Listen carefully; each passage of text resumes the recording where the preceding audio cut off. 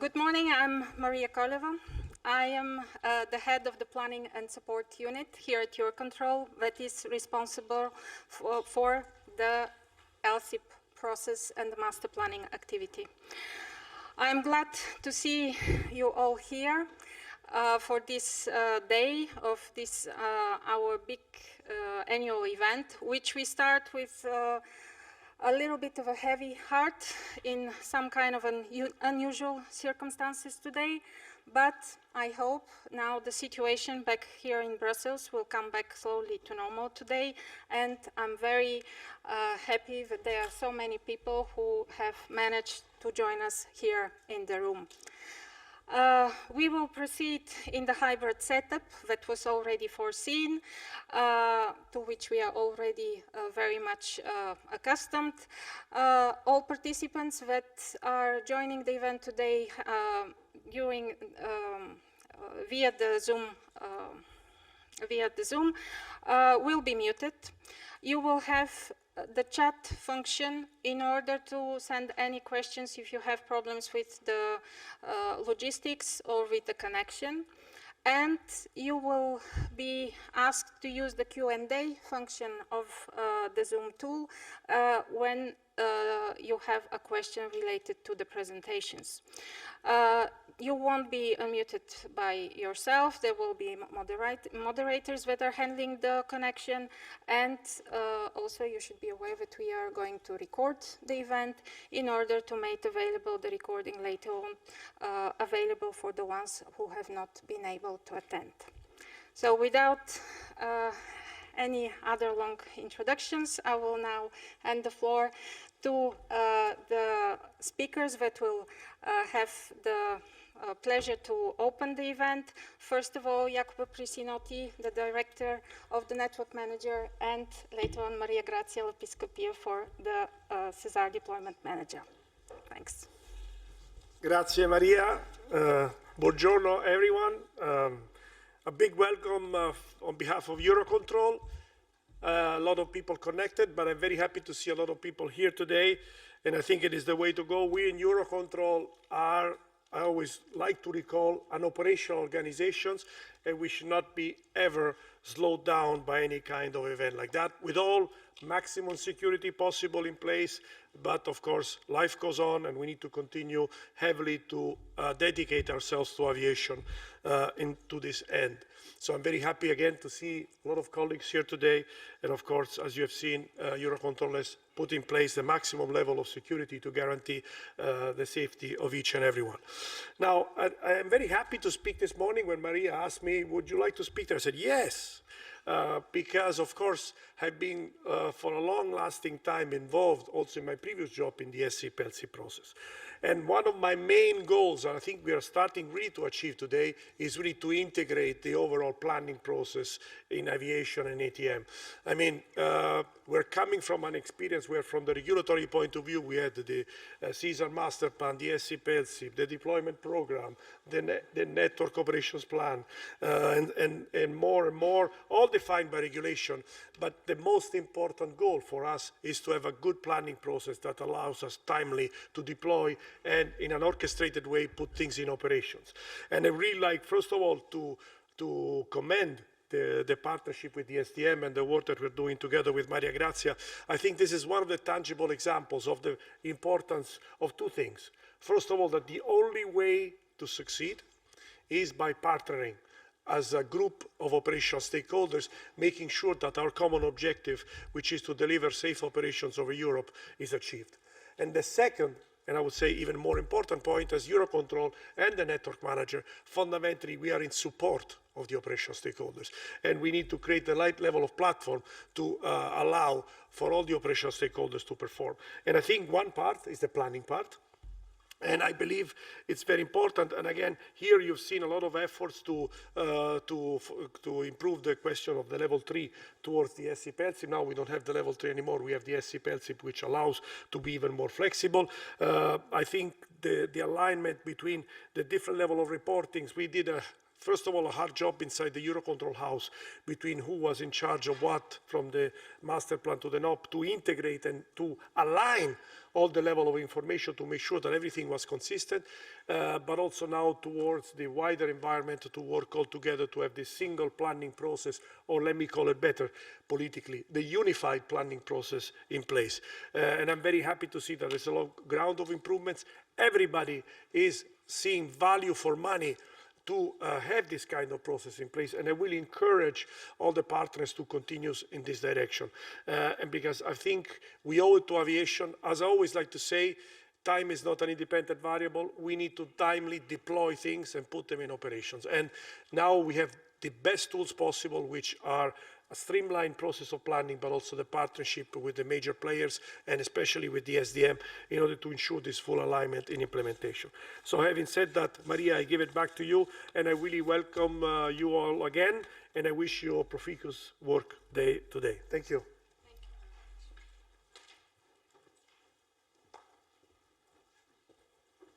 So thank you, Maria, for inviting me, and good morning, everybody. It is indeed with great pleasure that I participate to the LSSIP kickoff event, and in particular to its 30th anniversary celebration, because it's 30 years, and I remember the first time I was involved with LSSIP, it was around 22 years ago. So a lot has happened in these years. So as already said by Jacopo, the effort of multiple reporting from your side, from the operational stakeholder side, is more and more a distant memory. So thanks to the hard work, strong cooperation and partnership between the Eurocontrol team and SDM team, we were able since 2021 to streamline your reporting duties.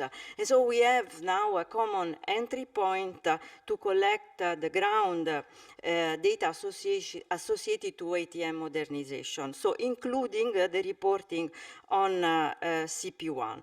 Indeed, the LSSIP Plus tool, an important device to insert your information, has been tailored to accommodate the two different processes and responsibilities, setting the boundaries between the CP1 and the rest, in particular because we are at technical level and at geographical level, as it is an EU regulation. So this joint approach, I believe, improved the overall data collection process and is the reporting from your side.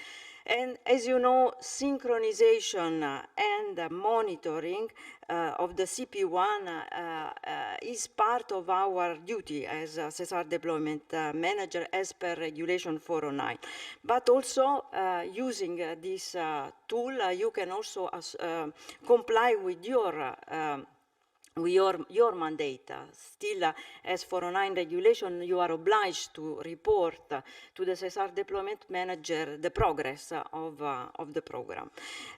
So what we do, thanks to the information that you provide, complemented with other information coming from civil and military ASBUs users and the network manager, we build a comprehensive view, and we build the SDM monitoring view that at the end goes to the European Commission. So all in all, this is really an important start of the work. And SDM is here to support you through the implementation of CP1. Because indeed, the monitoring is for us just the start of the real work that is to support and deploy this important regulation. And CP1 is an important regulation, is a key pillar of SESAR, and is fundamental if you want to further digitalize and make the European sky greener.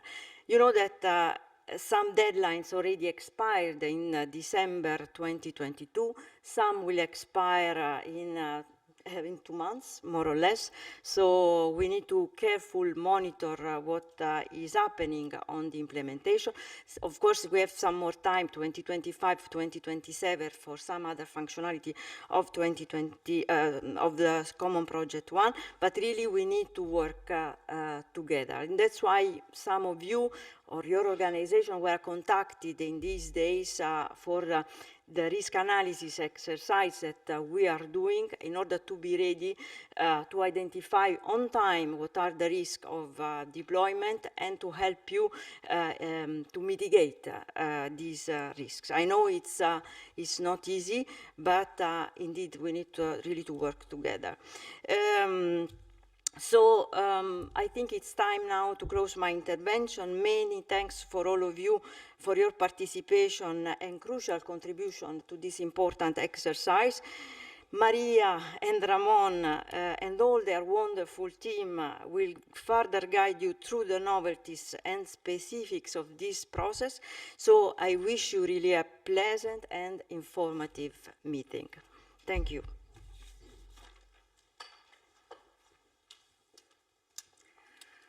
Thank you very much, Maria Grazia. Thank you, Jacopo. After these good, inspiring words, now it is time to proceed with the day. The agenda that we have put here today jointly with our colleagues with SDM and also other organizations which are involved, like the ICAO regional office, that we have put here is really focused on the content this year. We would like to provide you with the best possible information and support to kick off the cycle, to understand what are the objectives, to understand what are the important things on which we can focus in order to ensure the best quality of the reporting. The agenda will start with a presentation on the ATM Master Plan Level 3. This is the first session. Then we will continue with a presentation on the report and a specific focus on the new airport objectives that have been added to the plan this year. After the coffee break, we will zoom into the CP1 monitoring. This is where we will have a series of presentations focusing on the SESAR deployment program, on the SDM monitoring exercise, and specifically on certain areas that we know are critical and that need special attention throughout this cycle, like AF5, AF6, and the military participation and information provided to the process. Then we will just mark very briefly the 30 years milestone that was already mentioned. It is a big achievement, so we have something here for you just to mark that important for us, and we also believe for all stakeholders, let's say, milestone. And then we will have the lunch break. Afterwards, we will continue with the work that we do with the ICAO regional office on the ASBUs implementation reporting, and then a specific session on the questionnaires. This is traditionally an activity that raises a lot of questions, so this year we made a special effort to explain really what is the benefit, what the information is used for the EUR RASP report, for the SAF questionnaire, for the surveillance questionnaire. So these are different slots where we will dedicate to those. Afterwards, we will have another coffee break, and we will continue with the more practical information related to the 2023 LSSIP process. What is the timeline? What are the main phases?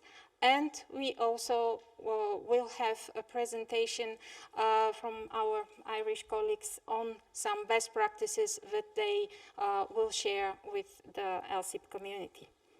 We will close the day with a presentation about the changes that have been already mentioned by Jacopo.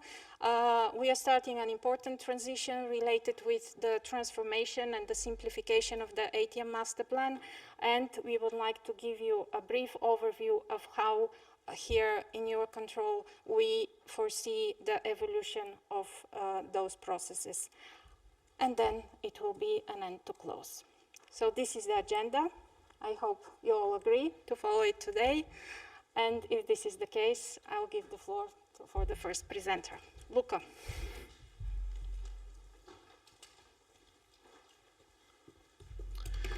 Good morning, ladies and gentlemen. So it will be my pleasure and honor to give you the first presentation of the day, if I manage to make this thing work. Yeah, and I do. Okay, so first presentation is a quick update on the Level 3 plan, what has changed in the edition 2023, but it will also include some information on the overall scope of the plan for those of you that have just joined the process. So these are the topics that I will go through with you. So an overview on the Level 3, what are the main changes that will affect also your work for this year in the LSSIP. A few words on the technical annex. That is really, you have to consider that really as your Bible for your work of LSSIP focal point. A few words on the SESAR solutions that we still monitor even when not associated to an implementation objective. So let's start. First of all, just to situate a bit the Level 3.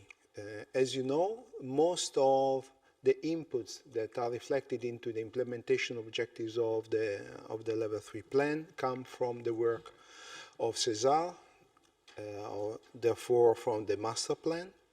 The master plan itself, as you know, identifies a vision that by an increasing level of automation and digitalization and coordination would bring us to 2040, roughly, in 4 phases that you can see here described.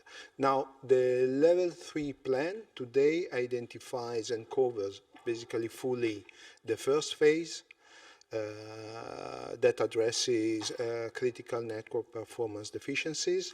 It covers, to a large extent, phase B, and it starts addressing also some SESAR solutions in phase C.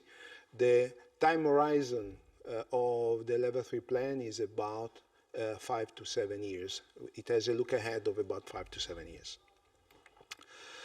So what is the Level 3 plan? It's basically your technical roadmap for the implementation of commonly agreed actions for the evolution of ATM in ICAC.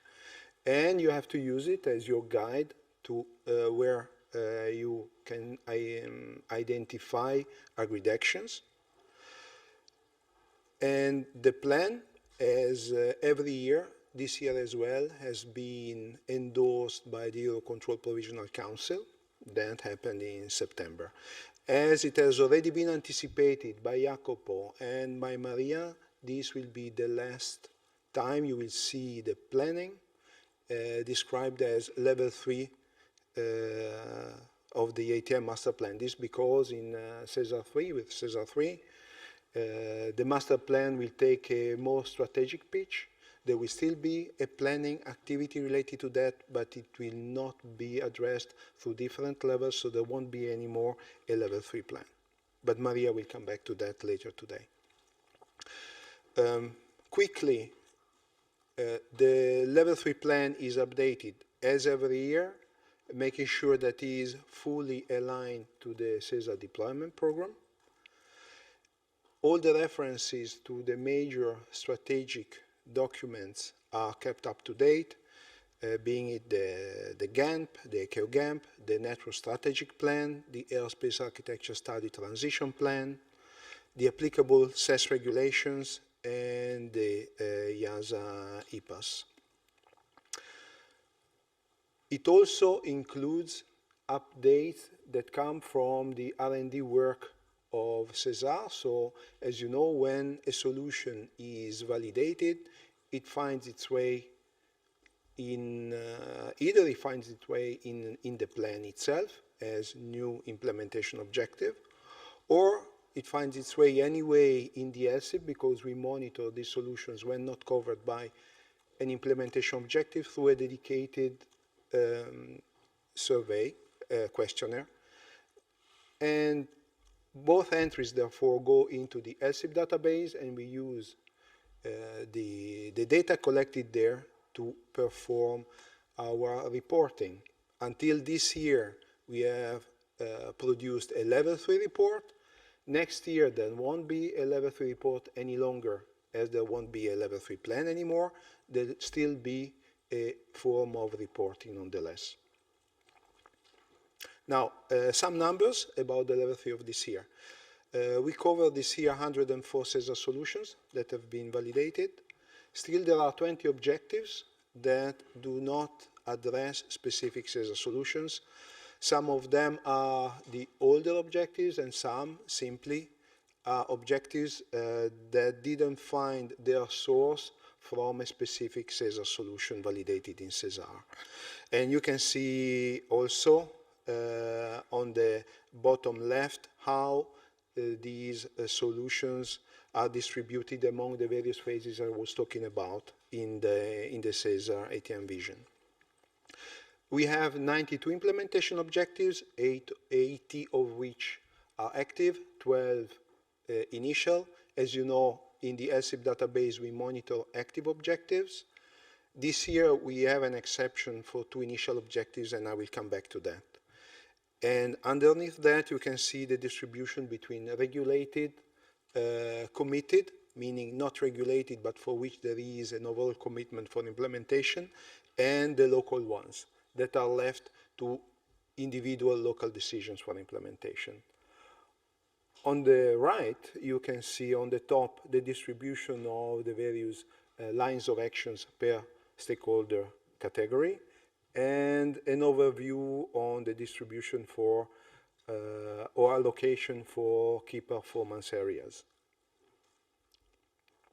The geographical scope of the level 3 is basically all ECAC states minus Iceland, plus the 2 comprehensive agreement states of Eurocontrol, Israel, and Morocco. Now, what about the changes for this year? First of all, the book itself remains as last year. There will be a printout copy of the main level 3 that includes an overall view on how on the links, basically, of the level 3 to the main strategy, the level 1 of the master plan. The so-called engineering views of the implementation objectives are part of a technical annex. This is really key to your work as LSSIP focal point. As I said, it's only available in soft copy, and I will come back to that to show you where you can find it. So this year, you might be happy to know that there are not many new objectives. There are only 2 objectives that went from initial into active, and we'll go back to that. And 2 objectives have been declared achieved. These are 2 CP1 objectives, therefore you will still see them in the LSSIP database. So the 2 objectives that went from initial into active and therefore will be available for monitoring this year are AOP 21 and AOP 23. There will be a specific session on these 2 objectives later this morning. So AOP 21 addressing wake turbulence separations for arrivals based on static aircraft characteristics, and AOP 23 that addresses basically an integrated runway sequence for optimization of arrivals and landing at a given airport. This brings in a functionality that, by the way, is already covered by another objective. AOP 23 is local as AOP 21, so no obligation at all to implement it. The functionality that AOP 23 addresses is somewhat already addressed by another implementation objective, ATC 19, that addresses a specific family in CP1, and that is mandatory for 5 European airports, and you see them listed in. Anyway, this topic will be addressed later on this morning, so we'll have time to come back to that. These are the 2 objectives that have been closed because they were achieved at the end of 2022, but you will still see them in the LSSIP database. They are maintained there. And then 2 other objectives for which we, in a way, break the rule in terms of reporting, monitoring and reporting. I mentioned that initial objectives are not surveyed in the LSSIP database. Well, this is an exception. These 2 objectives address elements of the ground segment of AF6, so CP1 part. And our SDM colleagues need to already gather information on early plannings, if there are, on the implementation of these ground segments for EPP, for implementation of EPP. That's why we decided to include them in the LSSIP database. The monitoring only addresses the ANSP ground functionalities. So just really 2 words on the technical annex. So this really brings in the expert view. It has a full description of objectives at the level of the technical content, the lines of actions that have to be performed to implement that functionality. It addresses finalization criteria. It provides, where available, supporting material to that. Where you can find it? Well, in the LSSIP database. Those of you that are not new to the work for sure know that there are links in the landing page of the LSSIP database, as well as in each individual description of the implementation objectives, or rather in the let's say in the survey part of each implementation objective, where you can download a copy of the objective. You can find it on the LSSIP SharePoint. You can find them as an aggregated PDF in the EUROCONTROL website. And for those of you that are familiar to the ATM portal, you can find them also in the ATM portal. This is how an implementation objective engineering view looks like. Starting from the left, a full description of the objective with an indication of the stakeholders that are to whom implementation actions are assigned. There is an applicability area, timescales. There is a part that is basically addressing the link to the master plan technical elements, SESAR solutions or steps. This is of a less of an importance for you for your LSSIP work. And then there are all the stakeholder lines of actions with supporting material described there. Lastly, on the SESAR solutions, I was mentioning a number of SESAR solutions that have been validated by SESAR are not associated or not associated yet to an implementation objective, but we still need to monitor them. This is part of the work that we do on the request of the SJU. This is also useful to identify early movers and therefore to decide with you and with the stakeholders whether there is the need maybe to create a new implementation objective addressing a specific functionality. In doing so, we use the common LSSIP taxonomy. What we ask you to do this year is to do your review of the SESAR solutions for which there is a specific questionnaire. To do that by the 31st of January, because your input into this questionnaire will be reviewed for the cross-check period that takes place in February.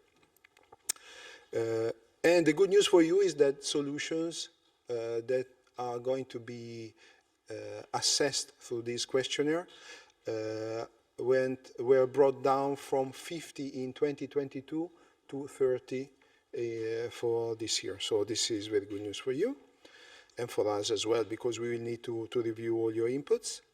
And I think this is my last slide. So if you have any questions, I will be glad to answer.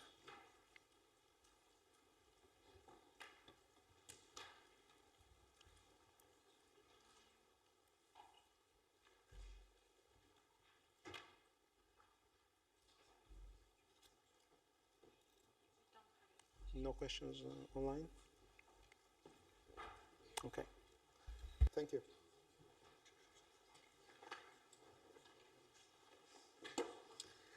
Okay, good. So as we don't have any questions online or here in the room, we will continue with the next presentation, which is going to be on the ATM Master Plan Level 3 report. And now I give the floor to Flaminia. Good morning, everyone. I'm Flaminia Barelli, and today I'm going to talk to you about the Master Plan Level 3 report, which I was in charge of last year of elaborating. So I will show you basically the results of last year's monitoring cycle and conclude with some tips for reporting for the upcoming one of 2023. So first, walk through the agenda super quickly. So we'll show you like high-level results of last year. Then I will go a bit deeper into the essential operational changes. So basically what happened at a more granular level. Then a sneak peek on the results of the SESAR solution questionnaire, so the one that Luca just mentioned earlier, and then conclude with, again, some tips for next year's cycle before going to the Q&As. So what happened until December 2022? So first of all, here you can see how basically we completed the implementation of around 32% of the whole Master Plan Level 3 plan. What does that mean? It means that basically airports and countries implementing a specific functionality achieved the implementation of the objective itself. So that led to this 32%, which is quite nice because last year we were around 25, 26, so quite a progress. The rest is split in thirds, so like 1/3 of the activities is ongoing plan, so it means that stakeholders are planning to implement and have a date to implement the functionality, and then the rest is not yet planned. We'll work on that probably this year to make it a bit better.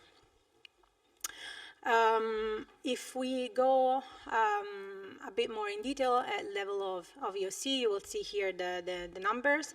The more advanced ones are on dynamic airspace configuration and on TBO, which are above the 50% threshold. But we need to highlight that on TBO, I mean, there are very few objectives, so it kind of be misleading that the percentage is so high. But I will come to that later. Then, as Luca mentioned earlier, we achieved 2 objectives last year: management of predefined airspace configurations and the free route airspace, the initial one, the initial part. Both of them are CP1 objectives, and they were achieved 100% in the regulated applicability area. So EU states plus Norway and Switzerland. And last but not least, the swim progress. So basically, as you all know, target date for implementation of the services by CP1 regulation is end of 2025. We saw some progress between 2021 and 2022. Still, we need to keep a close eye on it because of the approaching deadline and the need to implement the infrastructure and the services. So now, more a detailed view by essential operational change. You know that our plan and report are structured in 9 operational changes. The report only features 8 because USpace doesn't feature any active implementation objective.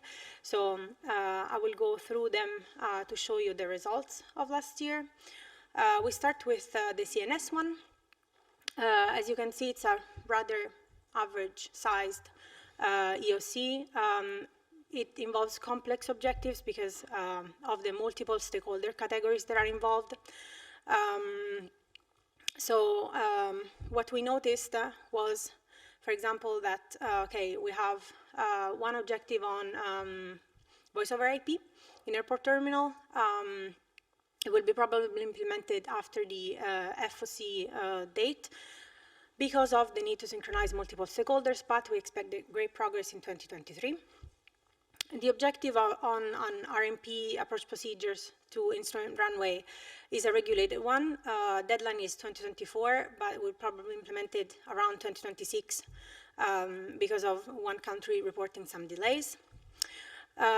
Here we also have a new objective on ATS data link using SATCOM Class B. It was activated last year. It's quite we registered quite a shy progress, as you can see at the bottom of the chart is the last one. But we expect to build a rather stronger applicability area in the 2023 cycle, so let's see. And then 2 objectives on enhanced AMHS and on data link that we expect to actually achieve by end of 2023, so end of this year.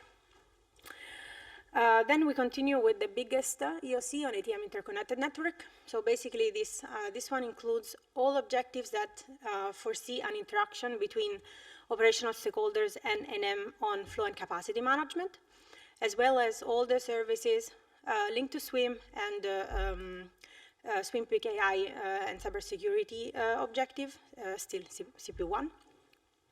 The peculiarity of this EOC is that many objectives do not have an estimated achievement date, so it means that we don't know when they're going to be fully completed, just because there are many stakeholders that do not have yet plans on that. We'll see how it goes, let's say, this year. The objective on operational and general traffic handling will be implemented late because of the coordination with between the civil and military parts, but we expect completion in 2023. Again, we'll see. Then we have here 2 CP1 objectives that were supposed to be fully achieved end of last year on enhanced TAM and traffic complexity assessment. Basically, most countries have completed them, but we expect full completion in 100% of the applicability area end of this year. And then last, new PENS. This has been going on for a long time, but achievement is expecting, again, end of this year in at least 80% of the applicability area of the Master Plan Level 3 report. Then we continue with a very small EOC. It's digital AM and MET services. There is only one objective featured here on electronic terrain and obstacle data, ETOD.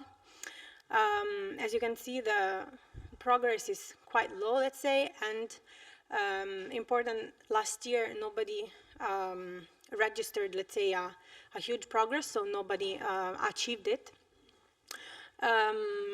The reason why probably is because of its complexity and the need for the stakeholders to, let's say, set up a national TOD policy. So that's why we see that. Then another big EOC on airports and TMA performance. Here you can see that there is like 5 regulated objectives and the rest is all voluntary, so implemented on a voluntary basis. We noticed that the implementation of demand synchronized with pre-departure sequencing got a really, really nice push forward last year because of the target due date, which was December 2022. It's still under implementation though, and there will be 4 airports implementing beyond deadline, targeting 2027, the latest one. This EOC welcomed, let's say, 4 new objectives last year. They registered a promising start, yet we don't have a solid applicability area that we expect to build in this year's cycle. And last, just like the ATM interconnected network that I explained before, not many objectives have an estimated completion date because of the lack of plans for many functionalities. Then we continue with the fully dynamic and optimizer space. This EOC features basically only CP1 related objectives. We have here the 2 achieved objectives from last year. Then we registered a great progress in the ASM and Advanced Flexible Use Over Space objective, AM 19.5. Yet it will be implemented late in the regulated applicability area, most probably in a couple of years. And then we have 3 objectives, FMTP, the objective on MONA, TCT, and MTCD, and basically sort of a basic AMAN that will be implemented probably end of this year. So as you can see, there are many expectations upcoming for this cycle. Then TBO, as I mentioned earlier, as you can notice, there are only 2 objectives that are implemented on a voluntary basis, and they are related to safety nets.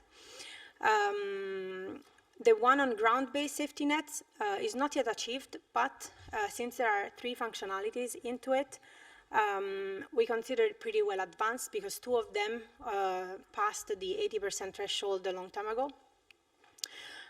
The one in enhanced STCA instead reached a, let's say, shy 50% because 13 states of 30 in the applicability area already implemented the functionality. Then multimodal mobility, again, quite small, just 1 objective on IFR routes for rotorcraft operations. Here the pickup rate is quite low. We have 8 states ongoing with implementation and only 17 in the applicability area, so it's still a regulated objective. Most stakeholders say that there's no operational need to implement this. So we cannot yet establish a future estimated implementation date for that. And then last, on the virtualization of service provision. Again, 1 objective on remote towers. The pickup rate here is quite high instead. There are 35 airports interested in this functionality. And so, I mean, it shows a clear interest into this implementation. So this year we expect actually the number of airports that will, let's say, implement to grow higher. So this concludes the overview on the different EOCs, so basically active objectives. Right now I will switch to the results of the the SESAR solution questionnaire. As Luca mentioned, we asked you last year to reply to this questionnaire. It features basically SESAR solutions that are not linked to any active objective. That's why we have it on the side. You can see from the charts on the left-hand side that we have 34 solutions in deployment. A bit more than 50% of them is in implementation. So it means that stakeholders are interested in implementing this functionality. The rest, so 15 out of 34, have no market uptake. So it means that the pickup rate is pretty low. In the bottom chart, instead, you can see how this questionnaire addresses basically airport functionalities. But what could we notice from last year results of the survey? So basically, the general implementation rate of this solution is quite low. We noticed just a couple of them, 2 or 3, that passed the 20%, let's say, implementation completion rate. And we also noticed a higher interest, actually, in the functionality on an RMP1 reversion based on DME. And this is the reason why it was actually better included and embedded into the NAV, one of the NAV objectives, NAV 3.2 on RMP1 in TMA operations, to make sure that the functionality was taken into account when implementing the PBN regulation. And then I will conclude with some forward-looking, let's say, perspective. So some tips for reporting. Last year, we noticed that there was some confusion, let's say, misunderstanding or doubts when using the 2 statuses, not yet planned and not applicable. So today I wanted to go a bit deeper in when to use what, so that doubts are hopefully clarified. So when to use not yet planned. So not yet planned is basically status that you use when you don't have yet your project, let's say, well framed with budget, resources, etc. But eventually you're planning to implement the functionality. So this is very important. The not applicable, instead, is a status that you want to select when you will not implement the implementation objective. And specifically, so you're either not part of the applicability area, you're not involved in the provision of the service, so an example can be the military services handling general aviation, or you're implementing an equivalent solution, something that is similar to what the objective describes, but not the same, or if you have restrictions, it can be environmental, legislative, or any kind. It's important to notice here that this is applicable for all kinds of objectives, okay? So regulated and voluntary. There are other 2 conditions instead that apply specifically to other kinds of objectives, and specifically, if there's no operational needs to implement a specific functionality, yes, you can select not applicable, but this must be used only when the implementation is voluntary. Instead, if you're exempted, for example, from a regulation from CP1, then you can be exempted only if the regulation says so.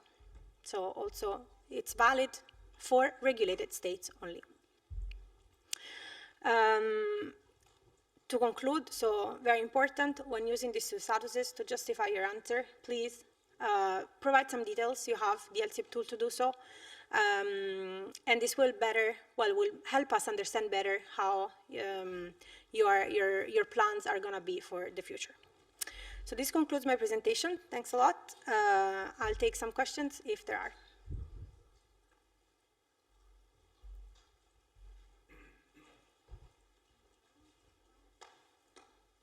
All good? Great. Okay, thank you. Yes, do not hesitate to take the opportunity to have the clarifications. We know that there are a lot of bilateral meetings that will take place starting as of tomorrow, but also you have the opportunity here to really raise some points that could benefit for all that are attending today. But as there are no hands raised, virtual or here in the room, we will continue with the specific presentation that we have elaborated together with our airport colleagues from EUROCONTROL to cover the new airport objectives. Here it is, so that is good. All presenters are here in the room, or the main ones, and I'm giving the floor to Vincent Trèves.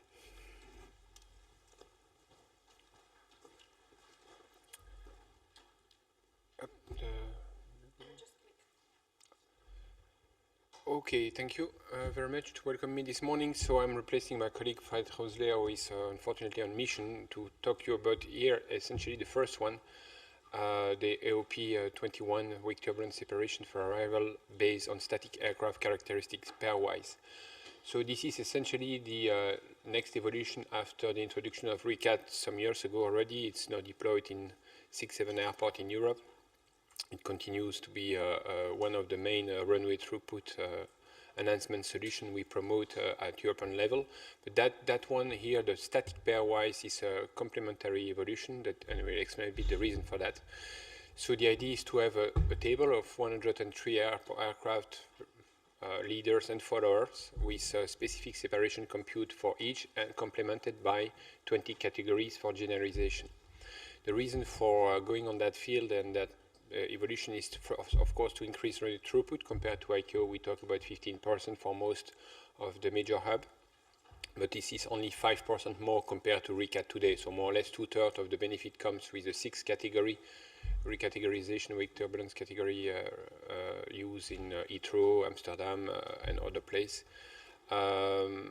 But of course, if you have the pairwise, you are even more closer from the minima, and you gain another 5% compared to ICAO. Of course, you have impact on fuel efficiency. That's the reason why RECAT was rewarded for as environmental improvement, because all the time you increase for the same pressure, all the runway throughput increase, but it's turned into reduction of air time and holding, tactical holding in the TMA. And of course, always maintaining the level of safety. So, as I said, that was an optimization of RECAT EU. It's developed into SESAR Wave 1. It started into SESAR Wave 1. It's fully based on data collected for years in different places, London and Charles de Gaulle, essentially, using a LiDAR technology. And of course, the target audience for this kind of improvement is of primarily big hub, major hub, because you save the most when you have a significant part of your traffic being heavy aircraft with wake turbulence separation behind. Of course, if you have only medium aircraft, that will have very limited impact on your operation. It might need a support tool. We'll see that it's not necessarily the case. What's linked to the time-based solution that is also currently deployed in several airports. It started in London, now it's in Schiphol. We have some first steps also happening in Spain. And the idea is this one. So as I said, you start from the 6 category of RECAT. If you remember, the idea was to split the medium category in 2 and the heavy category in 2 as well, keeping a light and a super heavy. So you have a 103 times 103 table with specific separation defined and a 20 category. And this 20 category is needed for generalizing the separation to all the other aircraft, knowing that each aircraft not covered by the 103 analysis will fall into one of the 20 category. So if you take some example here about the example of further improvement, typically you take a A330 300 with a 320 behind. ICAO, this is 5 nautical miles. RECAT EU was a 4 nautical miles separation, and now we end up with a pairwise to 3.5. The reason is always the same. If you have not to protect smaller aircraft in the subcategory, you can be closer to the minima. And that's where it's coming the remaining 5% increase that are not delivered by RECAT EU with 6 category. So as I said, we have the pairwise table plus the 20 categories, and the idea is to associate any aircraft, any ICAO type into one of these 20 categories for completing a scheme that could be applied whatever the traffic mix observed in a given airport. If we go for deployment pairwise, of course, separation tool is needed. This is why Heathrow is working on the deployment, because of course you cannot ask a controller to remember 103 times 103 separation. So this is something automated with a lookup table into a system that basically identify leader, identify follower, and put on the screen a vector, an indicator, what is the minimum separation to be applied. Once done, but the logical next step is to integrate what the system is designed for in terms of indication. This is also time-based. And time-based, for these who remember, this is the idea to adapt the separation as function of headwind, also deployed in Schiphol and Heathrow first. and that incorporate this indication. So it's very convenient to have RECAD pairwise deployed anywhere time basis in operation, because the system exists already, complemented by not only the minima that is plotted on the screen, but also the buffer for coping with the compression, improving the delivery of the separation at threshold. So here you have typically the minima, it's an orange, and the black is the expect compression buffer to be taken into account or to be factorized in the separation at the interception for delivering the minima at threshold. So just a re-explanation, you could be also using the pairwise scheme without separation tool if you want to optimize a 6-category scheme to your place. In other words, there are ICAO RECAD is published now, so the 6 categories are known, but if it turns that your traffic mix would deserve to refine the way the boundaries of the separation, the categories are built for being more optimized for a given traffic mix, typically I think about airport with a lot of BizJet, when it could make sense to have more separation between BizJet for not penalizing some. With if you group together every BizJet operating there, but then it's possible to start from the big table and define the category yourself to be more optimized, but then with 6, not requesting a separation tool. So of course all of this has been extensively reported through SESAR when it was initially started, and eventually into safety case and guidances. This is something that has been reviewed by EASA. And also UKCA in the case of London that is working on the deployment of this. The idea is still, however, to have a mean of AMC from EASA, the 373 regulation that should, as soon as possible, incorporate a decision about the pairwise scheme, but good to see as well that most advanced airports in that domain are not waiting for that regulation to be released for progressing on this. Just the last point, we also maintain, that's a commitment we took, was not necessary in favor of that, but it was needed, nobody wanted to do it, so we did it ourselves.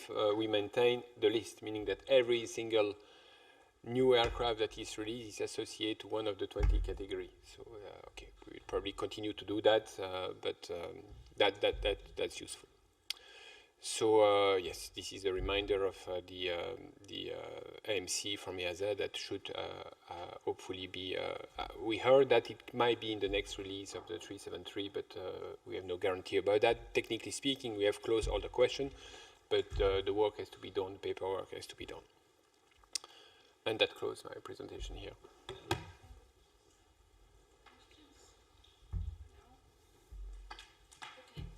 Thank you. Okay, again, no questions. Yes, this one and the next one, they're more technical maybe than the usually that you have you are used to see in this event, but we really wanted to make the effort to explain what exactly these implementation objectives are. So if there are no questions, then I will again hand the mic to Luca to continue with AOP 23. Yes, thank you, Maria. I'm not sure I have to thank you for this. So for those of you that have known me over these last years, you know that I'm not an airport expert. So imagine my surprise when I was asked to present this. But the fact is that the expert that was supposed to be with us today couldn't make it. Is not from Eurocontrol. The airport team in Eurocontrol was not involved in this specific topic. Therefore, the solution we had is to find a Chinese volunteer to give you this presentation, and this Chinese volunteer is me. So, I have already announced it in my other presentation. AOP 23 addresses a topic that is already addressed by another objective in the Level 3 plan, is ATC 19. That objective is subject to regulation, is part of CP1 regulation for the integration on AIM and DEMON. So this addresses an integrated runway sequence function to accomplish a similar, basically the same, has the same objective. So to our understanding, this is a more advanced solution to implement AIM and DEMON compared to what is described in the solution, the SESAR solution that underpins ATC 19, which is, I think, solution 54. It does that by providing more automation in the setting the runway sequence that is more refined. It can be refined more frequently and with more quality data, so making it more stable. This solution and the objective itself is aimed at serving those airports where there is a dependency between arrival and departures, of course. The overall benefits are listed in these slides. So it raises capacity by optimizing arrivals and departures sequencing. It has the potential to reduce environmental impact and fuel consumption, and you will see later on also at the level of the noise footprint on noise critical areas.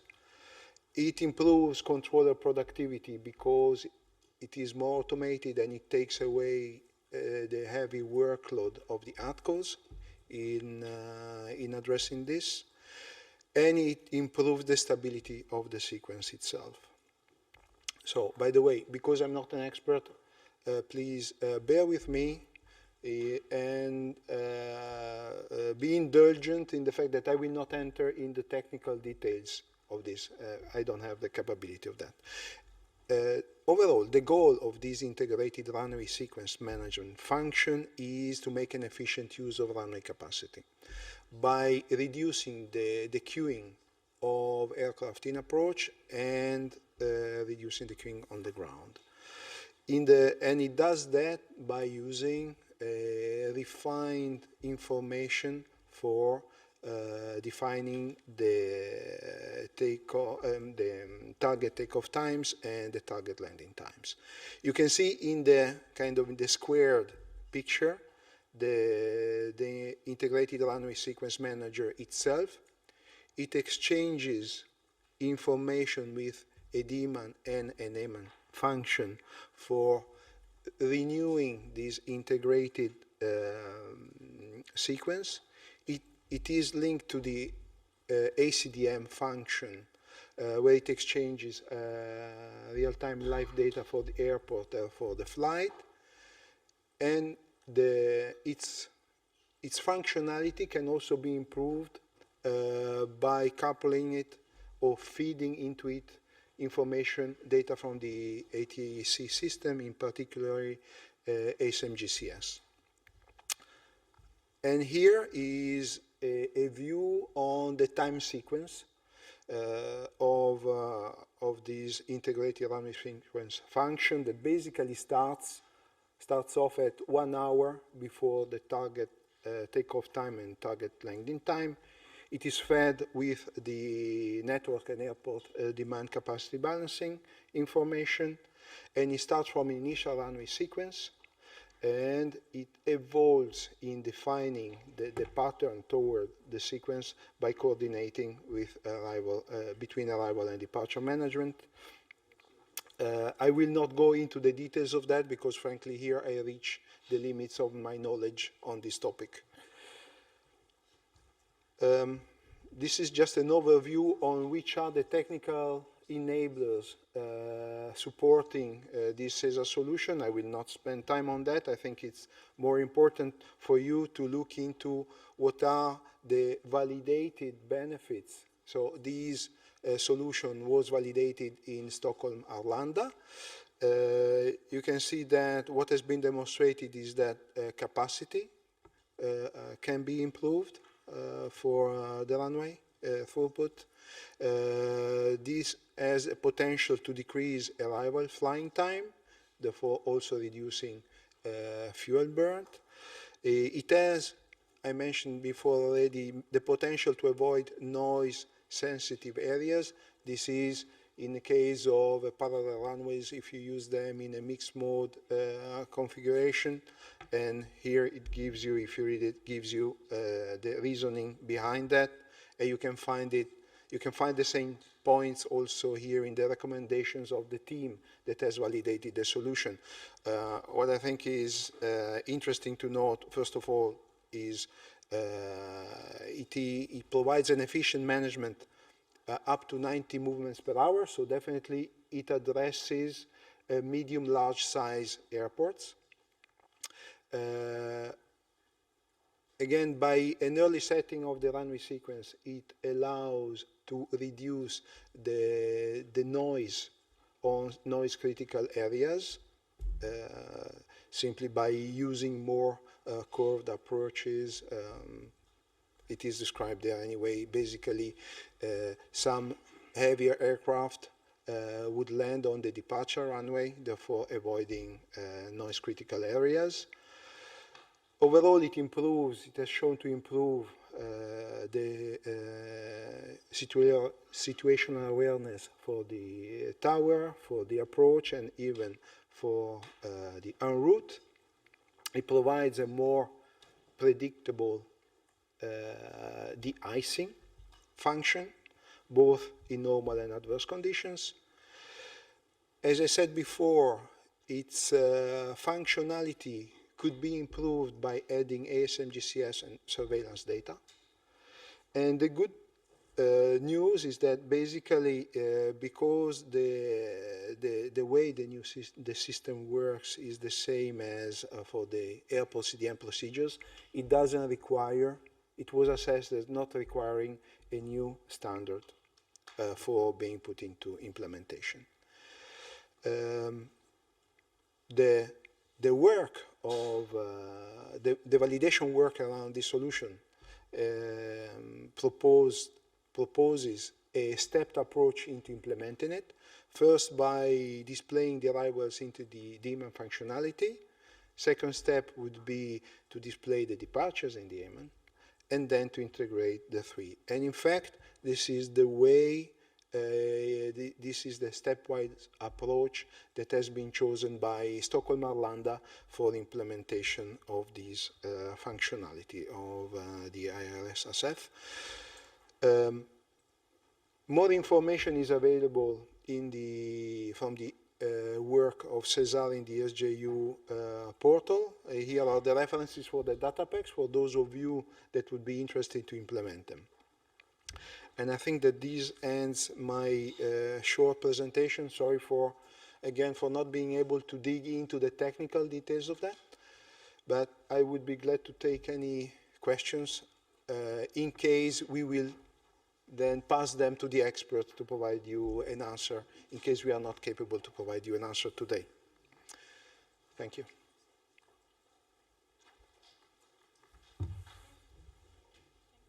Okay. Yeah. Thank you.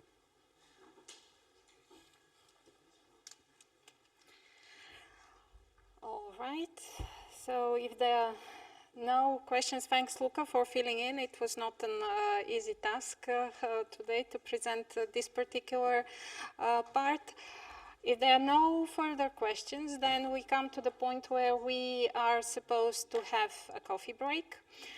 The fact that it is quite unusual that we are a bit ahead of the schedule, I would propose to have a 30 minutes coffee break so that we can say hello to the people who have arrived a bit later and were not there at the beginning.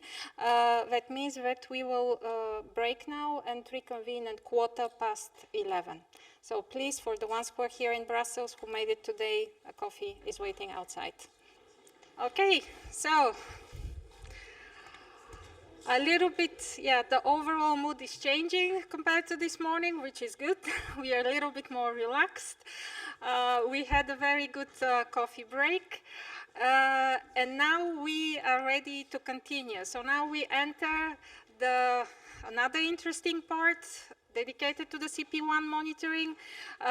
And the first presenter in the, in the row of different people who will explain and cover different topics is Erich Klock, who will be also supported by Ramon Raposo and Marina Lopez Rodriguez. So. Thank you very much. Good morning from my side. My name is Erich Klock. I'm Head of Strategy and Technical Execution in the SESAR Deployment Manager, and in that role responsible for the technical team of the SDM. So I have the pleasure to open this session on the CP1 monitoring exercise dedicated to the SESAR Deployment Manager, and we have divided that session into 3 parts. First of all, I will give you an overview, a short overview of the SESAR deployment program and related aspects. Then we will go into a little bit more details about the process, how it works. And then we'll conclude in the 3rd part with technical presentations, more technical aspects on ATM functionality 5, 6, and military aspects.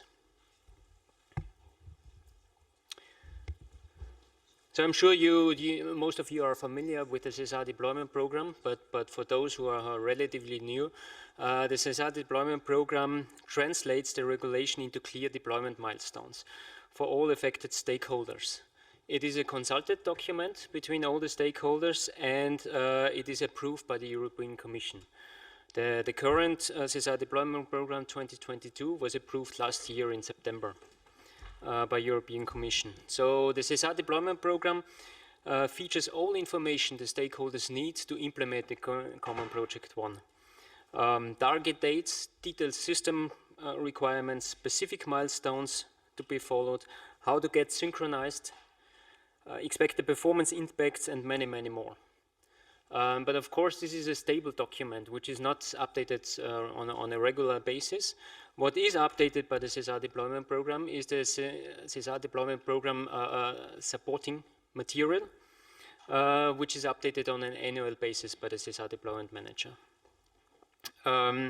This supporting material includes elements aiming at increasing the clarity of the SESAR deployment program itself, as well as providing additional guidance for stakeholders required to invest in the CP1 implementation. And in this supporting material, we have 2 main important parts. The first one is the short-term deployment approach, which is the recommended deployment approach with prioritized family by each ATM functionality. And the second one is the standardization and guidance material that also supports the stakeholders in the implementation of the Common Project 1.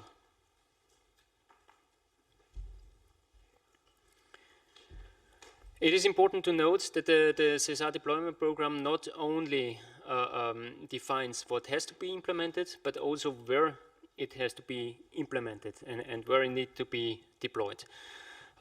So depending on the specific features of the technologies, the geographical scope of each family is defined either at country level or at airport level.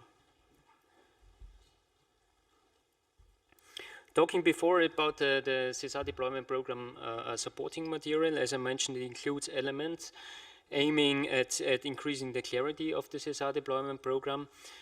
Here on that slide, you see the main clarifications we had in this year's deployment program supporting material, which was consulted by June this year. So for example, in ATM functionality 1, we had clarifications on optional upgrades on the CWP for AIM and DMAN. For AF5, we had quite a lot of clarifications, including the clarification regarding scope of digital NOTAM, as well as the error service supporting FFIs and the exchange mechanisms in FFIs. As you're probably also aware, is that ATM functionality 6, the initial trajectory information sharing, depends on the industrialization target date, which is set by the CP1 regulation on 31st of December 2023. By that date, the European Commission, with the support of EASA, will verify whether AF6 has been standardized and is ready for implementation after 2023. Therefore, EASA has set up a so-called industrialization forum to work with its members, SESAR Deployment Program, SESAR 3 Joint Undertaking, EUROCONTROL, EUROCONTROL Network Manager, and also relevant manufacturing industry to ensure that this industrialization target date is met. So as you also know, that the outcome of this verification of the industrialization target date will define whether ATM functionality 6 will remain in the CP1 or will be removed. But also looking or in view of the achievement of this industrialization target date, the implementation of ATM functionality 6 is monitored as from this 2023 cycle, which is very important. As I mentioned before, we will give a more detailed presentation afterwards with my colleagues. It is also worth noting that the SESAR Deployment Manager will continue the monitoring of local tool implementation for airspace management, STAM, and traffic complexity assessment functionalities, even if deadlines are already in the past. This is very important because of its interdependencies with ATM functionality 5, with the system-wide information management, which, what we also heard at the beginning, is the CP deadline with 31st of December 2025. So the SDM will continue to monitor and update the status reported by the stakeholders for the deployment milestones you see on that slide regarding ATM functionality 3 and ATM functionality 4.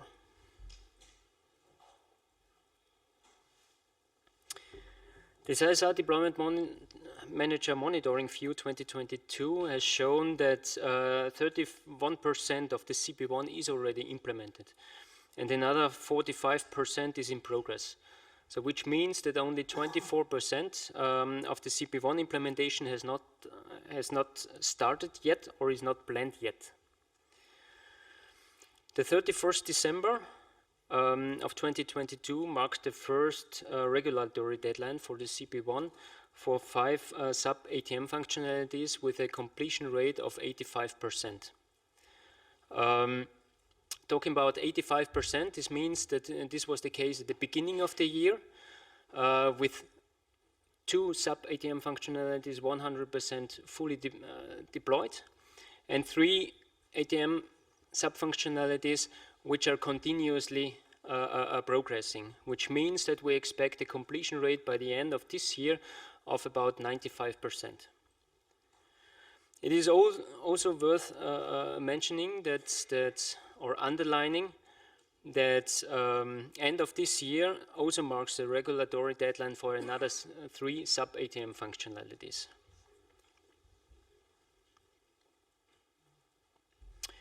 With that, I would like to give the floor to Ramon to continue on the process. Thank you, Eric, and good morning, everyone. I have a set of slides and a presentation which aims at explaining to you how we do the implementation monitoring of CP1 and the SESAR deployment program. For this, we will go through a set of presentation topics like the monitoring of the implementation of CP1, SDP, specific questionnaires that we have in the LSSIP tool. Then we will go into a block of elements on the SDP monitoring view. For this, I will be supported by Marina Lopez. I think there is no one who knows the tool better than she does, and I hope this will help you out in understanding what is the output. Then I will complement this information with the airspace users and the network manager monitoring, because the monitoring of CP1 and the SDP does not stop at the data contained into LSSIP. And then finally, I will go through how this data is consolidated in the SDP monitoring view. This year's edition, the one that will be consolidated with the data you provide, will be the 2023 edition. And finally, the risk management plan. This will conclude my part. We will have a Q&A session after this block, and then I will hand it over for more specific details on AF5, SWIM and FF5's implementation monitoring, a presentation that will be delivered by Magnus Molbach. Then we will hand it over. We have also the pleasure to have here today a representative of the European Defence Agency. So Enrico will tell you more about the monitoring the military deployment, and we will close with one of the big novelties of this year, SDP CP1-WISE, which is the monitoring of the initial trajectory information sharing. I think I didn't introduce myself. My name is Ramon Raposo. I am the Monitoring and Execution Coordinator at the SESAR Deployment Manager. So one of the main duties is to coordinate all the activities when it comes to seeing how the progress in CP1 implementation is evolving. So, with no further ado, let's start with some definitions. In order to explain to you how we do the monitoring, it's important to have a few elements well identified. So let's start with the gaps. So according to the Regulation 409, it was mentioned before, Regulation 409, it's about the definition of the common projects and the establishment of the governance and some incentives. The operational stakeholders shall provide the deployment manager with relevant information concerning the implementation of the deployment program. This is important because we need to identify how the deployment is moving, track the overall progress of Common Project 1, and identify activities that are still needed. And to do that, to do the monitoring, we need to see how the gaps are evolving, the gaps in the implementation of CP1. You might be wondering, what is a gap then? So a gap, a CP1 gap, is defined by the combination of the technical or operational elements which need to be deployed. In this particular case are the families as defined in the SESAR deployment program, together with the geographical location where they shall be deployed. It can be an airport, it can be the overall country. And according to the provisions of the CP1 regulation and those of the SESAR deployment program, there are also specific families whose implementation is also mandatory for the airspace and for the network manager. So let's have a deeper look into what the gaps are.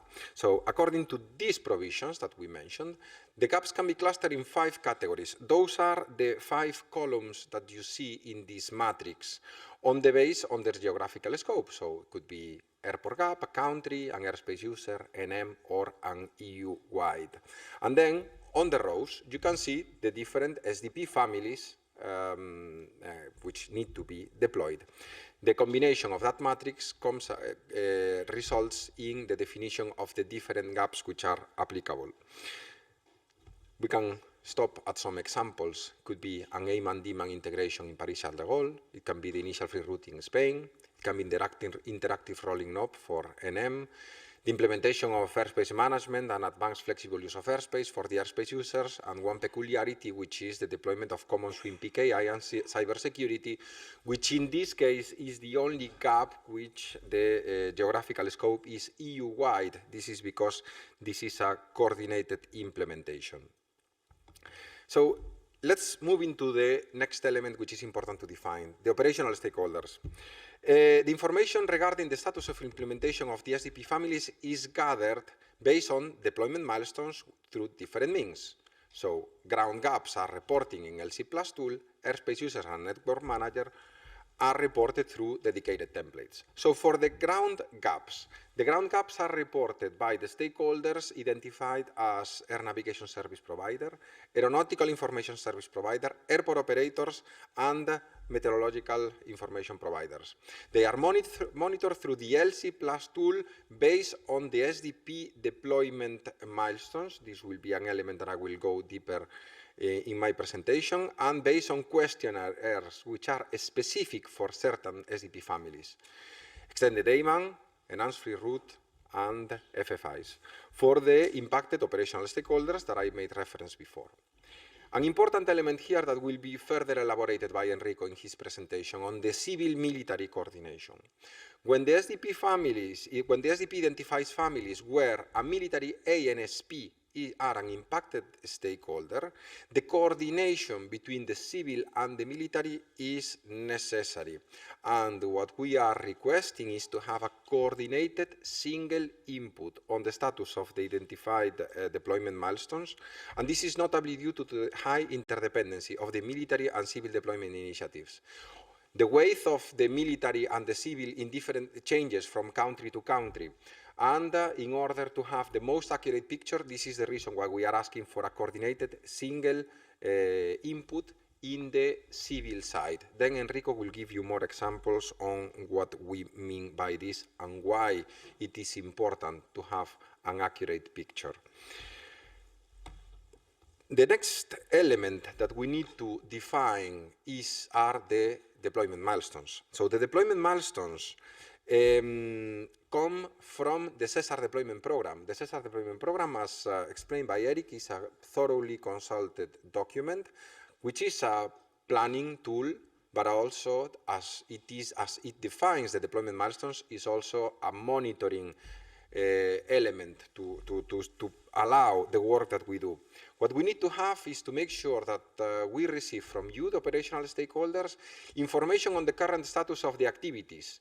And this is through the deployment milestones. And we have different elements which were already announced by Flaminia's presentation in a couple of elements.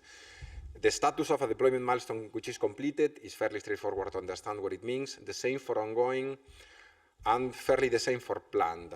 For not yet planned, not yet planned needs to be selected when there are no specific plans to perform the activities linked to a deployment milestone.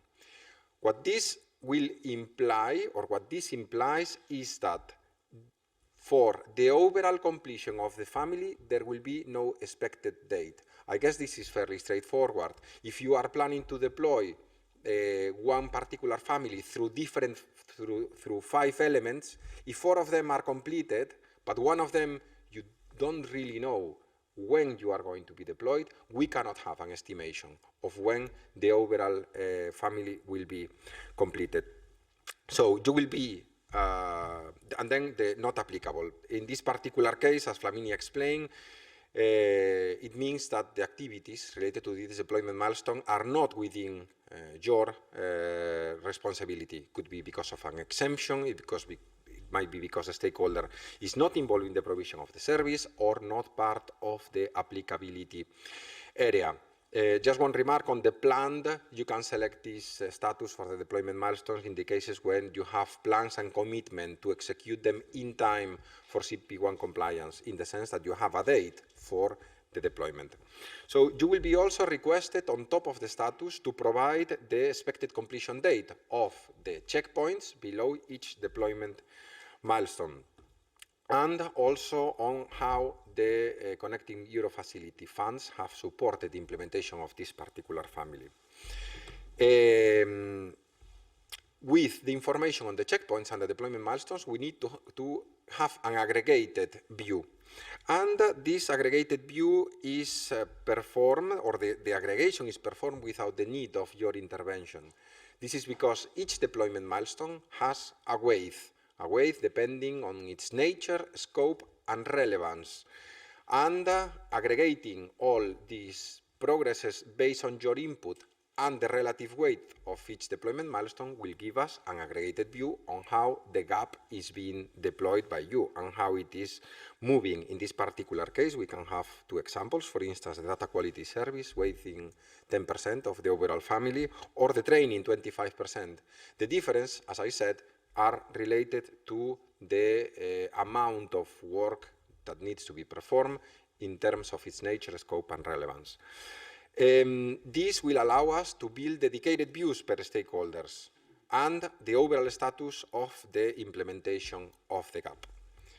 But there's nothing like a good example to illustrate what I have explained so far. And let's look into one case. All the data is fictitious. What is not fictitious is the fact that the family 222, which this is extended AOP, needs to be implemented in Lisbon by the regulatory deadline set on December 2027. According to the provisions included in the CP1 and the SDP, the stakeholders impacted by this particular family are the air navigation service provider and the airport operator.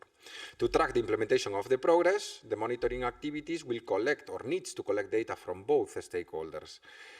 And in this particular case, we have assigned the same weight to both stakeholders, to the ANSP on top and to the airport operator in the bottom. As I mentioned, this is all fictitious data, but will help us illustrate how it works.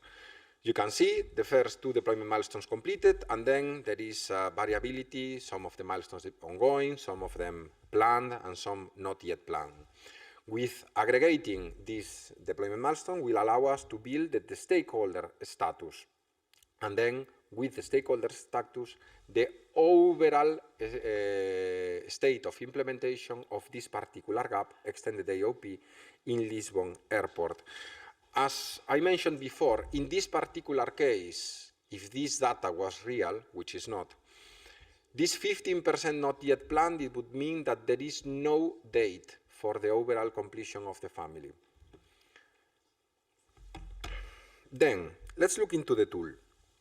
So, how we do the SDP, how the SDP and the CP1 is brought into the LSSIP Plus cycle and the LSSIP Plus tool. So, to ensure that the reporting activities linked to these elements are smoothly and easy manageable in the LSSIP Plus, the taxonomy is fully integrated into the tool. The SDM taxonomy, the SDP families, the deployment milestones are clearly visible to facilitate your work. The families and objectives are fully matching and fully visible in the tool, both with regards to the titles and also the numbering. Going down in this alignment, each deployment milestone has a corresponding stakeholder line of action. And then also going down into the level of alignment, the deployment milestones and with their codes and their names are also clearly visible into the tool. We are fairly sure that this will help you in navigating through the tool and making the correspondences with the SESAR deployment program. And how to get there? To get there, there is one particular button, which is that CP1 SDP button next to the SESAR Deployment Manager logo. But by clicking there, every stakeholder will see into a single page all the families with their geographical scopes which are applicable based on the SESAR deployment program and the CP1 regulation. I am fairly sure that this will help you out to filter what is regulated by CP1. With this, you will have a clear and immediate view of the SDP-related activities, and you can see in this example that we have chosen the example of Belgium. How would it look like? And this year, also, as a novelty, for a subset of SDP families, there have been key clarifications contained into the SDP supporting material, which together with some guidance and instructions for the reporting have been included in the specific information boxes of the LSSIP Plus tool in the section named Objective Clarification. For this particular case, we can look into the example of family 111, which is arrival management extended to en route. There are some clarifications there. I know there is a lot of text in this slide, in some of the previous slides. No need for you to read it all. These slides are meant for ourselves today to guide you through the SDP monitoring elements, but also to facilitate your reporting works. Once you are back at your desk, you can have them at hand, read them, and see how the reporting can be done. So no need to stop at every single word of these slides, but this is to show you that there is additional guidance in the tool based on the SDP supporting material and also based on the, let's say, the experience we are having by working with you every year. On the next slide is also about how we bridge the SESAR deployment program and CP1 into the LSSIP Plus cycle. I mentioned before the taxonomies are included there, and the information boxes that come from the SDP supporting material, and there is another important element there. We at the SDM, we are not only responsible for the monitoring of CP1, but we are also coordinating projects, implementation projects which receive European CEF funds, which are in total 270 projects with new with 7 new projects that are coming out of CEFCOL 2022. And it's important that all the information contained in both databases, both on the projects but also on the database of the progress of CP1, are consistent. And we are helping you out in doing this. The SGA for the CEFCOL 2022 projects, those 7 projects, will be signed on the 23rd of October, and since that point in time, they will be part, let's say, of our family of projects. So these projects are identified, have been identified by stakeholders, are visible in each deployment milestone, and they are not editable. Any further modification, you can request that to the focal point or to the contact, by the focal point to the contact person, who will relay that message to the SDM, and we will work with you together on this element. And I was mentioning the CEFCOL 2022, the clean ATM proposal was awarded 7 new projects, all selected for funding, with awarded funds of 60 million euros. I need to take the chance here to thank all the stakeholders who participated on this, as the evaluation report highlighted the excellent quality of the proposal and how relevant it is the contribution to CP1. In fact, this clean ATM proposal brings together 32 implementing partners into this full action, with targeting important elements of CP1, extended AOP and the AOP NOP integration into 8 geographical scopes, elements related to enhanced free route airspace in Italy, Malta, Spain, Portugal, and Poland, and then finally important elements into the AF5 SWIM domain, with deploying aeronautical information exchanges into 20 countries, and also FFIs. Magnus will tell us more about elements related to FFIs in his part of the presentation. And then the CP1 questionnaires in the LSIP Plus tool. There are some specificities not covered by the standard approach that I have just explained. Let me go into that. So these slides are aimed at offering you support. So once again, I will not go into the text, but you can make use of these slides to help you out during the reporting. One of the specific questionnaires we have is for extended AMAN. As extended AMAN is associated to a specific airport and the TMA, but the features of the family, its technicalities, require the implementation to be undertaken at neighboring area control centers up to a minimum of 880 nautical miles from the arrival airport. For this, the LSIP is a national reporting, so for this, in order to capture the elements cross-border, we included this questionnaire. So the national ACCs can be reported into the ATC 15.2. This is the standard way of reporting for every single deployment milestone and every single family. But then for the national borders outside, for the ACC outside of the national borders, they need to be captured through the extended AMAN questionnaire. Then we, at the SDM, we will combine the information we have in the 2 elements, and we will provide the status of the overall completion of each family. Another dedicated questionnaire is on enhanced free route airspace operations.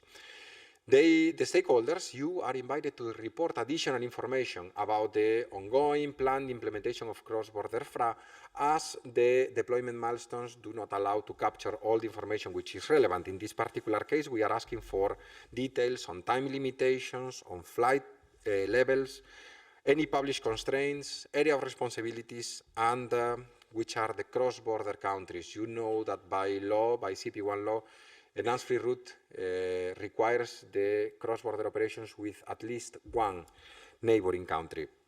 And then finally, a new questionnaire coming up this year, which I hope it will allow us at the SDM to better help you in the deployment of the SWIM elements. Maria Gracia mentioned in her speech that an accurate and reliable monitoring allows us to support you in deploying, and this is one critical element, which is about the civil-military deployment of the SWIM services.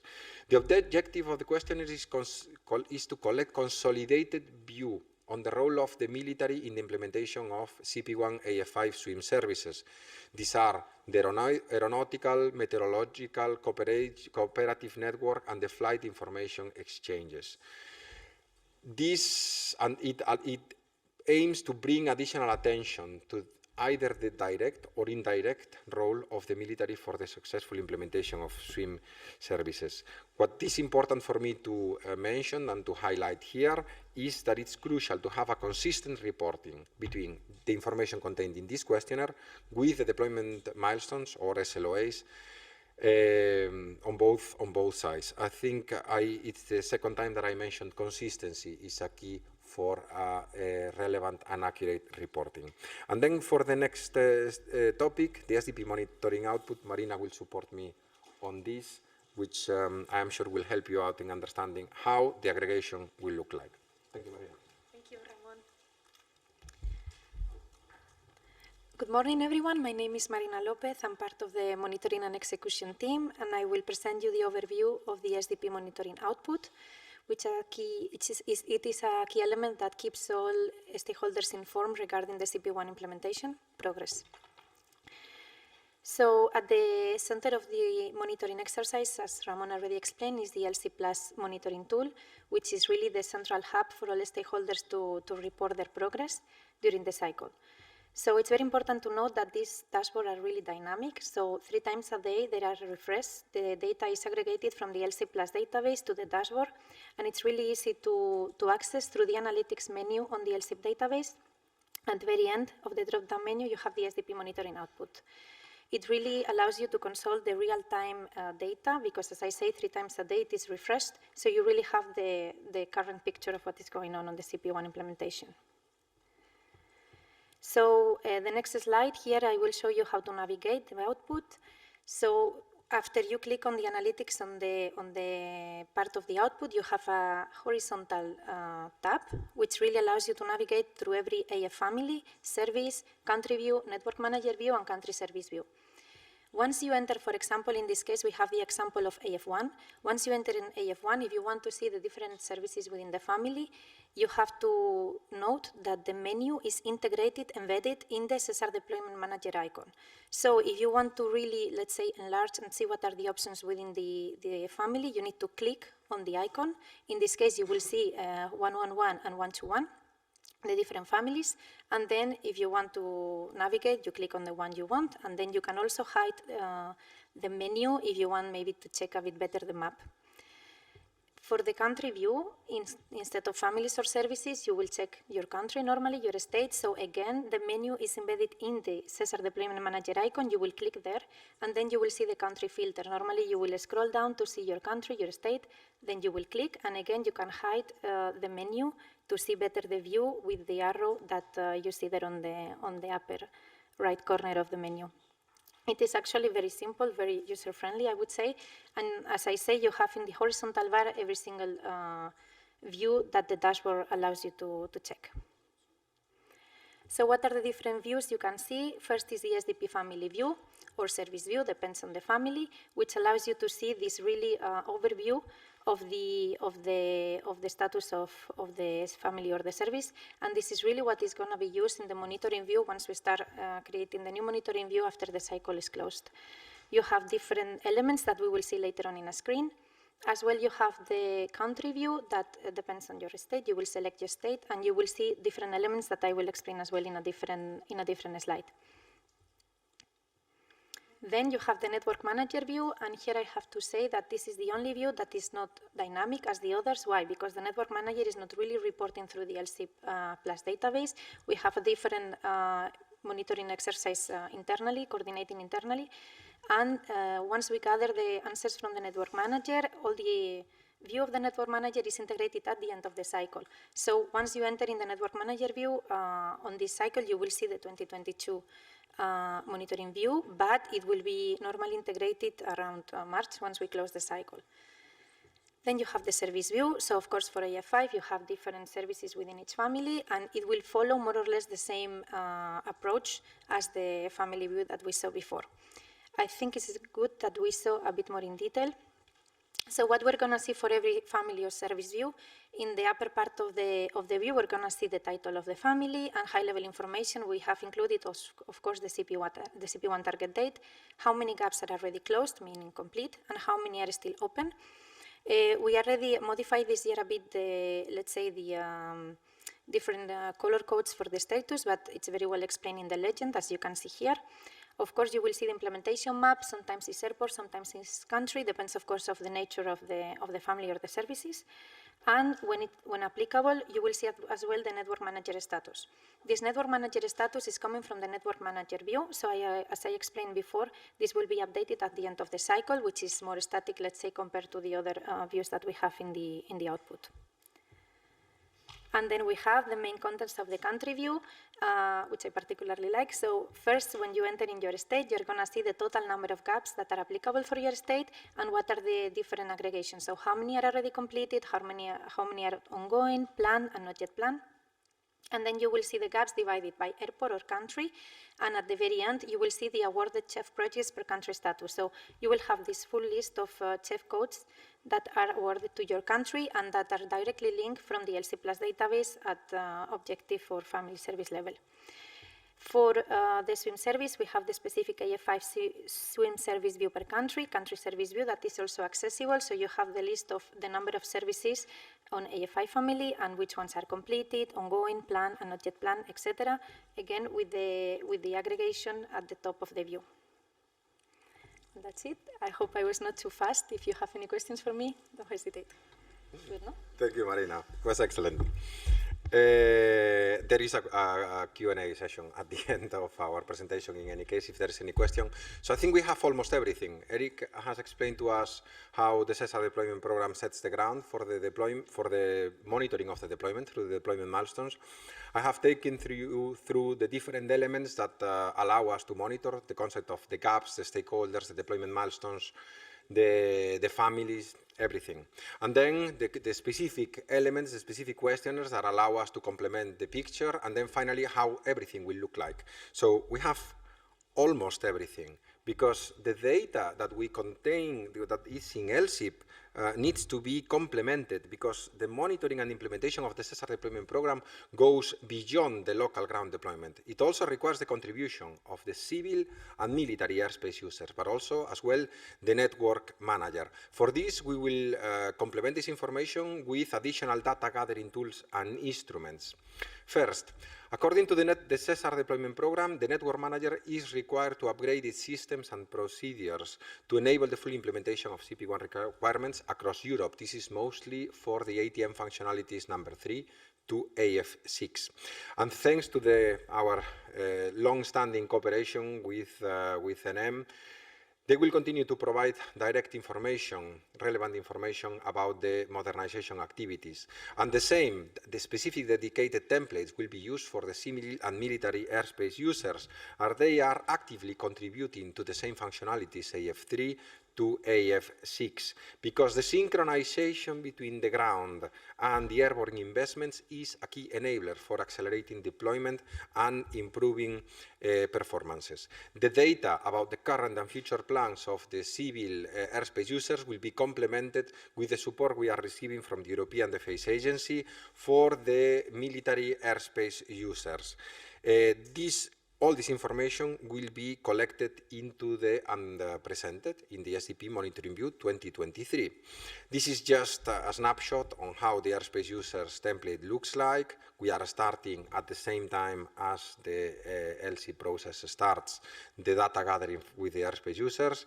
So the collection of the data and information from the EU headquarter airlines is performed through this dedicated template, and the specific information on this matter is provided via the coordination of the SDM liaison officer for the airspace users. You can also reach me if any of the people in the audience is interested in knowing more about this particular data gathering process. And then the last steps of my presentation, how this information will look like. This will be contained in to the SDP monitoring view. the data you provide in this cycle will be the SDP Monitoring View 2023. The SDP Monitoring View represents the single point of reference for collecting and reporting the most detailed information on the status of the CP1 regulation. These aggregations that have been explained will allow us to provide views on the CP1 status based on the results of the CP1 gaps, to present of the path towards the full CP1 deployment. We will be able to have closer looks at each ATM functionality and each family, detailed views per each of the gaps. Remember, this is a family in a specific geographical scope. We have overviews per country, and then some other focus and views, which I am sure help the readers to understand how things are moving. And the process for elaborating and consulting and delivering the SDP monitoring view is fully integrated into the overall LSSIP cycle. I don't want to step too much into the shoes of Javier, but this is the roadmap. It's so important that it's also shown in the flyer and in the pages that have been printed out for you. Today, the 17th of October, kickoff event, objective stabilization at the end of January. The deadline for change requests on the 20th of February and the final database freezing on the 8th of March. Then the document will be elaborated and will be consulted with all the operational stakeholders, consulted on the descriptive parts because the data will be frozen, and from the SDM we have the compromise to ensure alignment with the data contained into the LSSIP process. The combination of these elements, so the usage of the LSSIP Plus tool and the constructive, inclusive and transparent consultation process will enable SDM and the stakeholders community to build every year a more reliable, up-to-date, detailed edition of the SDP monitoring view, which at the end will be delivered to the European Commission. And it's also a very valid mechanism for the whole industry to have it as the common reference on the status of CP1 implementation. And the final step of the monitoring view, this is a yearly cycle. We do the LSSIP kickoff event, we gather the data from you, we build the monitoring view, we consult it, and then finally we do the risk management plan. On a yearly basis, we are not only monitoring, we are also identifying potential risks and supporting the stakeholders in the identification and application of mitigation measures. There are three main objectives of the risk management plan. First is to alert the stakeholders about potential CP1 compliance risks, offer support, and then finally the document itself, it aims at capturing the main risks that could affect the timely execution of the SESAR deployment program.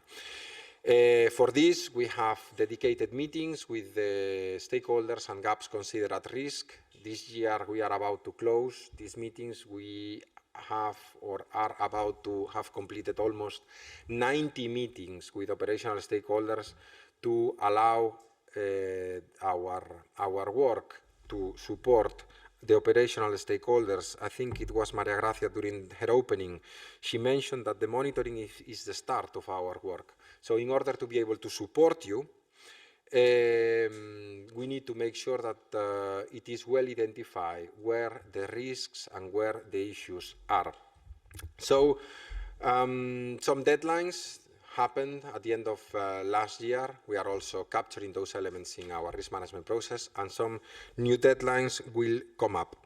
So all in all, I'm about to close that the main aim of the data gathering that we do is to have an accurate picture to be able to help you and be able to support you.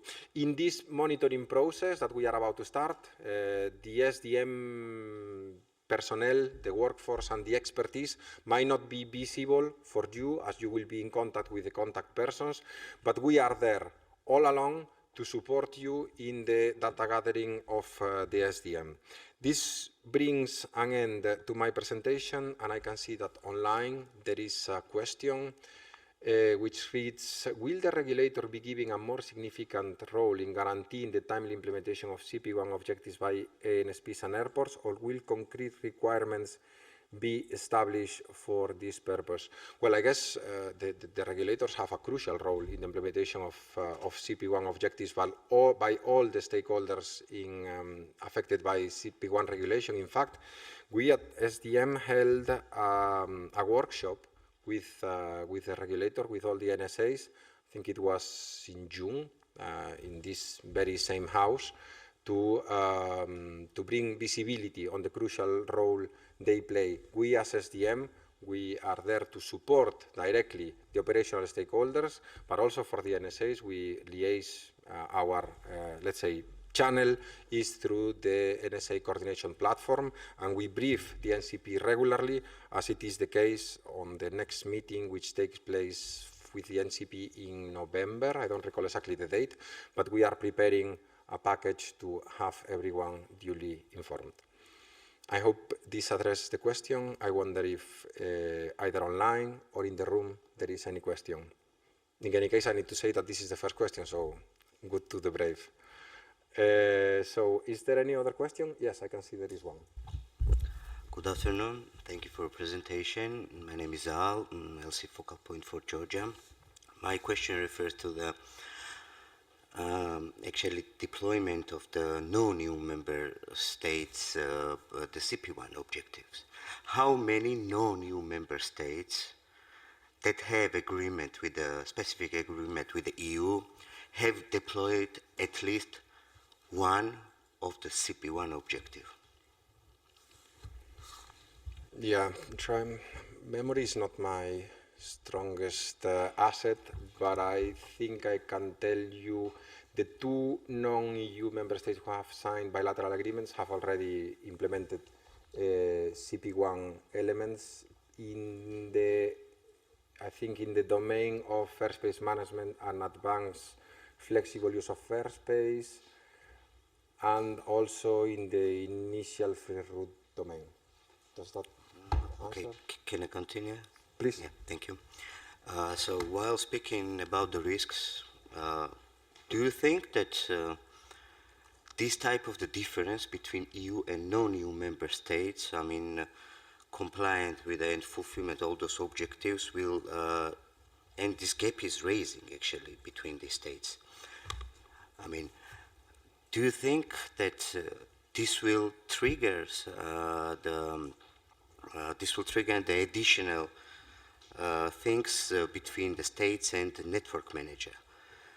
Because not fulfilling all the CP1 requirement, referring the airspace objectives, I think it should be also main subject for the risks that will trigger the airspace seamless operation in future. So what is your opinion regarding this? Well, I think in this particular forum today, I do not represent nor the states, nor the network manager. So, and the risks that I've been discussing and the ones that I am here to present about are about timely CP1 implementation risks. I think your question, completely valid, I think, and useful. I don't think I am the right person to answer that one. Thanks. Any more questions in the room? Wow, perfect on time. So the next, then the next steps of the presentation will go through specific focus on the SDP monitoring elements. The first will be Magnus on AF5, SWIM and the FFI's implementation initiative. Then Enrico will continue on the military view, and finally it will be closed by my colleague also, Davide Corinaldesi. So Magnus, all yours. Thank you. Thank you, Ramon, and good afternoon to everybody. So now we will try to talk some concrete content also to put on top of all the reporting information that you have received today, since there are a few changes here. I have to be careful of my time so I don't overspend. Just a reminder that everything that we are reporting in CP1 or CP1 related is coming out of this regulatory framework that has been developed, consulted by all stakeholders. So existing since 2014, now we are 2023, and the regulation CP1 goes until 2027. The work plan is for CP1 deployment is of course the deployment program, where you find what we are going to discuss today, FFIs in family 561, the flight information exchanges. But today we are discussing FFIs only. Geographical scope. In terms of clarifications, the ANSPs mandated are the ones that are mentioned here. Could be that NATS is in there, so they're not really mandated. That is a mistake, but these are the stakeholders who will implement FFIs. The airspace users mandated are all airspace users who fly within the European airspace or the EATMN airspace. They're the ones who are actually providing this traffic to Europe that you see on the left side. In terms of plans, today you can see the color coding. Fully known plan is green, half known plan, if you can say that, yellow, and then no known plan is the red. So this is how it looks today when we go into the detail of it. The details, the deadline, is the 31st of December 2025. Moving forward, so what is going to happen? FFIs is a global concept. What does it mean? I think this slide says most of it. We are transitioning from Flight Plan 2012 to EFPL, Fixed Flight Plan, or Electronic Flight Plan, if you like it there. Where we have multiple submission mechanisms before, we will now move towards a system-to-system way of doing things, an automated process with more and richer and digital information. You can see the format. We all know the field structure of the Flight Plan 2012. We are moving towards a system-readable flight plan that we all need to cater for. And again, there were much limited information in Flight Plan 2012. We are moving towards a different time. In terms of status, we are trying to monitor everybody, of course, of how it stands. The airspace users, we send out questionnaires. Not long ago, we received from approximately 20 stakeholders here, whereof they were global. We had from Middle East, the US, from Africa. And they're fully aware, so these were generic questionnaires that we sent out, and they're all aware now of the mandate, also if they're not even European, and they also, most of them have a plan to do it. What is important is that it is operational. Today, there are airspace users in Europe flying on an EFPL, meaning all of your systems today is receiving a translated EFPL to a legacy format where we are losing data. In terms of the system providers, their roadmap is that they will be ready in time. So the rollout for all airspace users can start. The ANSPs, or the ground, we have 68% reporting that it has not yet started. So that was last year. We have 29% showing a little, if any, progress, and there are little also reported as completed, but that is related to NM. This is how it was reported last year. To support these bad numbers that you see, that we are not progressing, we have 2 years left. We have initiated an initiative from SDM together with the network manager, an FFI's deployment and support initiative. To ensure the awareness of the mandate, it's important that we globally ensure that everybody knows about this.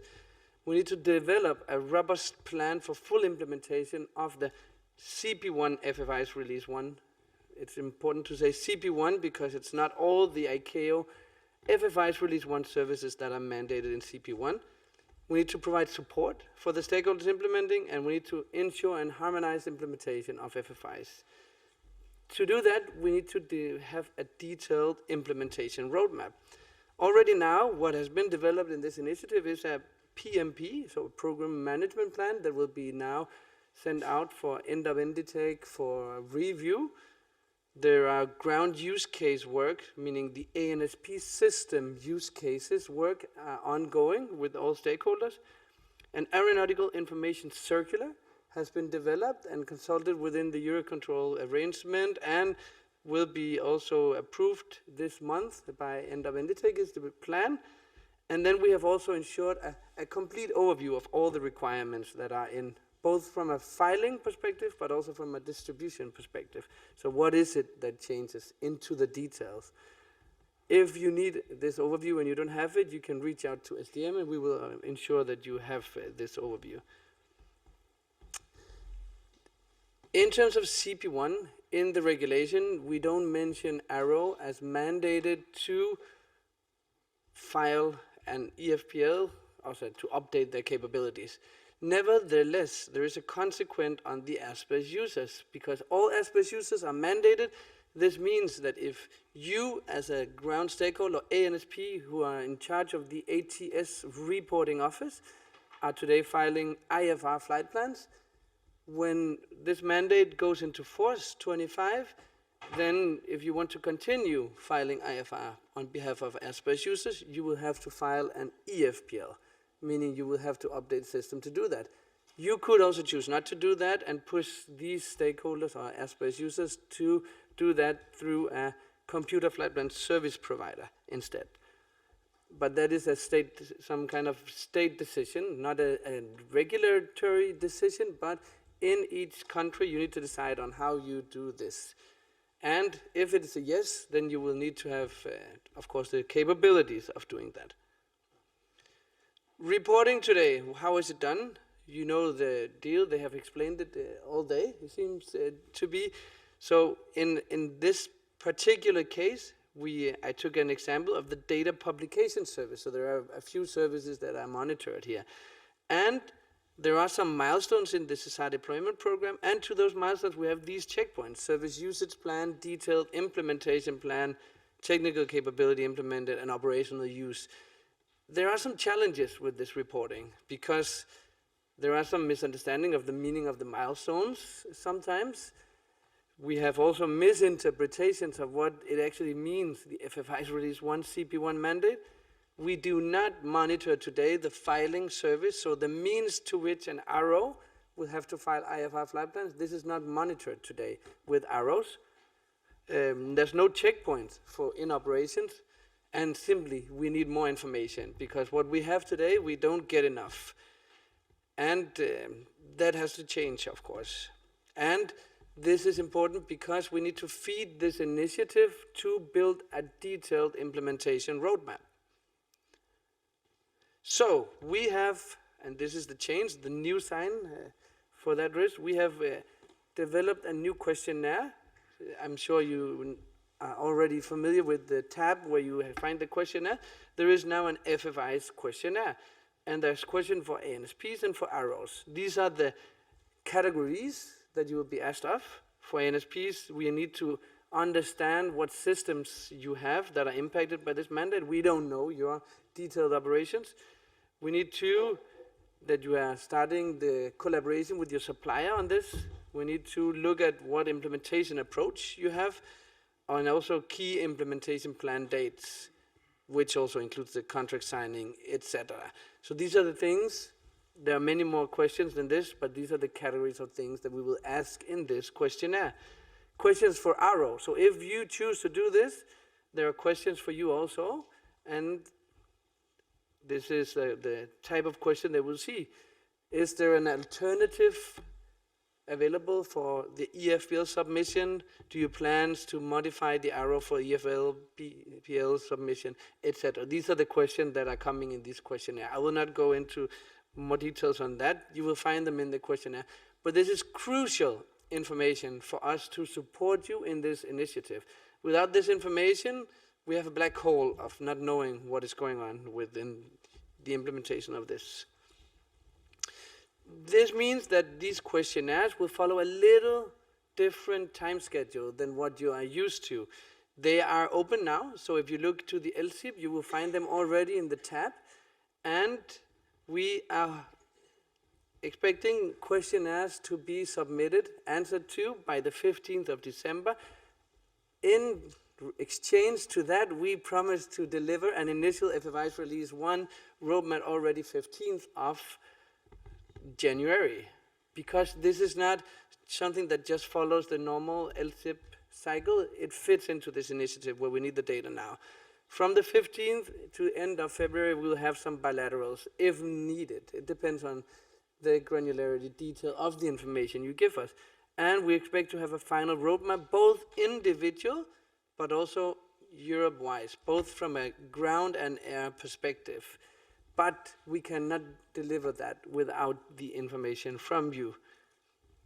And this will also include, of course, the monitoring of the arrows that decides that they will continue to serve the airspace users with IFR flight plan filing. It has been also addressed at IMT, the information management team, and will be addressed also at NDTech. That's all. I think I managed to stay in my minutes. So if you have questions, please, I'm ready, hopefully, for everything. Yes, go ahead. Yes, I've got a question. Correct me if I'm wrong, but I did check the database already, and there were 2 questionnaires popping up today. This one is one, and my question will be for both of them. Despite what's being provided for the other questionnaire, this is just a click on a link, and then you cannot get an overview of what is the content of the questionnaire. For the other one, we can have a look at the questionnaire and identify the right person to reply. So would you be kind enough to provide us with a full list of questions so that we can both identify the correct experts and manage the provision of replies? So it's LSSIP technical question, but certainly you will get the question so that you can do it. And I think the technical things, the LSSIP team, I'm sure will handle it if there is a problem with the link in the tool. No, it's not the problem with the link. It's that if you don't fill in the first page, you cannot progress to the second one. Okay. Okay. Okay, so we should provide you with the question besides, so you can do it. Okay, yes. That's fine. Also, I think we can do that. Yeah. And the same would apply for the military, which is of the same type.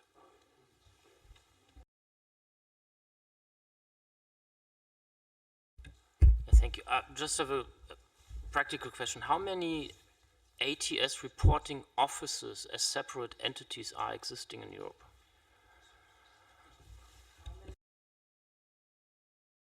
Sorry, how many ATS reporting offices? I didn't get the last point of it. How many ATS reporting offices, which are separate entities, are existing in Europe? So we did an investigation to that. So today we don't see that there are others than those already managed by the ANSPs in Europe.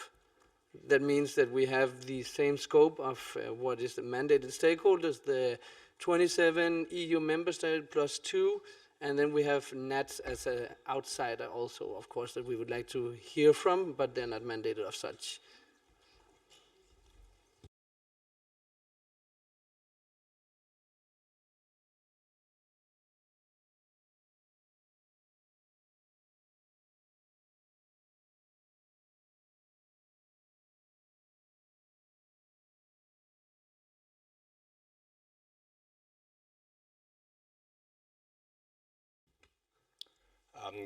Good afternoon. Yes, it is. Good afternoon, everyone. My name is Enrico Parini, representing the European Defense Agency today.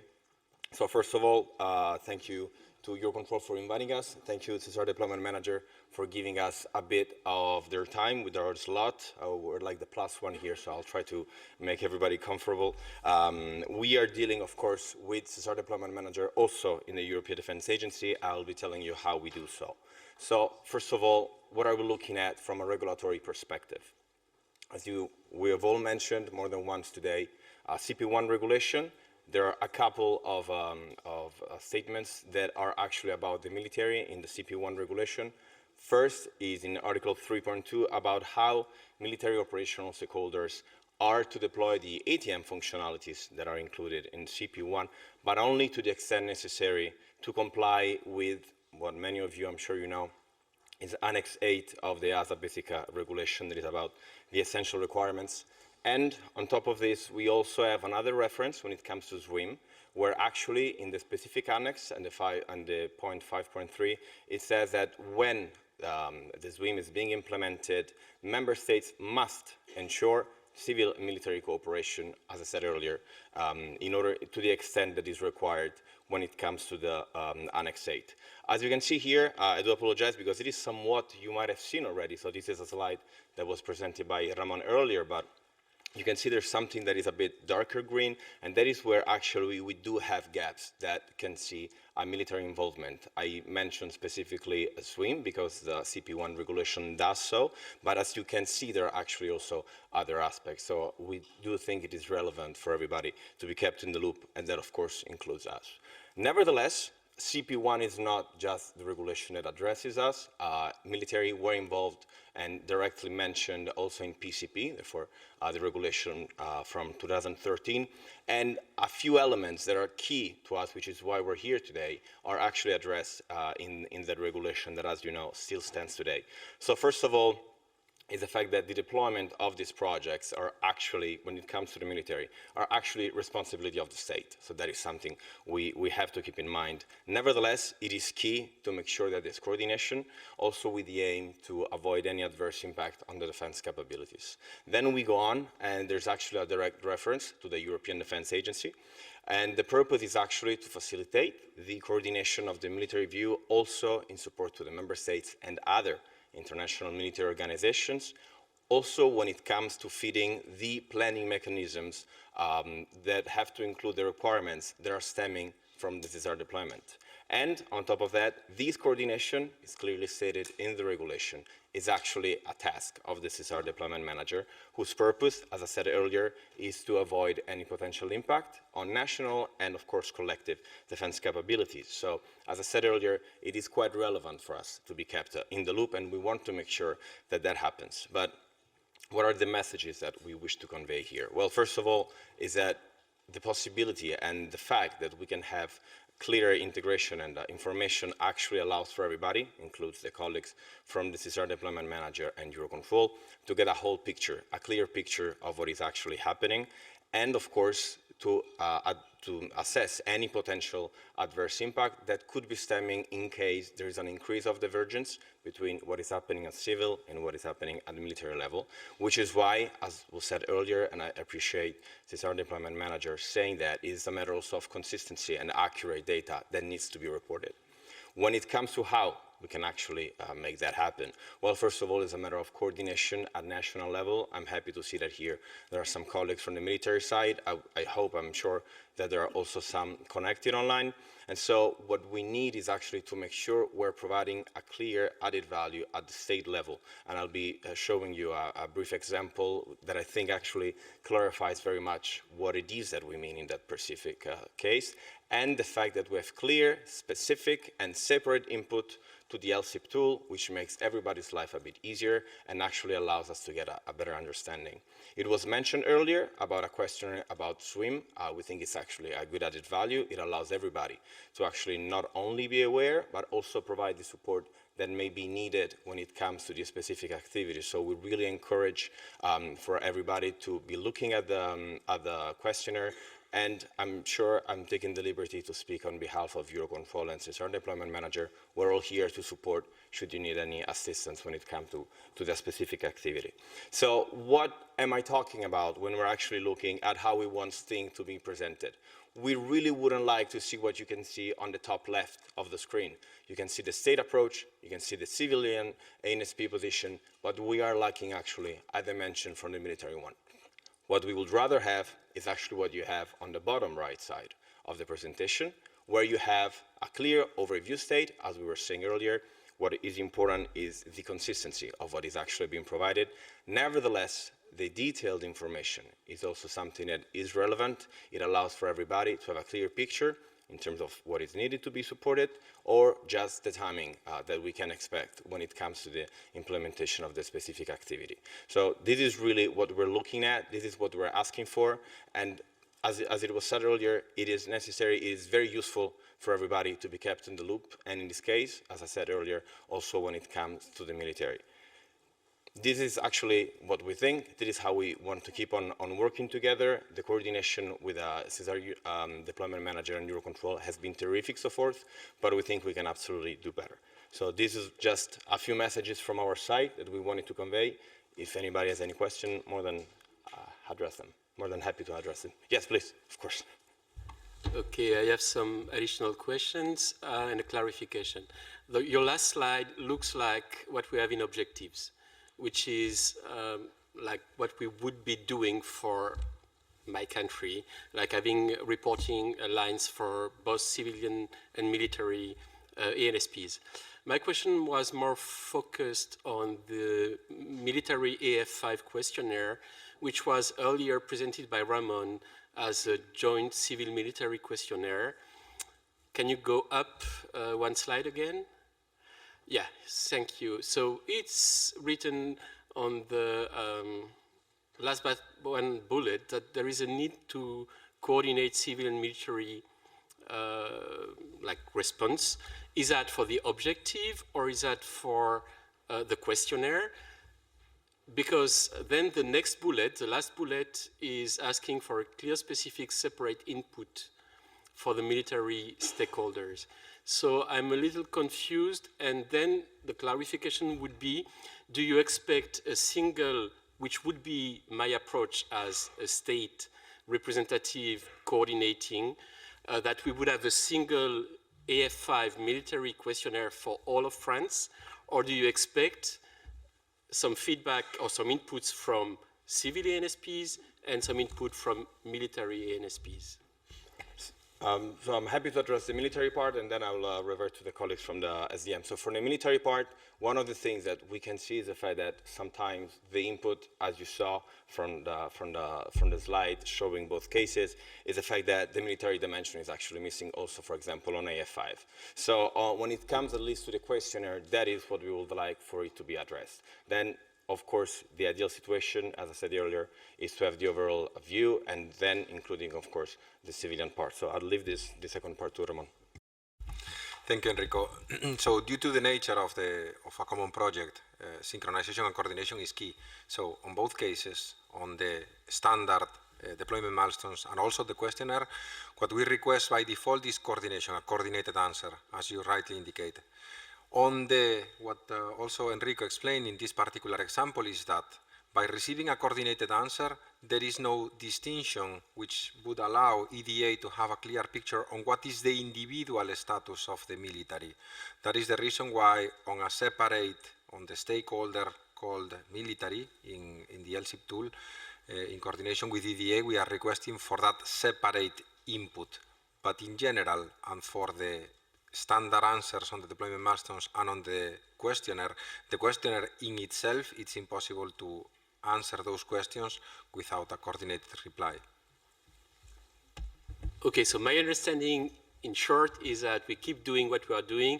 We have all stakeholders in the state, both civil and military in the objective, and then we coordinate our reply to the questionnaire, and for that same request, please provide us with a full list of questions, because we need to identify and get everybody around the same table to prepare, and then we will fill it in. Thank you. Yeah, agreed. Yes, Eric, we will make the changes to basically respond to this reply. We will make this as of tomorrow. Okay. Thank you so much. Thank you for raising that. It's good to have the clarification. Thank you, Enrico.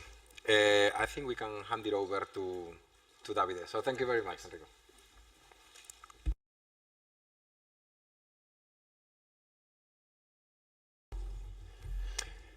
So, good afternoon, everyone. My name is Davide Corinaldesi. I'm working for the SESAR Deployment Manager as a DLS senior expert.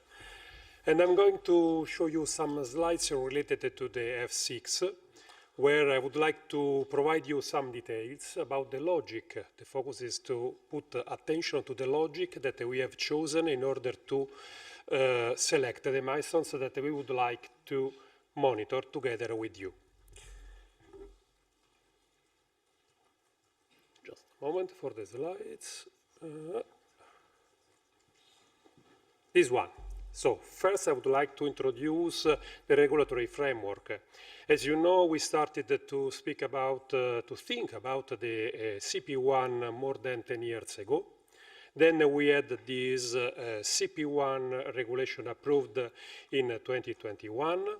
And finally, the SDP 2022 was approved together with the content of the F6. And then we have 4 years, more or less, 4 or 5 years, in order to implement this F6. We know that there is still the industrialization target date is pending, but we will have this clarification by the end of the year. So all the details that are in the F6, about the F6 family, are in the SESAR Deployment Program that you can read. Having said that, and as said before trying to understand which is the logic behind the deployment milestones that we have chosen, we need to understand in depth what we need to do. So what is the F6? F6 is to take the data that are on board, then take this data on board, go on the ground, distribute the data on the ground, and finally implement this data, use this data in the ground facilities. This is in few words what is the F6. It is the initial trajectory information sharing. Why initial? Because it is the first step of the TBO. First step is to take this data on board, the trajectory that is on board, again, share on the ground, and then integrate this data in the ground systems. Here in this picture, you can see exactly this. There is the aircraft. Then this link, we will use the current data link system in order to take this data on the ground. Then we would like to distribute the data using ground networks on the ground. And finally, we would like to implement in the ASBUs. This is the F6. This process is well reflected in the families that we have chosen. Here you have the family 611, that is the airborne work in order to download this data. Then you have the family 631, that is the ground distribution on the ground, the data distribution on the ground. And finally, you have the family 612 and family 621, that is the deployment of the use of this data in the ground systems at the end. So the order is a little bit mixed. 611 is airborne. 612, it's already the final user, so we have put together the end users of this data. And then we have also the family 631 that is in the middle, the ground distribution of the data. Having in mind this approach, it's quite easy to understand why we have chosen these milestones. First, we would like to monitor the family 612 and the family 631. And these are the milestones that we would like to monitor. In this case, family 612, that means the local implementation of the data. So here we are at the local level, so it's for NSPS mainly. And here we have 5 milestones. The first one is related to the common requirements, but common requirements in our reading means to have the design phase closed. So when the design phase, if you have plans and then you have something already done in terms of design, here is the right place in order to communicate to us where we are about this design phase. Then we have the milestones number 2, that is the complete NSPS system deployment. So after the design phase, you would like to know what is the status of the concrete deployment. The concrete deployment, again, in the local level, so in the NSPS systems, by using this data on your systems. Then we have the milestones number 3, the safety assessment, because we know, you know, that the safety assessment is transversal to everything, and this is very, very relevant when you touch something that is an ATM system. So we would like also to know by when this safety assessment will be, let me say, concluded at the end. Another relevant point is the training of the people. And when we speak about training, we are referring to not only technicians, but also at operational level. Because again, the training is another relevant part of the entire cycle of the ATM. It's part of the human factor of the ATM. So it's relevant also to know where we are about the training. And finally, it's clear if the system, the entire system that use the data, technical systems, and the human factor and procedures at the end, so the three elements that are part of the ATM, will go in operation, finally. This is what we would like to monitor together with you. The other family, that is the ground distribution of the data, is very similar. So I don't want to repeat all the details related to the milestones, but I would like to focus only in the milestones number 3.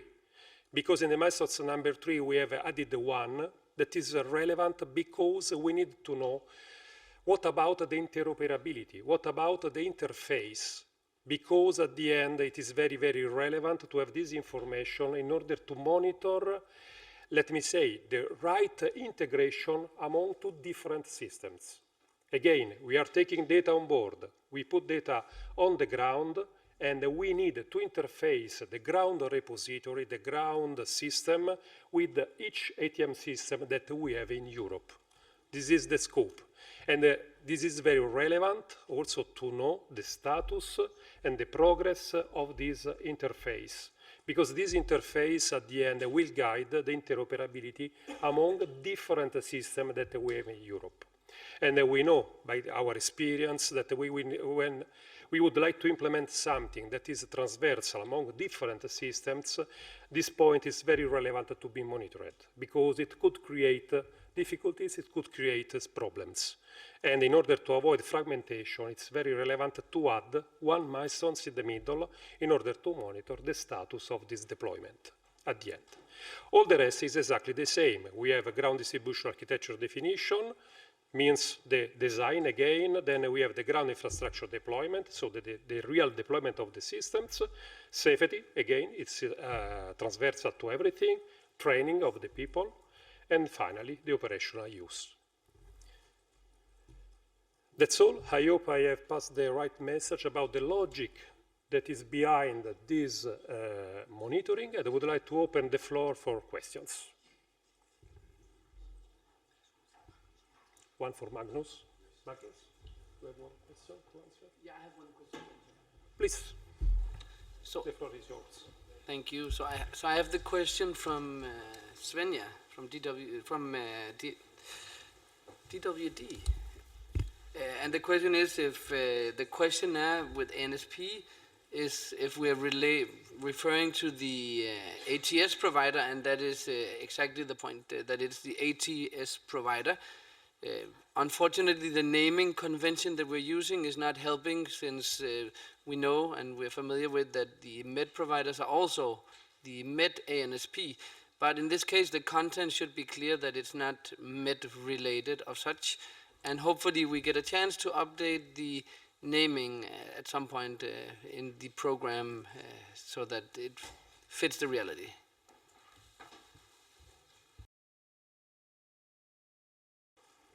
Thank you, Magnus. Any question for F6? It seems so, neither from the... Oh, okay, so thank you very much for your attention.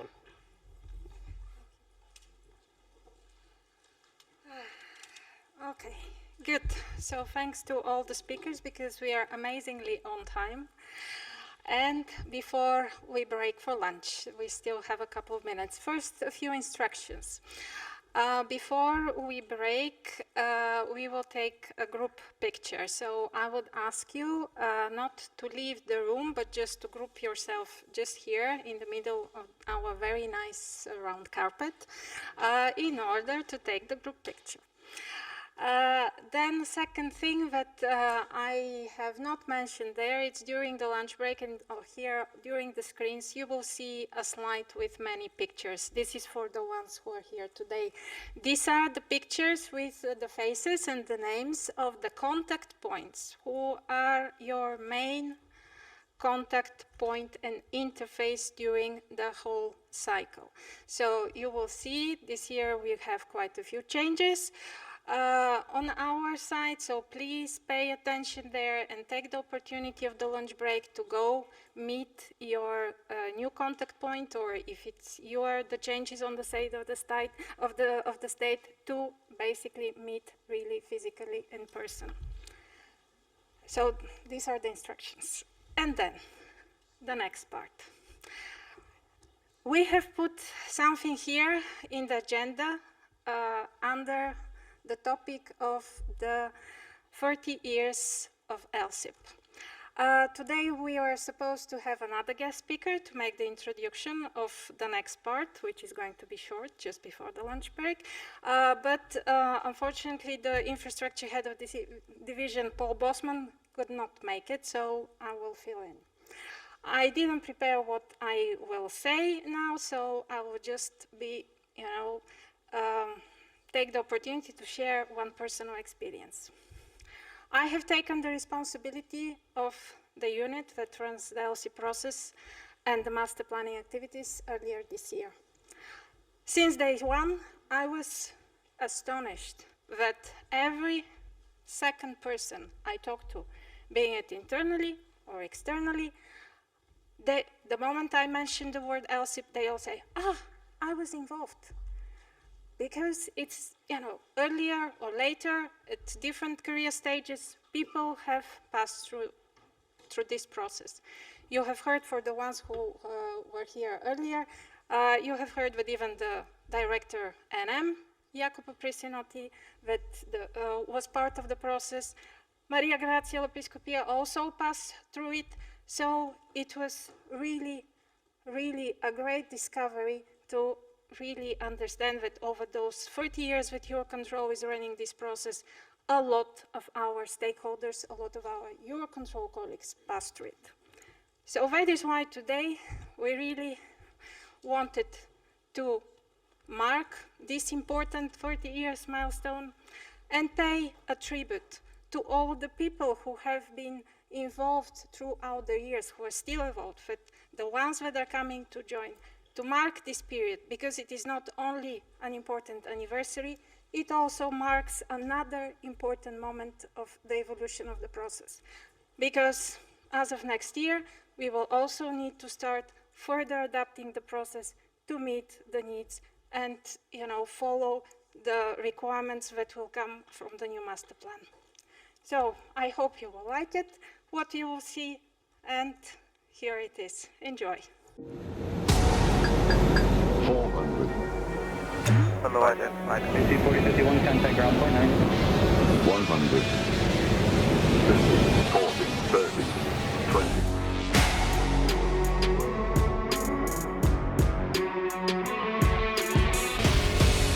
Today, we celebrate 30 years of the SIP-LSIP, one of the oldest support processes managed by Eurocontrol, a central process of implementation planning, monitoring, and reporting. SIP, the European Single Sky implementation, is the planning part of the process. It provides a single plan composed of the implementation objectives agreed by the Eurocontrol Provisional Council. It describes what needs to be changed in European ATM by all aviation stakeholders in a synchronized, coordinated manner. The reporting on the progress is based on the results collected through the monitoring activity, the LSIP, the local single sky implementation.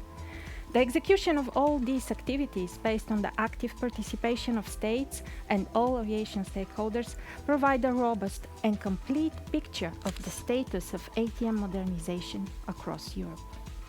The process, established in 1993, has proven to be very successful. Since 2008, it has been accepted in the context of the Single European Sky as a means to monitor and report on the implementation progress of the ATM Master Plan.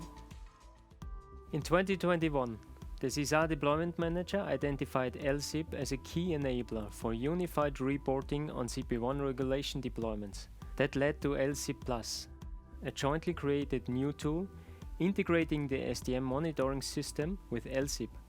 LSSIP Plus now provides simplified reporting for all operational stakeholders and is the basis for the creation of the SESAR Deployment Monitoring View, the single point of reference for CP1 regulation status reporting.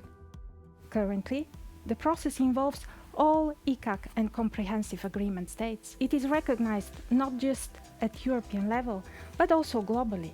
It is used to monitor and report on the implementation of the ICAO Aviation System Block upgrade in the European region. There is nothing comparable in ATM in any other region of the world. Throughout these years, SESAR has proven to be a robust and essential tool for all European ATM stakeholders. It has been able to follow and adapt to the changing institutional and regulatory landscape and the evolving European ATM strategy. At EUROCONTROL, we are really proud of the unique legacy that LSSIP have created.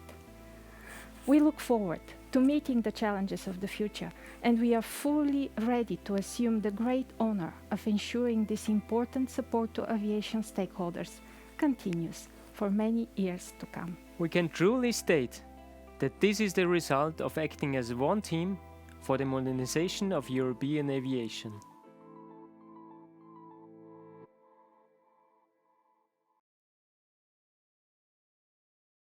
And the first session after this lunch break is going to be another shared presentation on the ICAO ASBUs monitoring that will be done by our colleague Sven Halle from the ICAO European Regional Office from Paris, and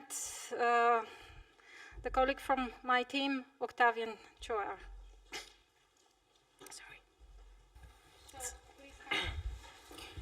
Thank you very much, Maria, and thanks also for the nice lunch, by the way. It was really nice. Also the possibility to reach out and have those networking. I would like to start again with thanking EUROCONTROL, in particular Octavian, Alexandra, Nicola, the whole team for doing all the work, which at the end I have to point out, if they would not do it, it would be another questionnaire to the states and another data set to be filled in for the monitoring that has to be done under the Global Air Navigation Plan.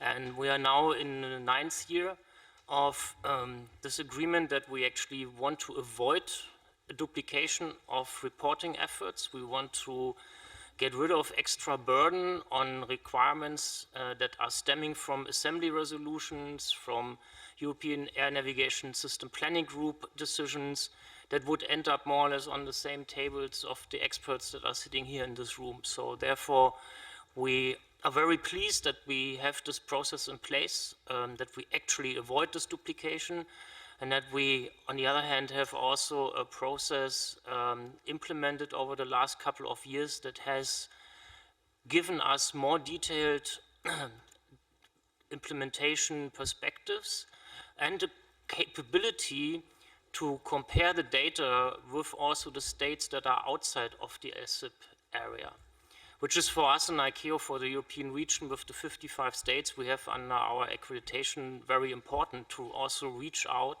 and have a presentation to the EASPG that gives them the implementation against the GAMP ASBU Block 0, Block 1, and in the future Block 2 requirements for the whole ICAO region. To achieve that, we also have to put in a little bit of extra efforts in terms of producing a questionnaire that is on a yearly basis evolving, that we can also see the developments from the European ATM master plan and the level of granularity and detail that is required to support the LSSIP approach, also being then transferred into this Excel file that we sent out by state letter to the 9 states that are outside of the LSSIP area, where we also then collect the data. We have started this year with workshops, virtual and also on-site workshops in French and Russian language, because language barrier is also something that we have seen.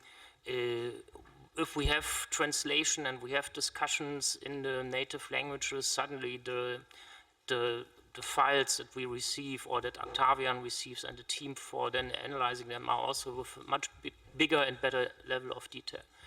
So I don't want to steal the show for more conclusions. I hand it over to Octavian, but I really would like to thank again Eurocontrol and the whole team for their support that they give us. And I think for me, the point is to present this then at the upcoming EASPG meeting for endorsement. And the paper copy of the report is actually distributed and very well taken, even in today's digital environment. There are not that many of those 200 copies that have been sent to Paris left, because the director generals look at them, other meetings look at them, people from outside of the region, like in the South Atlantic, they look at them and find it quite helpful. And it's a very, very good document, and it has evolved to something very specific.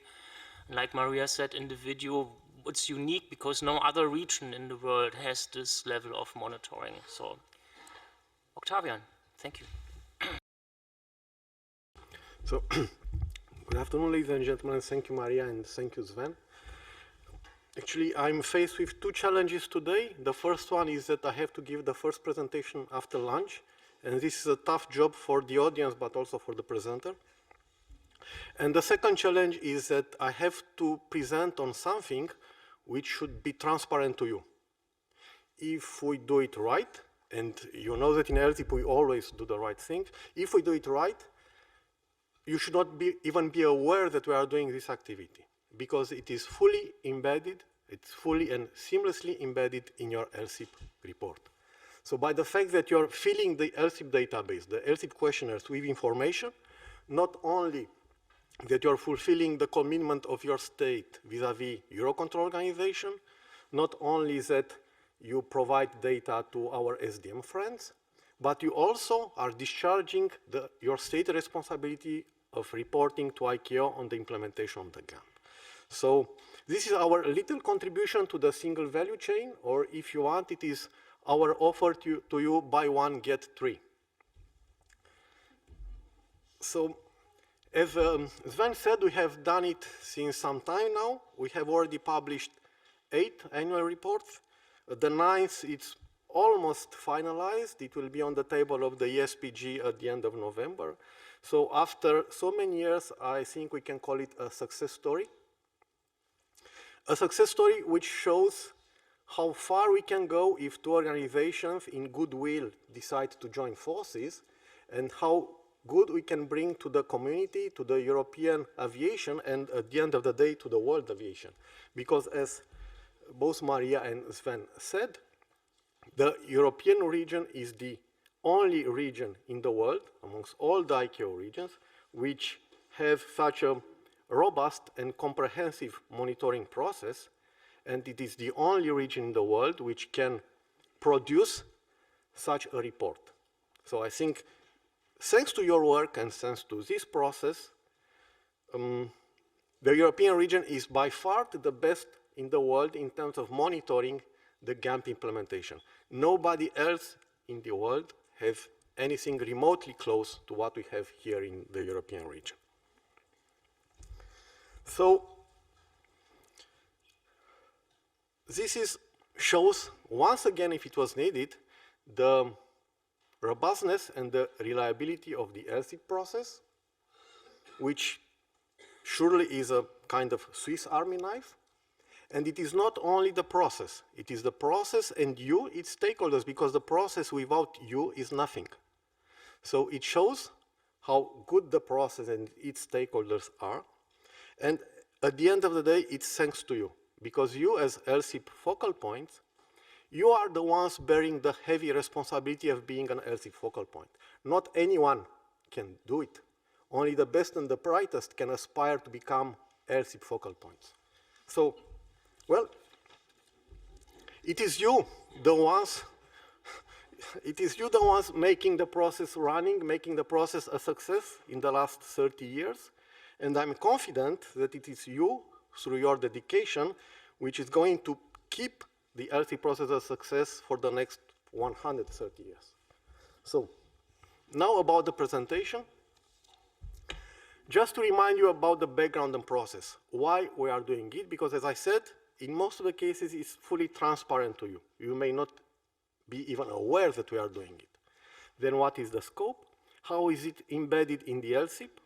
How we address the non-LSIP states, because as Sven said, we are covering 55 states in the European region, from Atlantic to Pacific, from Sahara to the Arctic Circle. What are the initial findings of the report? They are initial because they are still in the number crunching, and what are the next steps? What is in front of us between now and the next LSIP event in 1 year from now? You have here on the screen the cover of the current report, the cover of the next report, and yes, you see it right, it was on TV on Uzbekistani television. So it's really all over the world. So the background. Why we are doing it? Because we have the GAMP, we have a Global Air Navigation Plan, we have its instance in Europe, which is the Master Plan Level 3, but it's not enough to have a plan. We need to monitor, we need to see where we are in its implementation. So it's a joint document by EUROCONTROL and by ICAO Paris. We have already a history behind us. We have published 8 annual reports. As I said, the 9th, it's almost ready. We started in 2015. We had developed the first 6 editions of the annual report based on the GAMP edition 5, which was structured on modules. We started very high level. I remember the first report was monitoring 7 modules out of the GAMP. Now we are at 80 elements which are being monitored. So it was a dramatic improvement over the years. We have monitored in the last 2 reports the GAMP 6th edition, which moved from ASBU modules to ASBU elements, a big increase in granularity. And this year is the first report which is based on the 7th edition of the GAMP. The 7th edition was approved by the 41st ICAO Assembly in October 2022. So what we did since the previous LSIP event, we have started by analyzing the differences and the gaps between version 7 and version 6, because as I said, this year is the first edition of the report which is monitored based on the version 7 of the GAMP. So we had to make sure that the data we're collecting was still relevant and was still fit for purpose for the monitoring of the 7th edition of the GAMP. In terms of your activity, as I said, is fully embedded in the LSIP. So we have used the LSIP data, which was in the database, which is reflecting the situation on the end of December 2022. It is based on the traceability between the implementation objectives and the ICAO elements, but it's also based on information collected through the questionnaires, because we might not have implementation objectives for all the elements we have to monitor. So just to remind you, the surveillance questionnaire, it's extremely important from the perspective of ICAO, because the information we get through the surveillance questionnaire is the only information available to us. There's nowhere else where we can get this information apart the surveillance LSIP questionnaire. And I keep repeating, and it was mentioned several times, it is fully embedded, so you are doing it even without knowing it. We try also to check information whenever we can enrich compared with what we get from the implementation objective or the questionnaire. Of course, we use validated sources. We are not getting information from Wikipedia, so we are using the PBN map tool, which is maintained by our navigation colleagues from EUROCONTROL. We are using information from the MED group and AM group of ICAO. We are also using information from the ERNIP, the European Route Network Improvement Program, from the AIPs, and from the non-LSIP states, we use a dedicated questionnaire. So you see we have the blue states are the ones for which LSIP is doing the job. For the remaining ones, we use a different questionnaire, which looks like the LSIP, works like the LSIP, but is not the LSIP, because we don't need the same level of granularity. So the level of information we collect is somehow similar with what we collect on local objectives through the LSIP. So quite high level, but what is important is the same taxonomy, because at the end of the day, we have to be able to aggregate the information coming from the LSIP with the information coming from the questionnaires. In terms of the scope, what we are monitoring block 0 and block 1 of the GAMP, but we are not monitoring everything. So a group of wise people called European GAMP Transition Team have filtered all the block 0, block 1 elements. There were 114 at the time. So out of the 114, they have selected the elements which have to be monitored in the European region, because GAMP is worldwide applicable. Not everything is relevant in Europe. So out of the 114, they have selected 87 elements which have to be monitored in the European region. But this is a bit of wishful thinking, because we are not able to have information on all these elements. So we have started, when the first report on version 6 of the GAMP, we're starting by monitoring 70 out of 87 elements. Then we managed to find data sources, and the year after, we were able to monitor 74 out of the 87 elements. And this year, we have information about 80 elements. So every year, we try to close gaps. Every year, we try to find sources of information allowing us to monitor as many as possible out of the ASBU block 0 and block 1 elements. Because of the changes from GAMP version 6 to GAMP version 7, 3 of the previously to be monitored elements have moved from block 1 to block 2, because they were considered not really ready for implementation to be part of block 1. So now actually what we managed to do is to monitor 80 elements out of 84. So the scope has been reduced from 87 to 84 elements to be monitored in the European region. It's a bit of a small asterisk close to the 80, because one of the elements which is dealing with aircraft in distress, we have lost one source of information, which is Aeron. So we have parked it for 1 year, and we expect to restart collecting information on it once the ladder, the location of aircraft in distress repository, will be set up in EUROCONTROL, which is expected early next year. Now reporting via LSIP. You are all LSIP focal points, so you are very much used with what you see in the LSIP database. I'm sure you have noticed we have an ICAO column. So whenever an objective is related to an ICAO ASBU element, you have a tick, you have a flag in the database.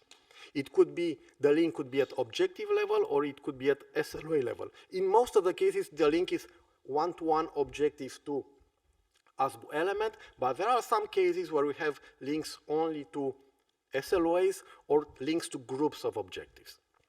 What is important for you to remember out of this presentation is whenever next to an objective you see an ICAO tick, this means this is related to ICAO elements, and we need information on it. You need to report on it. So please, no matter if the objective is regulated or not, no matter if you're an EU or a non-EU state, if an objective is linked to ICAO, please report on it. This does not mean that you have to implement the objective, because the GAMP is voluntary. You still have to run an analysis to see if this objective is meaningful for you. If it's regulated, somebody else made the analysis, so you have to do it. But if it's not regulated, you still have to run this analysis to see if the objective makes sense from an operational perspective, from a business perspective, if you are supposed to implement it. So not applicable is a fully valid status. You may report an ICAO-related objective is not applicable, but you have to justify, and the justification should not be is not applicable because it's regulated and we are not part of the EU. Because from ICAO perspective, this is fully transparent. From an ICAO perspective, EU, non-EU, regulated, non-regulated, doesn't make any difference. So please, whenever you see an ICAO flag, report on the objective. And this report, this status can be anything between not applicable and completed, of course. So this is from your perspective. And a nice development because the states are supposed to report back to ANSYS, which is Air Navigation Services Implementation Support Group. It's one of the subgroups of the ESPG. And states are supposed to report at every ANSYS meeting about where they are from an ICAO perspective. And we see more and more from the LSSIP states that in their state reports, and they have to follow a standard template, in their state reports, when they are being asked about the implementation of the GAMP, they say, look into the LSSIP. So what you see on the screen actually is from a real state report. I just removed the name of the state. And it's a very nice way to close the loop. So ICAO, Eurocontrol, and then back to ICAO where the states say, if you want to see what is my progress on GAMP, please see the LSSIP. Of course, this is valid only for the LSSIP states. Very quickly on the non-LSSIP states. So you remember we have 9 states which are outside our LSSIP remit. We have to get information from them. We use something which is very similar with the LSSIP in the sense that we have exactly the same taxonomy, but a very different level of details. We are not asking all the details, we are asking you, so they don't have to provide information on SLOAs, on checkpoints, on percentages at checkpoint level.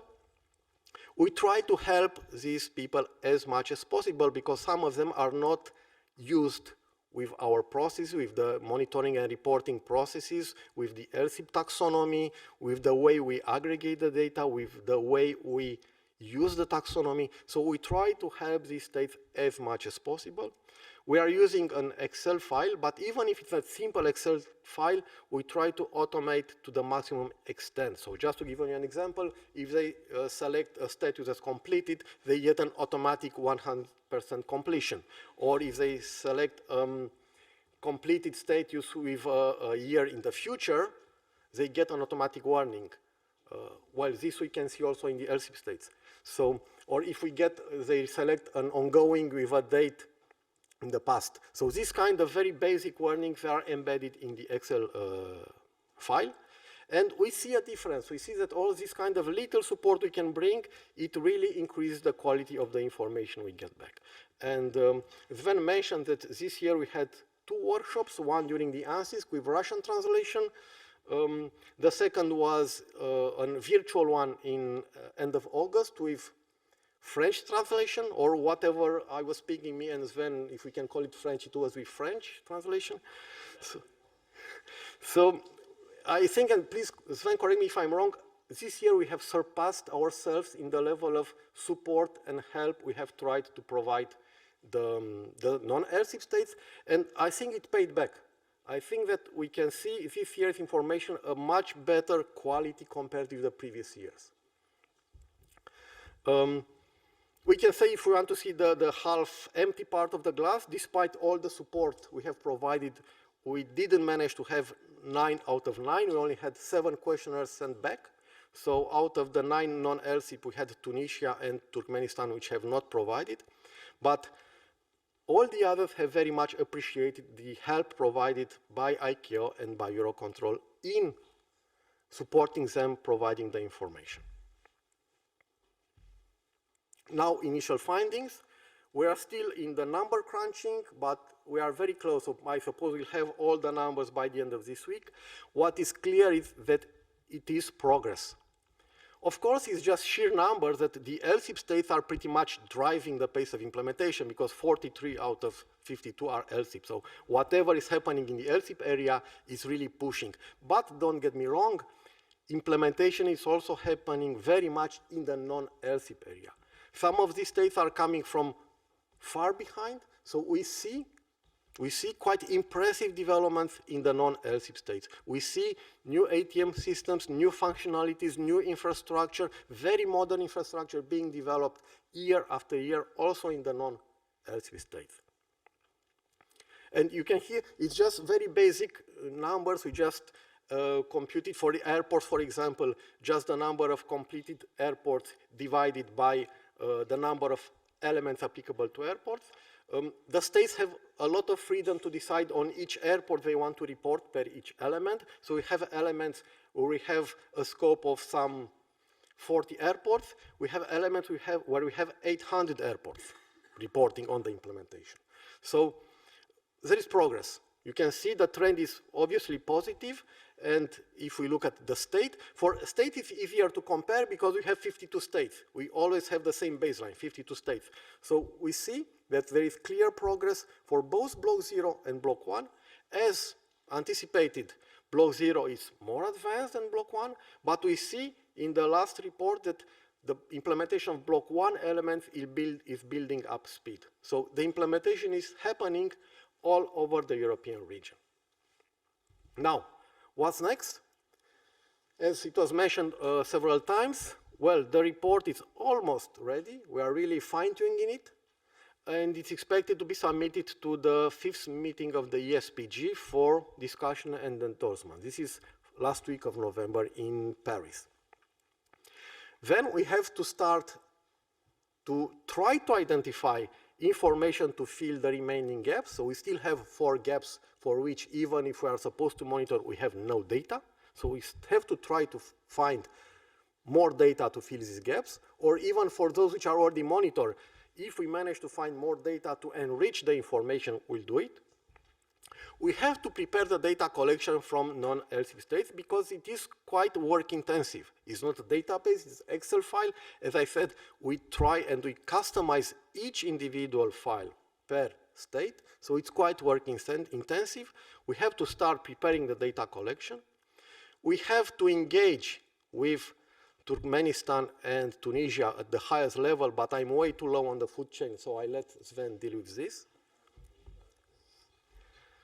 And in practice, even if the 9th edition is not yet formally finalized, by being here today in this room, we are actually starting the work on the 10th edition of the 10th anniversary edition of the ICAO ASBU report, because you remember it's fully embedded in your LSIP. So the fact that we start the LSIP cycle today, we're actually starting the work on the 10th edition of the ICAO report. On the non-LSIP states, ICAO is planning to send the state letter during the AN67, when we also want to organize a workshop with Russian translation in order to improve the information even better. It will be in April 2024, which is very important because this year ICAO has launched the state letter mid-May. So if we manage to gain 1 month and if we manage to send it in advance by 1 month, it will make a big difference for the states in reporting and also for us in analyzing the data. And as usual, and as every year, individual state support is available from ICAO Paris and from Eurocontrol team all along the cycle, but you as LSIP, you already know this. So. And questions?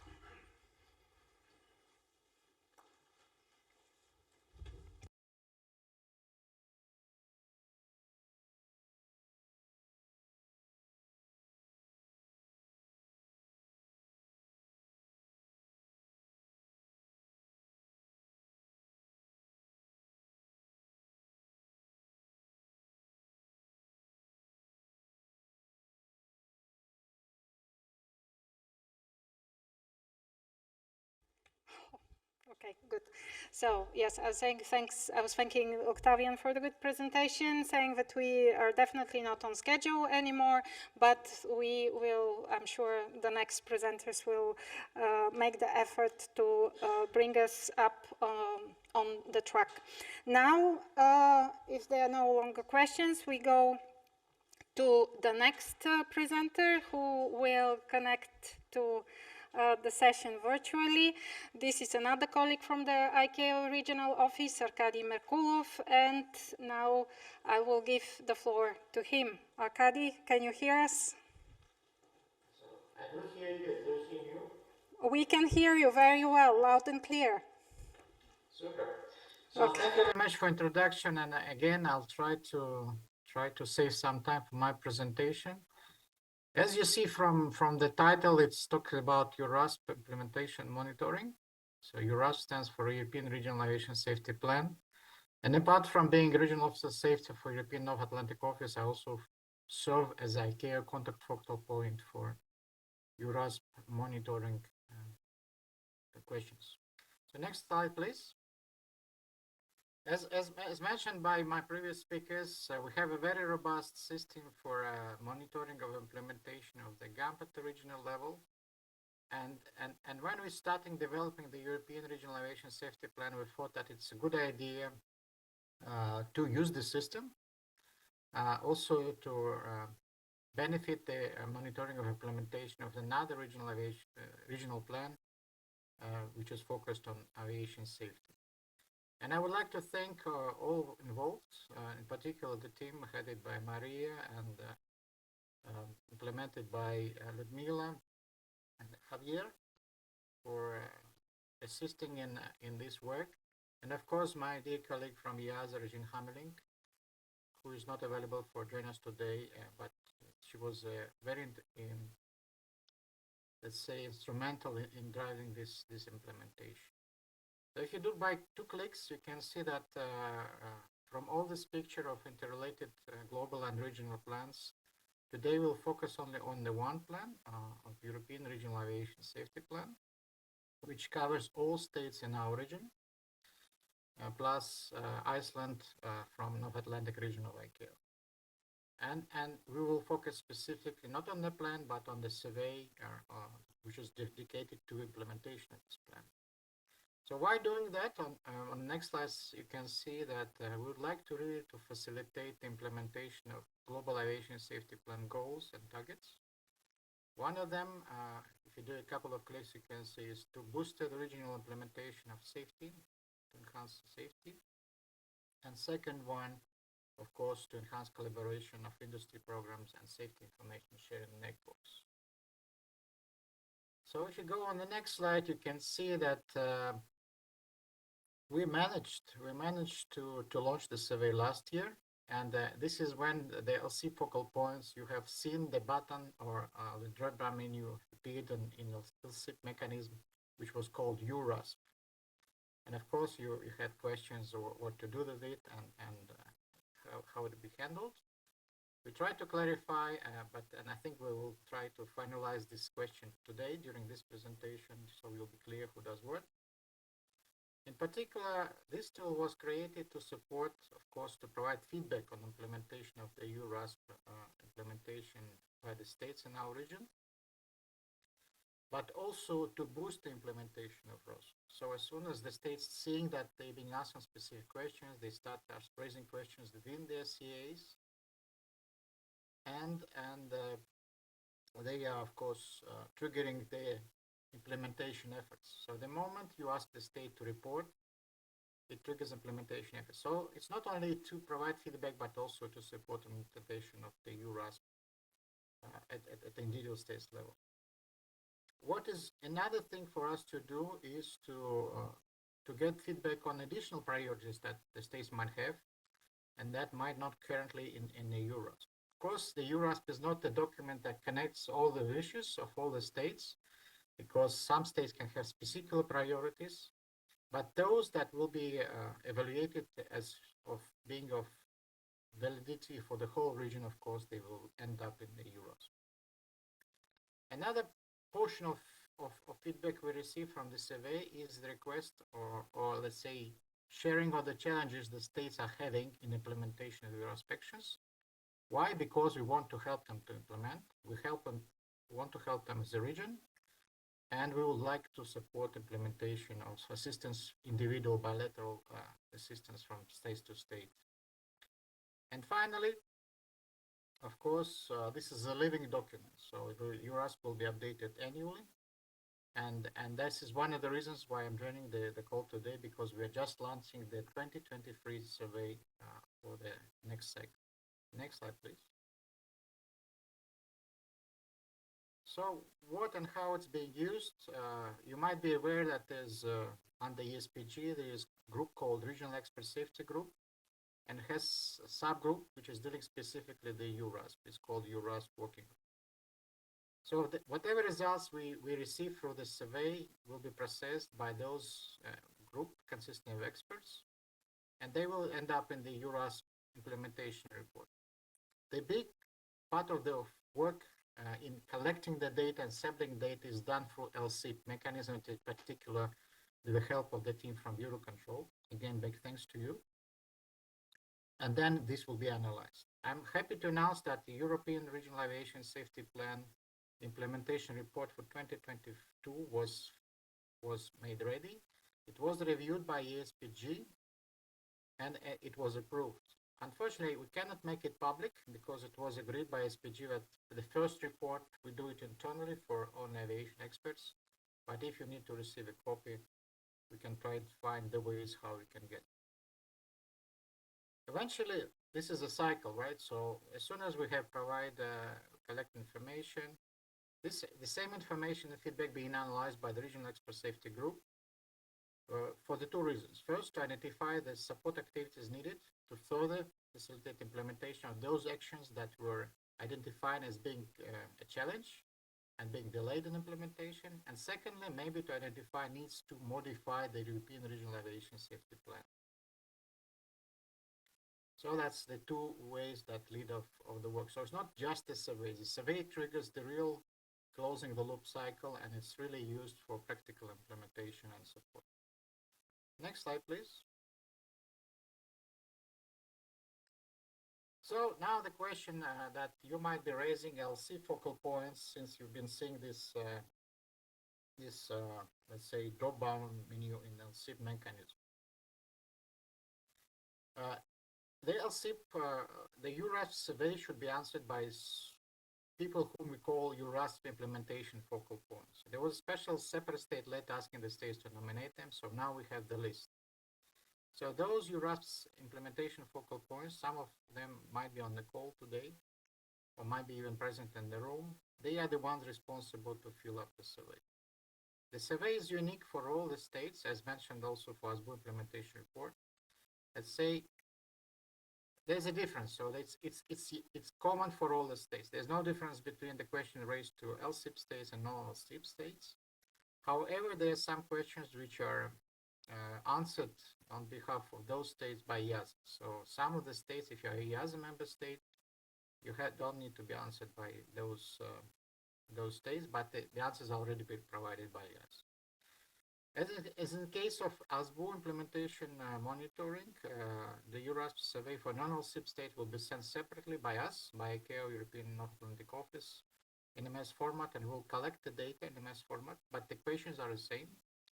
The suggested answers or fields for answering are the same, so we will use this data to incorporate in the combined implementation report with the assistance of kind assistance of EUROCONTROL. The questions for the survey are being selected or being developed by the Regional Expert Safety Group, the assistance of its subgroup on EUR RASP. And for this year, the list is finalized. The questions are getting bigger. I mean, the list of questions is getting longer, and each question might have sub-questions. So compared to the 2022 survey, the current version of the survey is twice as bigger.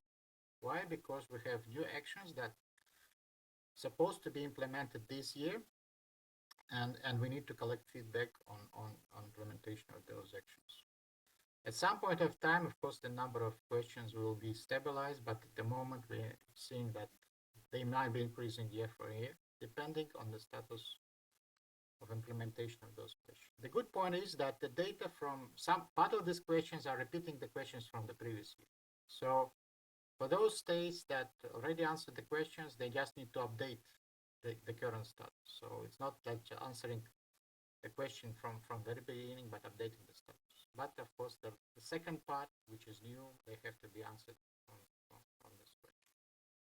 Now, the golden point for you, LC focal points. If you are not a EUR RASP focal point, you don't need to answer the survey, right?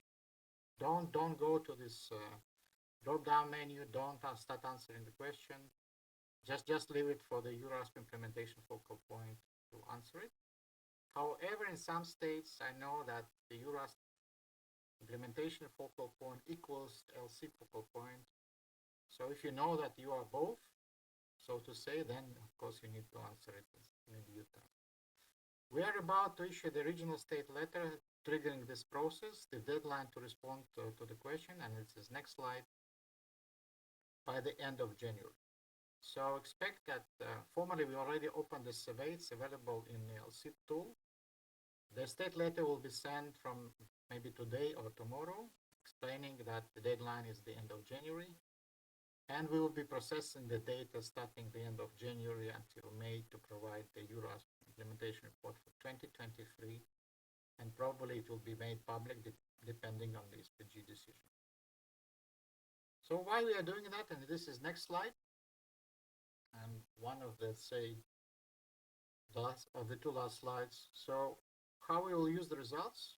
Again, the two layers. First layer is the regional one. So we will try to identify safety actions that require additional support assistance. We'll try to identify actions that has to be added to the EUR RASP and foster implementation in the future. On an individual level or at the level of our office, we'll try to identify those states that do well, that know how to implement things, and we will use the expertise from those states to help those states who are identified lagging behind. So that's an idea. Of course, we don't have resources individually maybe to help everyone, but if we combine our efforts, we're positive that will help those states to implement actions that we really see that are using our safety benefits. And if we will identify new additional safety initiatives for the region, we will also use this information to process. So benefits for you, and probably this is the last slide from my presentation, is if you go to the next slide, please. So you might ask your question, so why the state should do that, and what are the benefits for them? Well, obvious reason is it helps you to demonstrate that you're working on the Global Aviation Safety Plan implementation through the Regional Aviation Safety Plan, and you will report your state as being on the progress on reaching out the gas goals and targets. Secondly, this is your chance to influence the development of the EUR RASP, to modify the scope and priorities.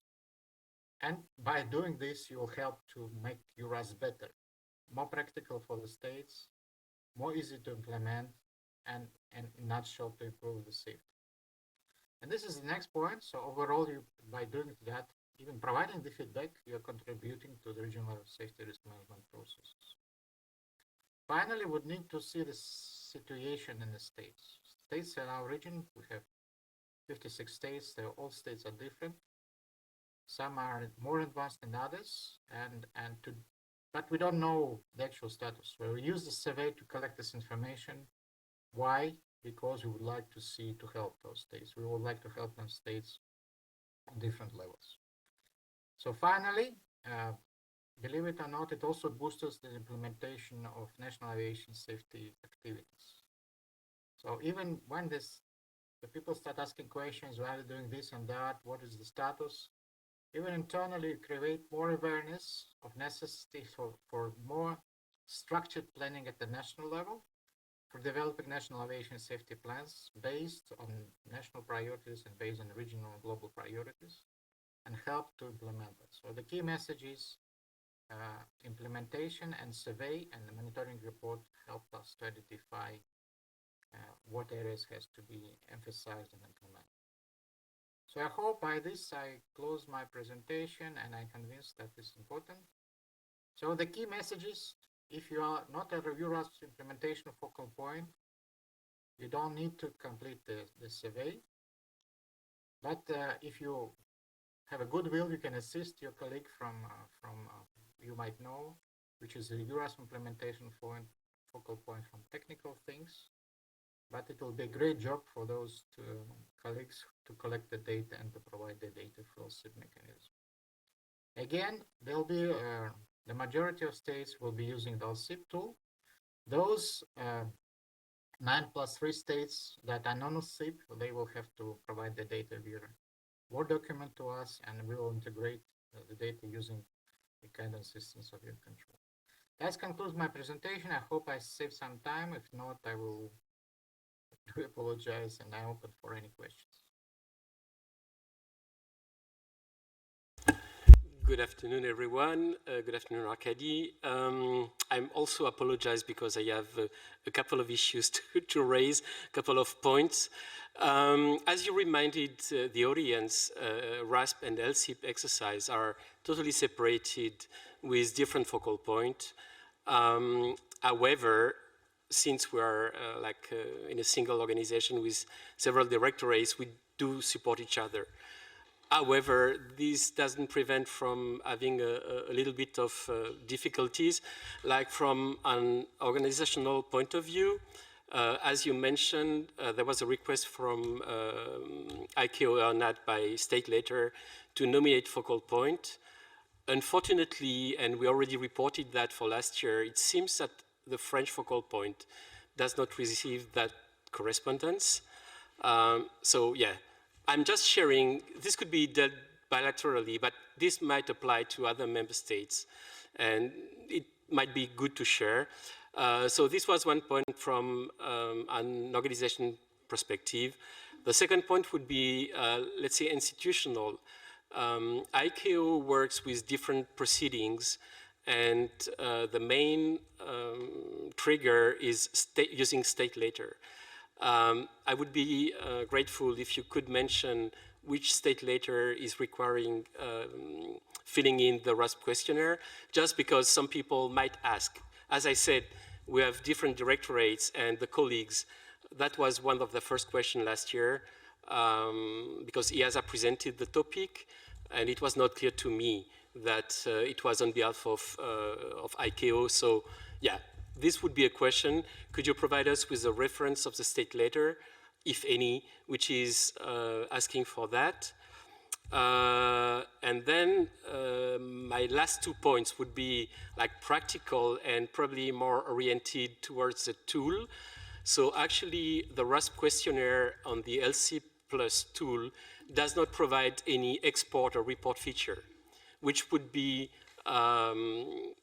considered like essential to enable the collection of data from experts. Especially when you have a big organization, you need to split staff into pieces. So many of the questionnaires do provide that report feature. If it's not available, could I also ask you to provide the focal point with a copy of the Word document, which will be sent to non-LSSIP states?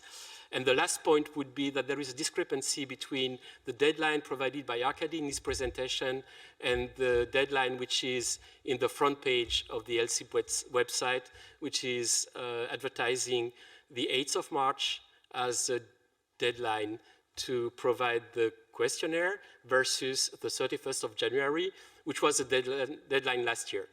So, I mean, whatever is the right date, please just align in the tool and or the communication by ICAO. And that's it for me, and sorry for being too long. Okay, I'll try to address a couple of your questions, and maybe my colleagues from EUROCONTROL can help address the others, or confirm that I just said. First, please give us some credit that last year we just started. It was the first year of launching the process, and you understand when you start things, there's caveats and there's drawbacks, right? So now I hope that we have a more or less robust list of focal points, and this is verified. So all focal points, we will assure that they will receive the communication. So secondly, on the state letter, as we speak, it's being signed, so it's not yet released. We will share the, and it is a regional state letter, it's not a global state letter. It will be signed by regional director, so I'll provide reference, of course, to all of you through EUROCONTROL information, but it will be reached to copy to EURAS focal points for sure. In that letter, there will be paragraphs saying that if you would like to update the EURAS implementation focal point or nominate a new one, you have the right to do so. So if the state understood that maybe it's time to separate or change the focal point, they will have an option to do that. So thirdly, on your question related to export-import feature, I know that EUROCONTROL have done a very good job of updating the format of the report. So not to say that some of the data will be pre-populated using the 2022 replies, and not to say that there will be filtering of questions if you are EUASA or non-EUASA state, but also I was told that now you can have the report button. So if you go to EUR RASP survey, there's a report button. You can click on it and you will have the survey in the file format that you can share with your colleagues. Of course, the import function, I think, is not available, so you still have to, not you, but EUR RASP implementation for Compose will have to include this, report this data manually, but at least they will have the possibility to download the file, send to his colleagues, and then they can share it. For any questions, as mentioned, I am the contact focal point for that topic from ICAO, so please use my contacts. Or there's a common email from ICAO, it's eurasp@icao.in. If you send this request to that email, I will receive the copy, my other colleagues will receive a copy, and will be processed for sure. So finally, coming back to, so what was the last question? The deadline. Yes, the deadline, correct. Again, I think that what you're referring to is the deadline for LSSIP report, and since we go to the page to LSSIP mechanism, yes, it shows up. In the state letter, it will be clearly stated the 31st of January, and we'll try to figure out together with Eurocontrol how we can visualize that deadline for EUR RASP survey completion. We also need to be careful not to confuse now LSSIP focal points about deadlines for completing their part, and I hope we will find a suitable solution to delineate these two deadlines. If I may, I'm just confirming that I'm not confusing, because I was the first one to promote like a clear advertising of both processes, because in my view, we have two different processes. We have LSSIP Plus on one side and RASP on the other side. And you can trust me that I'm just referring to the front page, which is clearly identifying the RASP questionnaire currently with having a deadline to the 8th of March. But I guess my colleague from Eurocontrol will be able to solve this, because it's just changing line.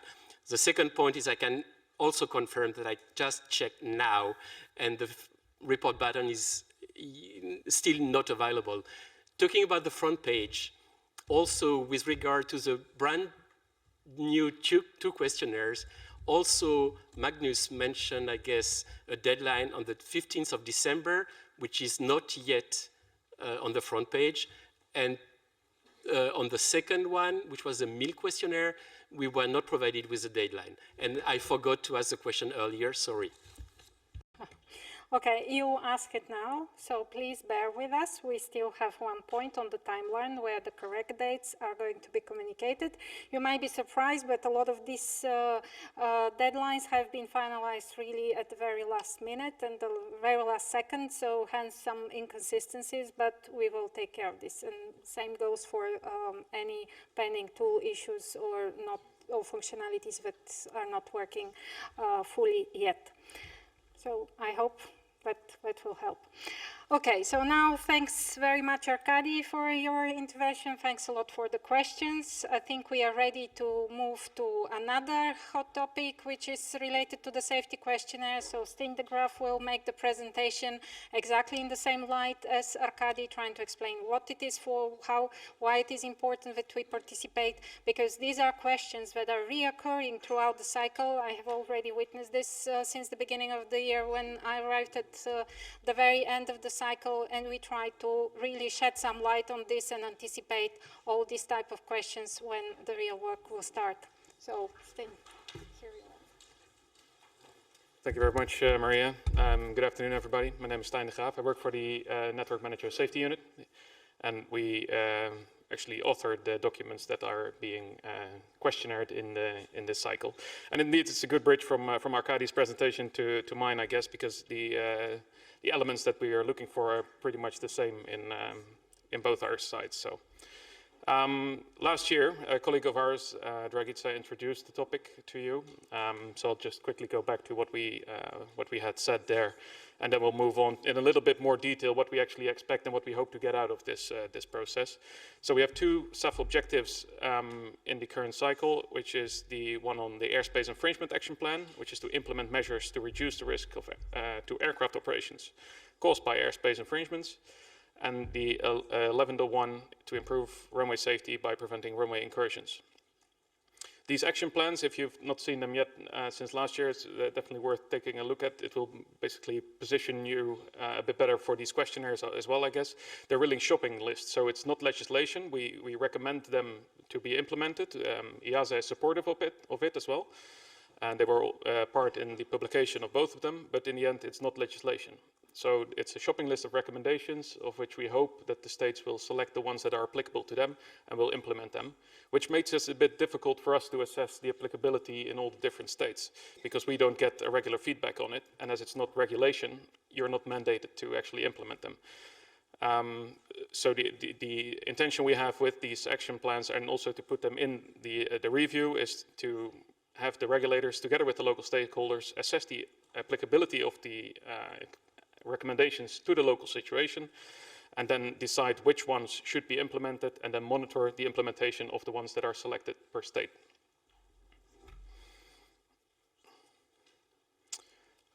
Just a little bit of information about the different plans. So the EPAIR, as we call it, European Action Plan for Airspace Infringement Risk Reduction, mouthful, sorry about that, is really focusing on reducing the risk of airspace infringements, not necessarily the amount of airspace infringements, but also the risk that they introduce. So we're looking at that with recommendations for ASBUs, ATM MP providers, regulators, specific items for airspace design, and also a lot of for airspace users, specifically general aviation in this case. The document can be found on Skyberry. The link is there. The slides will be shared as well. So if you haven't taken a look yet, I would recommend to do so. I think there are some really good points in there, and it will make it a bit easier for you to do your work as well, I guess. The Global Action Plan for the Prevention of Runway Excursions is even a bit wider than the Airspace Infringement Action Plan because it's now a global plan. Both of the plans had a previous version. The one on airspace infringements was 10 years old. The one on runway excursions a little bit less, but is now boosted towards a global level. And it's not only supported, but also signed by EASA, IATA, CANSO, ACI, Eurocontrol, and the Flight Safety Foundation. Also, that link can be found on Skyberry, and it also contains recommendations for state authorities, ANSPs, airport operators, and airspace users. So why are they accompanied by questionnaires? As mentioned, they are shopping lists, which makes it a bit difficult for the standard feedback loop in our own operational safety channels. And in the previous version of the LSSIP, I think it's a while back, it was before I joined Eurocontrol, there was also a SAF objective, and it was more strict. There was a stakeholder line of action for each and every recommendation, and by adding a questionnaire, we wanted to make it more flexible and a bit easier to fill in. And what we want is to collect information about the selected recommendations, why certain recommendations are not relevant, because obviously we would like to know that to improve our documents, and some context for the selection of each. It doesn't have to be a full exercise every year because in the end, a lot of the information, especially the ones that are implemented and completed, is set, so there's only need for an update of the changed action items.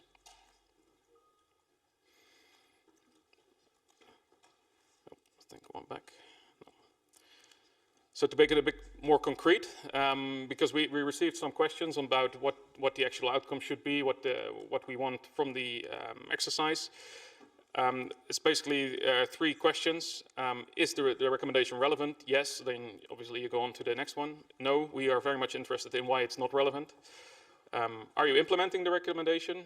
If yes, how is it being implemented? If no, why is it not being implemented despite being relevant? And then obviously in the tool there's a pull down menu, which you can select completed, ongoing, planned, not yet planned, or not relevant. And each of them does require a bit of context, at least would be appreciated for our own improvement. So how does that look like concrete? So I logged on to the system and picked out a random one of the airspace infringement documents. Sorry about the text, it's very small, but in the end it's just to show you how it can be filled, and even though a small answer is still very useful for us. For this one, the review of controlled airspace structure, and to simplify the boundaries where possible. This ANSP mentioned that they have a review of the airspace ongoing in a working group led by blacked out. And the one below as well. So there is a yearly pilot community with lessons learned on the day of the pilot, where they exchange the information between ANSPs and general aviation, which is a really good best practice to actually reduce the amount of airspace infringements. So what are the benefits? And I fully agree with Arkady on what he mentioned in his presentation. I think on one side, the benefit is for you to have an idea on what the level of implementation of these plans is in your area. But also by asking these questions, you probably motivate people to implement these measures, which is a direct contribution to the aviation safety in your area. So that's basically the first point. It provides you with an overview of the implementation. As mentioned in the last slide, the old SAF objectives were a bit more strict. This provides a bit more flexibility, should be a little bit less work, and still get the right feedback. For us, it delivers something as well, because if we know and understand why certain elements of the documents that we produce are not being implemented or are being implemented, it really makes a big change for us to improve the work that we do also on your behalf, and to improve the situation in your states. So it provides us with the opportunity to put some more promotional activities on certain areas that are less implemented, and maybe we were planning to do a lot of activities in specific areas that are actually being implemented, so we can balance our effort there. And it's also together with the local stakeholders in your states that actually do really a lot of work for us. I mean, in the end, it's published by Eurocontrol in combination with some other parties. But we only can produce these things because of the local expertise that we get from the stakeholders that are very supportive. So it's key that we use that time wisely and focus on the right elements. And I think this is a perfect tool for us to assess whether we're doing the right things. And I think that's it for now. Thank you. Are there any questions? Yes, in the back. Hi, this is Erica Nijman from CA of Latvia. I've been the LSSIP focal point for quite a while. My question is about these new questionnaires. Shortly, they had to be submitted. Actually, we had the EASA standardization inspection, and I asked them about these questionnaires because they seem to be, well, now you clarified, they are a shopping list. They're not a regulatory requirement. EASA inspectors had no clue about this questionnaire. And so my follow-up is, so I saw that EASA also has signed on these, so at some level they agree to this. So the information flow for this questionnaire is from the state to Eurocontrol, and then it's full stop, or is at some level EASA and other organizations also have information about the inputs we provide? How much of a two-way street this is? Just wanted to find out. A very good question. Thank you very much. And also good for my awareness on how this works, because obviously we write the documents, we create them, and we review them with also the EASA experts. And the runway excursion document you referred to was signed at the level of Petra Key at the time, so at the highest level. But how that rolls downstream within these organizations, I don't know. Also, the connection to the states is, from our unit, less, because we're working on operational safety, so we have more direct relation with the operational stakeholders. So that's where we feed these documents, because in the end it's an improvement of their safety systems. And for us to do it also via the LSIP cycle is for us a very valuable tool to make it work two ways and actually bring those worlds together. But yeah, obviously we don't have a direct line to the entire database of EASA inspectors. So if they're unaware of the documents, it could be indeed, because it's, as mentioned, not regulation. But EASA is involved in the distribution of the documents. But they should not be able to hold you to it, which is also what we want, because we want it to be flexible. obviously we support it from a safety perspective, all the recommendations that are in there, but it's a thin line between safety recommendations and obligations, and we don't want to unnecessarily complicate a lot of the processes. So we want to publish them as a shopping list, where for each and every state there is a different need, and yeah, that's why we want to keep it like that as well. Thanks.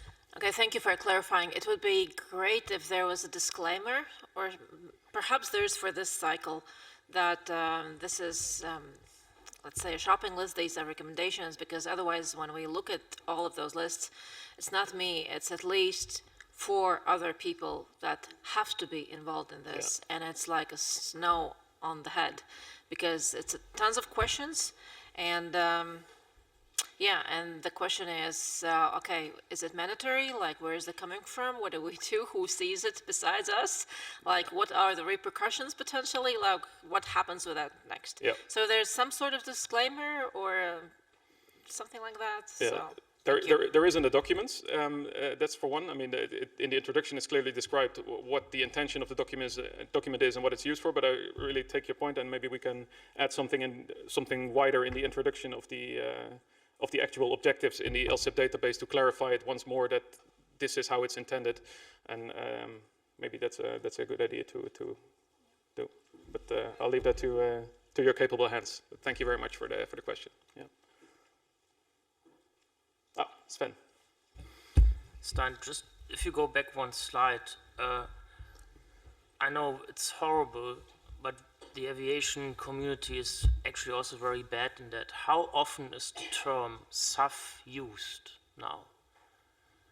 Because currently, if you look into a lot of communication, you have something else. Yeah. Something else. Yeah. Yeah. And this might cause some issues if you have, for example, official documents saying the level of SAF that's actually being made available at airports. Are we talking about safety, or are we talking about sustainable aviation we're always fuel? talking about safety, but I get your I get your point. But that might be something to I don't know how easy. Are we committed to like 3-digit objective lines, or can we make it safety 10.1 or safe, whatever, add an E, but just don't call it the same thing. No, you don't want to confuse it. It gets pretty much an acronym that is used for something completely else. Yep. Thanks. Good point, Sven. If I may, yes, it's totally understood. SAF today means something different that is much more catchy, so relating to aviation fuel. Now, there are always new acronyms popping up, or new meanings for the same acronym. In our work, we refer to a certain taxonomy and a certain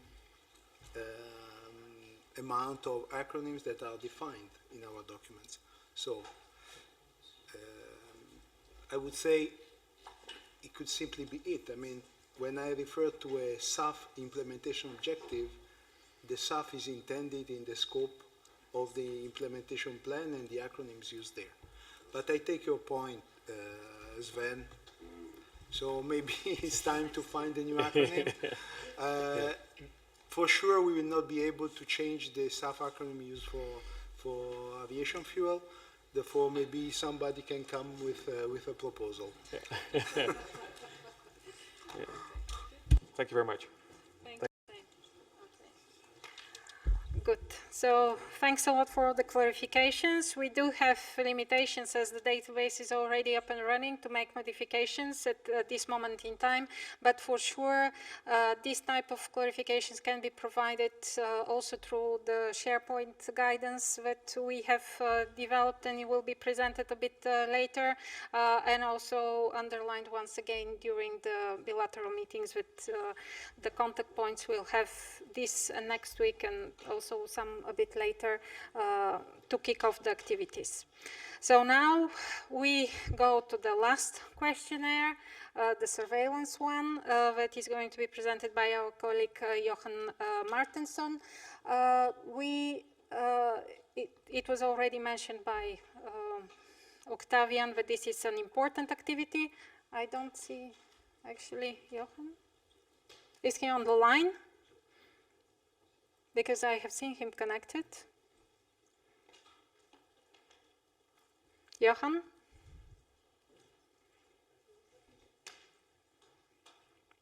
Yeah, okay, good. Yes, the room is big and I haven't seen him. Maybe Octavian. Okay, this was unexpected, but you know, today we need to be flexible and we adapt to all different things that are popping up as the day goes along. This morning, yes, we had Johan connected, but not now. So Octavian, do you feel comfortable? Because you are the one saying how important it is, you know it by heart. To fill in? Yeah, so please, the floor is yours. People can hear you. Ah, okay, good. So thank you very much. We were already, you know, I hired a backup presenter, so very good to hear you. The floor is yours, Johan. Thank you very much. And sorry for that. I was trying to make myself announced all the time, but I wasn't prepared. So thank you very much for giving the opportunity to present the surveillance questionnaire, and also with that thanking everybody for filling it in and providing very good feedback to the surveillance community. I will get into it on that later and show you some of the data and feedbacks as well. So if we move to the next slide. So I was asked to put it all into 3 slides, so that's why it looks a bit crammed to report on all these aspects in 1 slide each. So basically the what slide. What are we collecting? We are collecting information on which surveillance infrastructure related projects ANSPs and states are performing. And in that perspective, it's what type of infrastructure deploying and characterizing that infrastructure and the dates of deployment, but also focusing, and that's a bit new for this year, where we have changed how to focus on the operational improvements to see what is actually this operational improvement bringing to the network. And here we also adapted the questionnaires to link closer to the NOP, the Network Operations Plan and the Network Operations Reporting, so that we can actually see if there is a surveillance infrastructure project that is leading to improved capacity or something reported in the NOP and NOR, that we can have a link to that and also close the loop in that reporting with respect to surveillance projects. We also collect information on surveillance sensors, which type of sensors, which number of sensors, and there you see to the lower left, there's everything from radars, combined radars, to standalone radars as well, and multilateration systems and ADSB systems, space-based ADSB systems, surface movement radars, etc. So we try to cover a multitude of the sensors out there, and also the evolution of those over the years to forecast and see what is the expected surveillance infrastructure evolution over the years. Then on the application side, we are covering enhanced surveillance data, so usually referred to downlinked airborne parameters or aircraft-derived data. And there we're looking into which data items that are available of the surveillance links are used, and for what purpose they are used operationally. And then another ADSB being a new technology or technique coming in for surveillance that we monitor specifically, how that is being implemented, and for which use cases it's supporting in the various states. And new for this year as well is the item 5, which is hiding behind down in the right corner behind the box on my slide here. But it's basically trying to reflect which separation applications, which separation minimas are used in various states and various. So that's something new coming in this new questionnaire. So that's those 5 elements that we collect in the surveillance questionnaire. And it wasn't said, but maybe it was obvious, it's similar to the other 2. This is not anything mandatory. This is more monitoring. and gathering information to the surveillance community and spreading that knowledge from the states. So and helping to see what's available, and then when we present the consolidated results as well to states and ANSPs can see what others are using, and we allow to identify who is using what to be able to cross-populate knowledge and information between stakeholders. So if you move to the next slide, we will see a bit of why we are then collecting it, as I said. So basically, it provides all the stakeholders with a pan-European view of how the surveillance infrastructure looks like, and that's what I've put in these pictures here as well, where we see different views of that infrastructure and what we have collected over the years in using LSSIP now since 2 years back at least. And before that, we were collecting this with a less coverage through our surveillance working arrangement, and now moving to the LSSIP and the one reporting structure, we increase the coverage, and we can also provide better information to all the stakeholders. So we give a good view on the surveillance infrastructure status of an evolution. We also, as looking into the operational use of surveillance infrastructure, but also the applications, which data is being used and for what purpose, and what benefits does it bring in terms both of safety and capacity and cost benefits, etc. And that allows to observe then the benefits and trends in surveillance, where the surveillance evolution is moving towards. And just to give you a short briefing of what we're looking at here on the screen for the surveillance infrastructure evolution, in the lower left we see basically if we call it the modern cooperative surveillance mix, which is basically ADSB, WAM, wide area multilateration, and then the MODES radars and airport multilateration systems. And here we see that the light blue, which is the MODES stations, have been fairly stable, at least for the civil side. For some, they had a pickup some years ago on being deployed more and more. Now we see it's fairly stable on the civil side for MODES radar deployment. But we see in this period, we look here, we see a significant increase on the number of multilateration, wide area multilateration stations being deployed to cover, to support cooperative surveillance of aircraft. Also, we see ADSB standalone stations, and usually ADSB and WAM is deployed together, so that's why we show them also together as combined sensors. So we are reaching over 1,500 towards 2027 at 1,500 sensors of combined ADSB and multilateration stations for airborne surveillance, and then airport, what we call the airport MLAT, or just MLAT here, which are the most for the airport airway. So this is the count of sensors and not count of systems, right? So that's also important to say. We're not. And then on top right, we see the number of the old radar stations, which are the so-called Mod AC stations, where we also promote reduction of those, and that's also what we see through, so we can monitor that. We are actually modernizing our surveillance infrastructure. We are removing the legacy surveillance units and introducing the new modern surveillance techniques. And then we also, on the middle to the right there, we're monitoring the primary surveillance, and that's also something where we are discussing in terms of operational excellence program, etc., to optimize surveillance infrastructure, and discussing between states how to use primary surveillance optimally, for example. And we also see surface movements and airport vehicles down to the right. So then if we move to the next slide. Still hear me, yeah. So usage and benefits, I've already said it several times, I think, and it's really appreciated by the surveillance communities and several others looking at this data that we present in our surveillance forums, and we produce on the websites, etc., some of this data.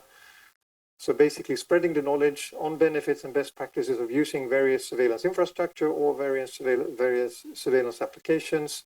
And you can then, stakeholders can then benchmark and compare and see what other stakeholders are using and what is the benefit and they are experiencing with that. So here, just an example on the lower part, you see the use of enhanced surveillance data to the left in blue, where we see selected altitude to use that for how many states and NSPs are reporting that they are using that for operational purposes. And then we see also a fairly stable use of all the surveillance, but varying between states, of all the enhanced surveillance data, meaning that that has been in place for some time, being available through the MODES technology. And enhanced surveillance. We see also, for example, the barometric pressure setting. There are some of these items that are now gaining interest from being able to detect problems, incorrect barometric pressure setting, for example. So there are some of those that we are trying to promote and working with stakeholders to see that you can use these surveillance data items to enhance safety of operations or efficiency of operations. So there we see this snapshot, but they are fairly stable. There is some increase in them, but fairly stable. On the other hand, on the green side to the right, we see the ADSB integration, where ADSB technology is the new one coming into the surveillance mix. When we had a significant equipage rates now post 20 or up to 2020, where we had the equipage mandate coming in. And we now also see the integration and implementation of ADSB with the NSPs for the ATS services. So there we see a significant increase in states reporting use of ADSB for various operational use cases on the x-axis for ATC provision and route or TMA, flight information, etc. So that's there we definitely see that here's a new technology coming in, and we through this monitoring see a significant pickup in the use of the ADSB in the surveillance operational use. That's also what the map that is taken from our website, where we present map data in terms of which states are reporting which airspace they're using ADSB data, so that you can also access from our website, which we then also cross-correlate and fill in with based on data that we receive from the NSPs through the LSSIP cycle. So again, thank you very much for filling this in and providing this information to the surveillance community. It's really appreciated by the surveillance stakeholders, and we present this information to your surveillance experts when they meet in our forums and provide cross-fertilization of knowledge and best practices across the states. So that's the last slide, and thank you very much. Any questions? I don't see any raised hands here in the room. No questions online. Yeah, last check. Okay, good. So thank you very much, Johan. Thank you very much for this presentation. This part is closing the session dedicated to the questionnaires. Now we will go for a short coffee break. So, almost everybody back in the room. I would like to invite you to take your seats, because now we are getting into... I lost the presentation. Okay, I hope it will come.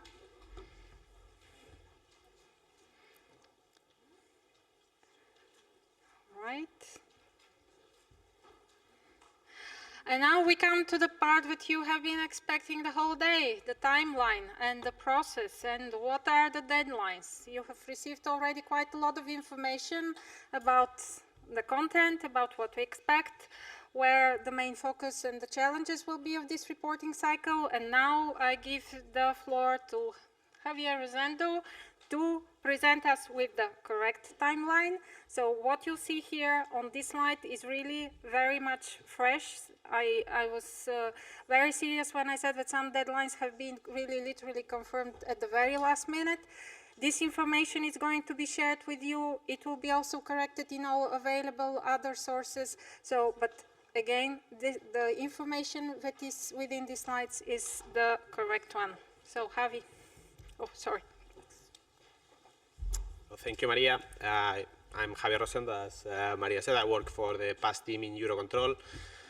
I'm working in the task of LSSIP coordination, so try to put together the process, and I'm also the contact person for some lucky you. So we will go now with this presentation on the timeline and the main phases of the process and some topics that we are introducing this year and that we think that will be helpful for you to go through this process and by your reporting exercise. So the first thing is that we will see the overview of the timeline, the main deadlines. I would say that one of the main novelties is already in the past, so it's the fact that we pre-open the LSSIP database for you in order to try to facilitate your work and how you can start extracting information and checking some novelties on the objectives and so on. So this was mainly the main novelty. For the rest, we tried to accommodate the deadlines for the new questionnaires, and for the rest of the work, we tried to keep what was working up to now. Last year, I think everything was more or less smooth, and we think if we keep working in this line, we will go in this for the good outcome. So let's see now the main phases of the process, actually, because I think it's the best way to understand your work and what we need to do during these coming months. So the first thing is, of course, to fill in the information in the database.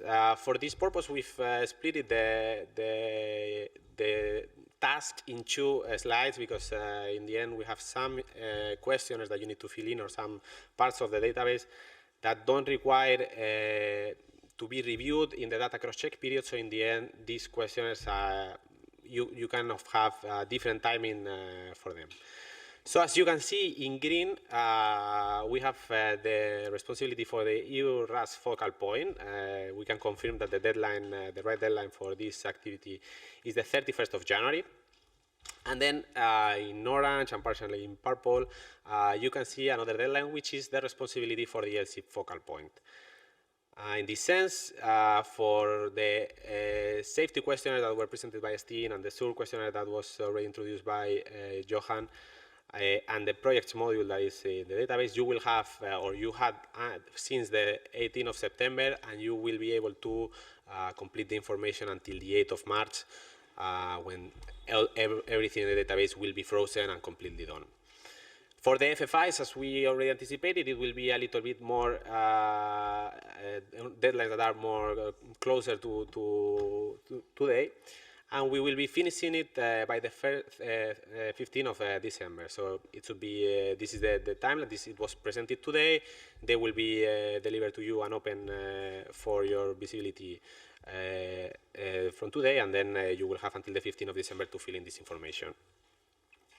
Then we go to the part of the database that probably is the most extensive, and in the end is the one that is going through the data cross-check period. For this, if you already started, it's great. If not, if you are starting now from the kickoff event, you will have until the 31st of January to fill in the information on all objectives, the extended AMAN questionnaire, the free router questionnaire, and the AF5 military questionnaire that was also introduced today. For the SESAR solution as well, as this information normally is related to the one that is containing several objectives, we need to pass it through the data cross-check period, so we will be finishing it by the 31st of January. And in general, we know that this timing sometimes might be challenging depending on the configuration of the state and depending on the resources, so we try to encourage you to start working as soon as possible. We will try to support you during the way as much as we can, and we know some information might come in after Christmas, and then January can be complicated. So the more information that you can anticipate now, the best for all of us. So then we get to the data cross-check period, which is maybe the most intense period of the cycle, because we have to interact a lot in between you, us, the SDM team, the experts. So we have several people involved in this part of the process. But what we did this year is not changing anything with respect to last year. We will be working in the same way. So when you arrive to the 31st of January, you need to have all the information stable, so by clicking on the stable button in the database, as well as the 3 CP1 questionnaires and the SESAR solution questionnaires. because on the 1st of February, we will be blocking the database, so it will still be open for you, but you will not be able to modify any information in it. This is the same that happened last year. So then at that moment, what we will do is that we, the contact persons, and also SDM coordinators, we will be reviewing the information, we will be proceeding with some checks, and then we will share this information to the review of our experts. Both NM and SDM experts will be reviewing this information, and we will try to consolidate a single input for you that will be delivered by the contact person at the latest by the 20th of February. As soon as we get the comments, we always try to anticipate some of them so you can start working on those.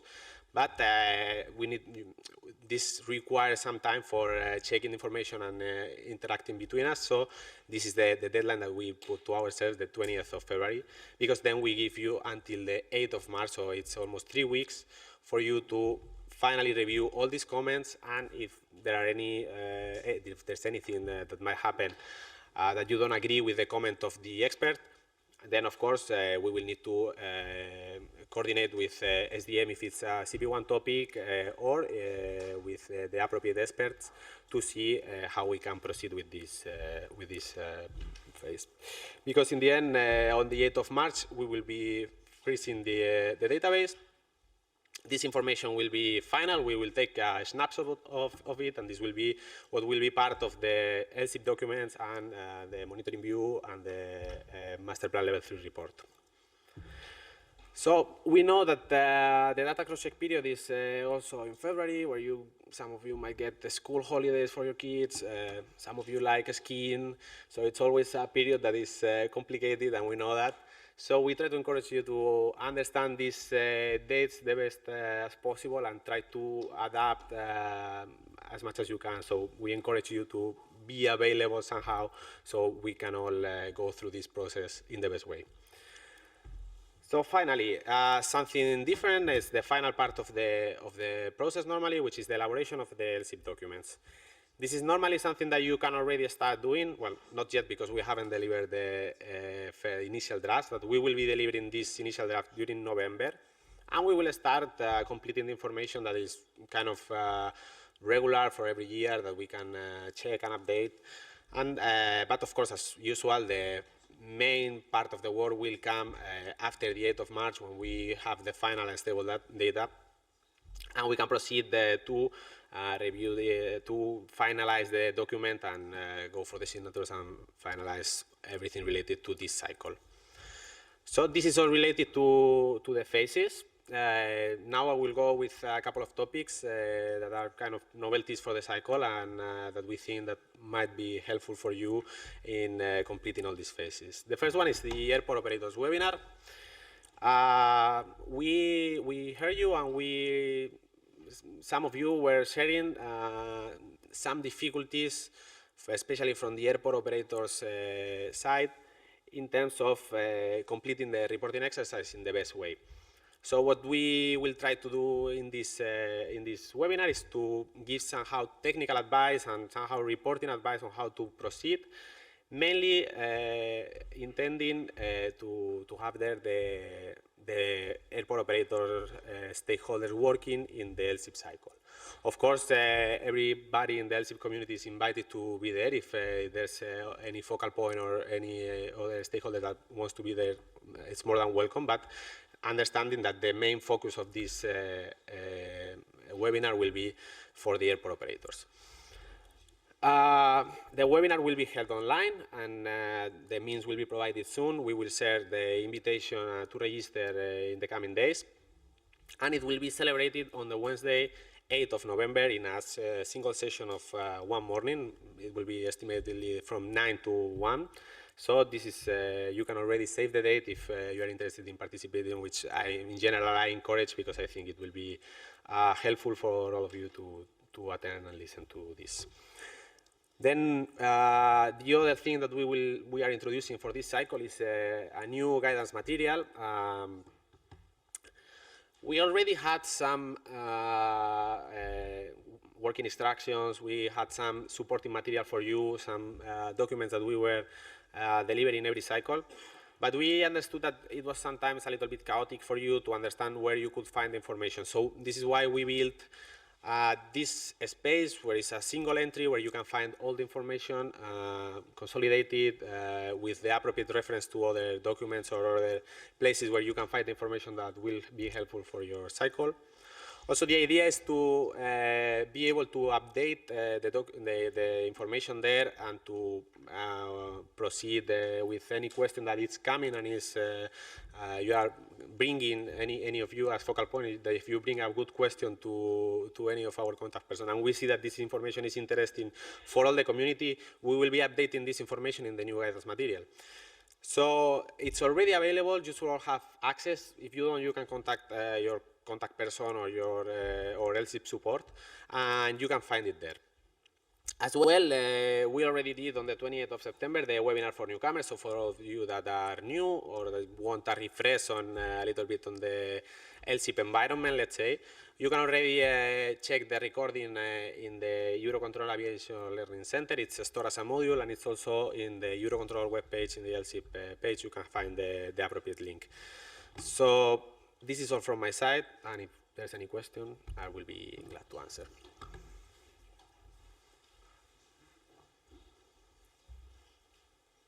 No, it's all clear.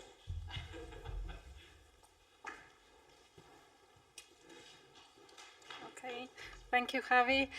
All right, so yeah, I'm just checking. No late questions. If there are no, then let's go to the next part, where I hand over to Katal, who will introduce a few and share some best practices from his experience with LSSIP. Good afternoon, everybody. Real pleasure to be here, and could I say a big thank you to Maria and her team of brilliant experts behind us here for having this event and for allowing me to speak at it, because I don't know an awful lot about an awful lot of things, but at least I'm prepared to admit it. I'm particularly impressed with the brochure this year, because being a bit old school and thinking, I love the fact there's a full glossary at the back of it. It's great. It's really, really great. So while I'd like to mention in passing Danny DeBals, who departed a year ago, I love to see the new broom and the changes that have been made. So you've got a nice mix of the new and the older, which suits me.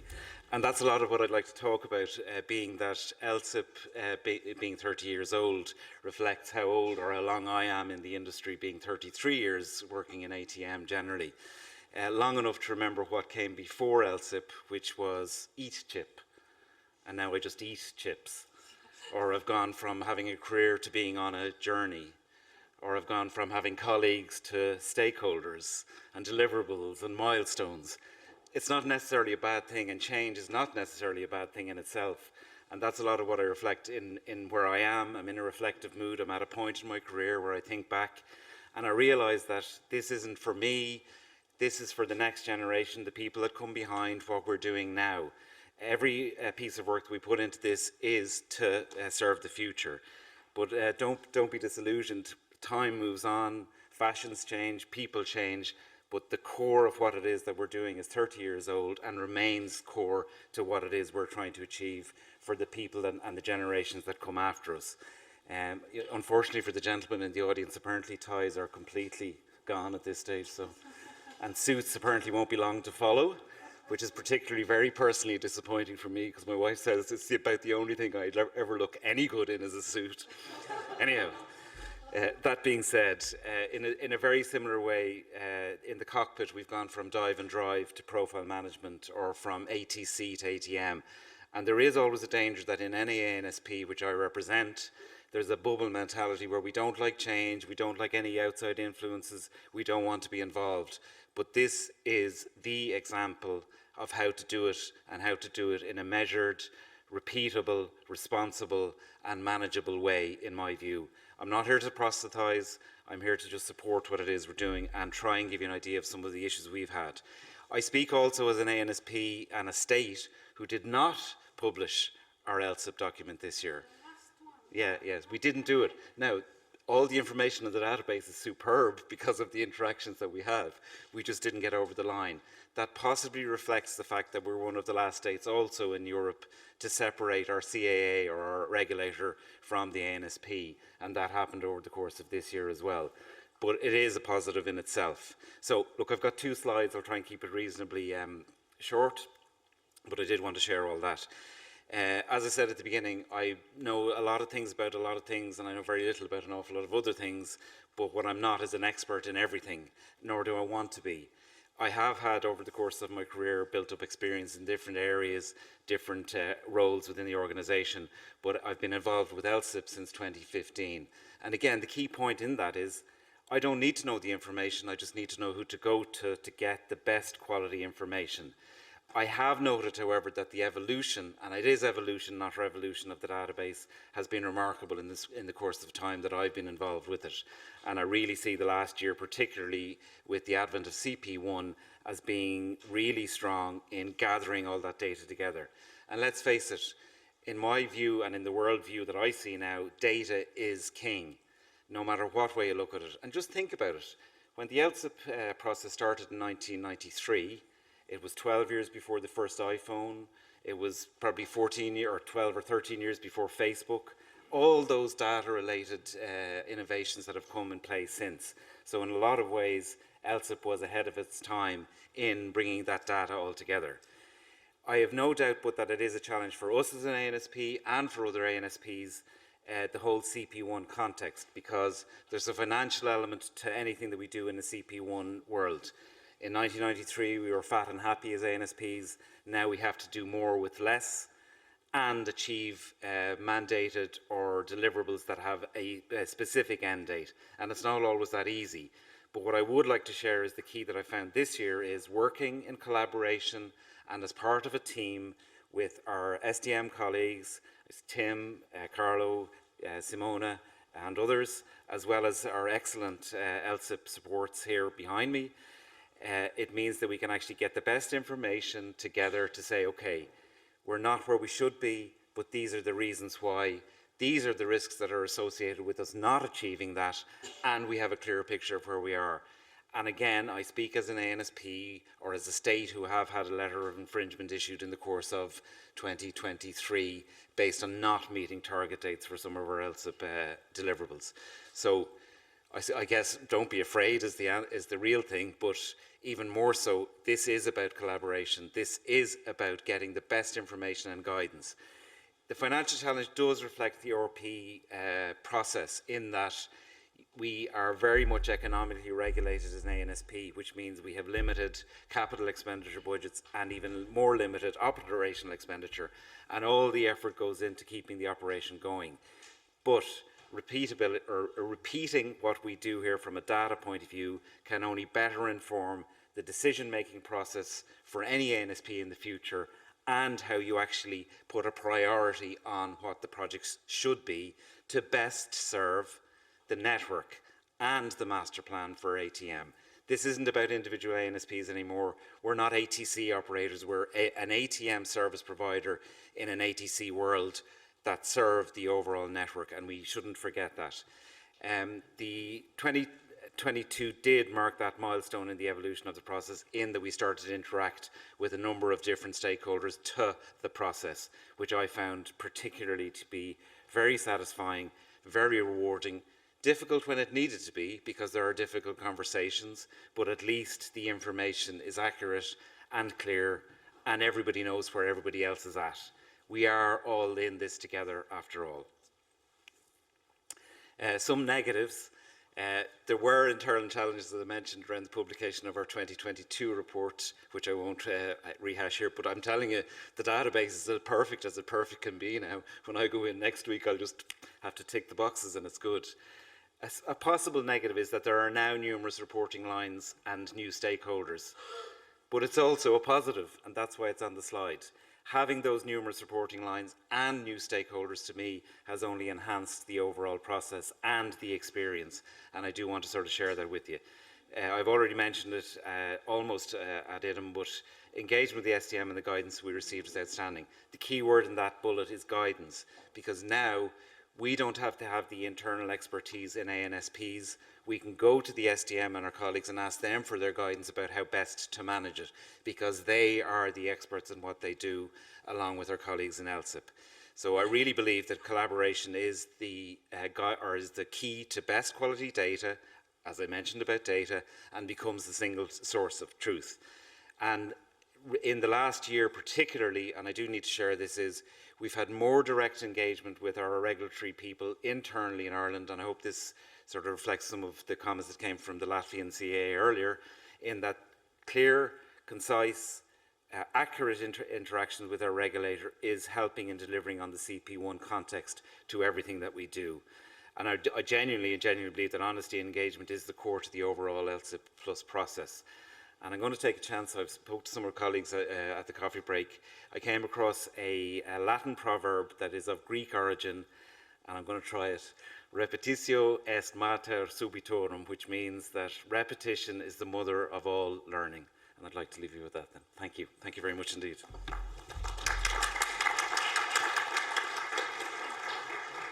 Thank you. Thanks. No questions. No questions. Yeah, thank you, Katal. It was really very good, and I thank you for sharing this experience. It puts us in a very good mood and to transition to the next slot, which is actually for me, because we are here today to kick off the activity that is ongoing. It's very good to see the commitment of the stakeholders. It's good to see the recognition of the stakeholders of the importance of this activity, of how core it is about the ATM modernization and evolution. And we not only need to keep it going, we also need to keep it evolve. My presentation is going to be the last one for today, and it is going to provide this outlook for the future. Because maybe most of you already are getting familiar about the upcoming changes related to the simplification of the master plan processes. The ATM master plan, as we have known it for the past almost 10 years, it's going to go a major transformation. For the next campaign that was kicked off last week, it was already agreed at high European level that we will stop maintaining the different levels as we know them, meaning that the level 1, the level 2, the level 3 that you have today received, for the ones liking the paper copies, you have received it today. These are going to be the last editions. So keep the copy, it may worth something in a few years. Because as of the moment when the new master plan is going to be endorsed, we will have only one ATM master plan. We will speak about processes to follow up the development and the deployment. And what does it practically mean? It means that we will start speaking and reasoning not in levels, but in layers.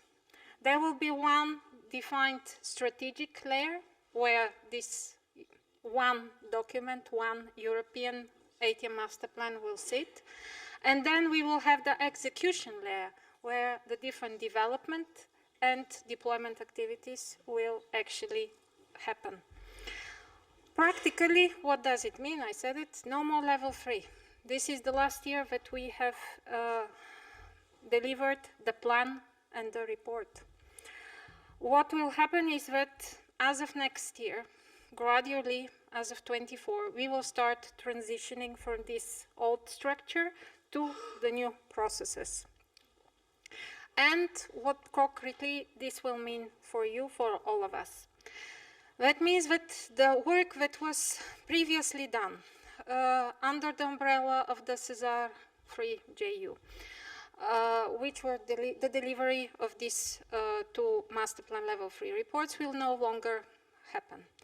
They will be replaced by a much simple and high-level reporting, which is going to be formalized as one document called Strategic Deployment Monitoring Report, which will be an annual deliverable of the SESAR 3JU that will need to provide an overview of how the deployment activities are going on. So, then it's going to be really much higher level. The first deliverable already has been tabled. It is under review. We will see how it will evolve. For sure, it will need to be aligned with the new master plan that will need to be delivered by the end of the next year. And this is, again, agreed to be a much simple, much higher level of information.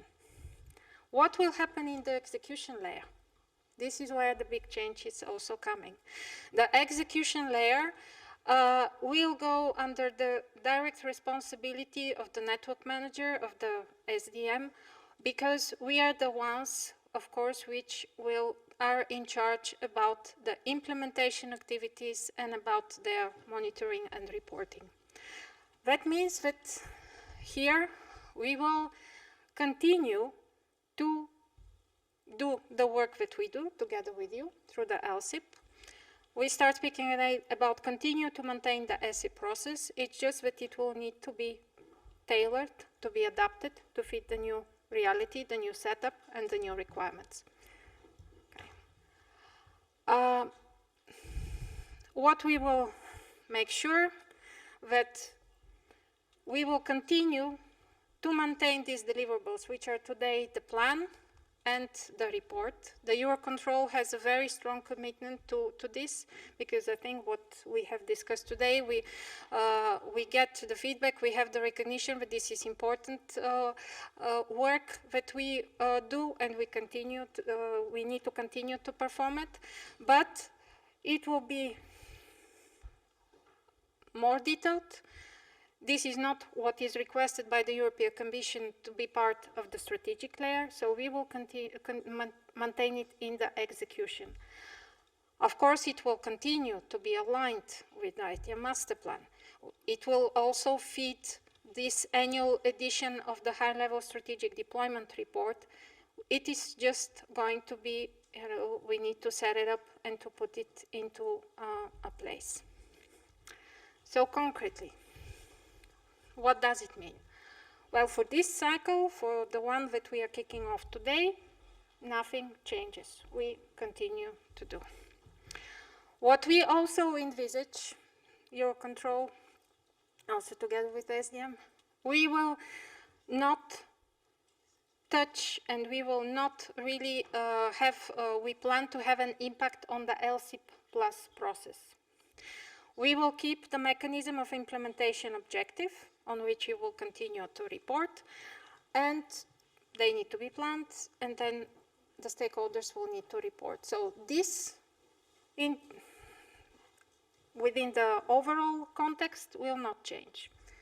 Where we will plan to have a change, and what we will basically need to see and to ensure during the transition year of 2024, is that we tailor the asset process to fit into the new setup. Again, it will still be based on the implementation objective principle. We will still have deliverables which are composed of a planning part and then a reporting part. But what will change is that we would like to bring more the ownership, the engagement into the elaboration of the maintenance of these objectives and the definition of the new, the experts which are part of the network manager collaborative decision-making process. Meaning that we would like to bring it under the working arrangements under NDOP and NDTEC. Why this? Because these are the forums where we have the real operational stakeholders and experts well placed to understand what change is really mature coming out of the R&D pipeline, what are the actions that need to be planned synchronously across Europe, and that we will need to plan and then follow up and monitor and report on them all together. So this is the big change. Before, the elaboration of the new objectives was mainly done within the SESAR context. Now we have the opportunity to really get it out, bring it really into the operational space, have a cross-check reality, cross-check with the stakeholders before we all put something on the table of the Provisional Council that will engage your states to plan and to continue to report on it. The alignment with SDM, with the SESAR Deployment Program, we also will continue, of course, to maintain. So this is the change. We cannot be more specific than this at this moment in time. We start working on this officially as of next week during the joint session of NDOP and NDTEC, where a more detailed paper explaining this approach will be tabled, and we will be looking for recommendations and support. And for sure, in the course of next year, the next step will be to really start describing this more, let's say, adapted to the new context process more in details, and in which, for sure, we will come also to seek some consultation and also your opinion on whether or not it will be fit for purpose. So this is everything that I wanted to say. So enjoy this cycle, it's still stable. It is all clear, no changes. Next year, this time, we may have something else also tabled that was going to be really new. Now, it's time to ask questions. All clear? Here in the room, I hope I'm not breaking big news. I think these changes started already being discussed in the different organizations and in the context of the campaign. Okay, I see animations, a lot of discussions, but nobody dares to raise their hand for a last question. Okay, so then if this is the case, oh, okay, Sven. Sorry. No, Maria, thank you. I think maybe I should raise my hand next year, but try this one. I fully understand the process and what takes into consideration. I only, because we're all heavily resource constrained, I only would like to raise the flag right now. We will see in the 42nd Assembly 2025, the 8th edition of the GAMP, which will introduce major changes. Those changes have to be mapped again to what we have done previously to the ATM master plan. So whatever the planning will be for 2025, I think we need to put in considerable amount of resources to exactly do what we had done previously, because we are changing the GAMP, we're changing the master plan, we're changing a lot of baseline, we have to do the mapping to avoid any confusion, and that will require some effort. Let's just leave it like that. Yes, thank you for highlighting this and sharing this observation with the whole community. We are aware of this, Sven. We have already discussed EUROCONTROL. Of course, is looking carefully into that. For sure, the alignment to the GAMP is part of the master plan update campaign. So this is really one of the things that you will see in the timeline. They do put this forward. It's very important that the new edition of the master plan is aligned with the GAMP. And from there also, because we will continue to maintain this traceability to the master plan to ensure that then the reporting that we do, with the implementation objectives, the reporting that we do for ICAO will be up to date. So yes, 2024 it's going to be, and the next 2 years are going to be really interesting and very intense for everybody. Further questions? No? Then I think we are almost actually in time. We made it. I would like to wrap up the day. You have been again exposed to a lot of information. As we said from the very beginning, we really focused this year on the content, and I hope you appreciate it. but really putting the highlight on the key findings on the master plan level 3 reporting cycles, making the effort to provide you with more technical information on the new objectives, providing you with some hints about how to plan, especially this is important, the not yet planned versus the not applicable. Then with the whole set of presentations on the CP1 monitoring exercise, it was very important that you understand what is the program, what is the goal, how the different parts actually are executed, the monitoring of the non-compliances, how the implementation of the SDP is monitored. It's all this, we really made an effort together with the colleagues with SDM to really provide you this background information, this guidance, this focus in order to help you to successfully start the cycle, but also to help you to report better. The quality of the information, the quality of the reporting is really our key objective of our team. With the same objective, we made an effort to highlight what are the main questionnaires that you would need to fill as an extra information, completing the ones that we collect through the different lines of actions from the different stakeholders, highlighting the importance of the newly introduced ones, especially for the FFIs and for the military. Also, of course, going through the activities that we do jointly with ICAO, explaining also why it is important, how the reporting through LSSIP contributes really to monitor the implementation of global effort, how these activities are recognized, and we are further expanding our collaboration with the regional office also to cover EUR RASP, the 2 safety questionnaires, and also the surveillance, also important.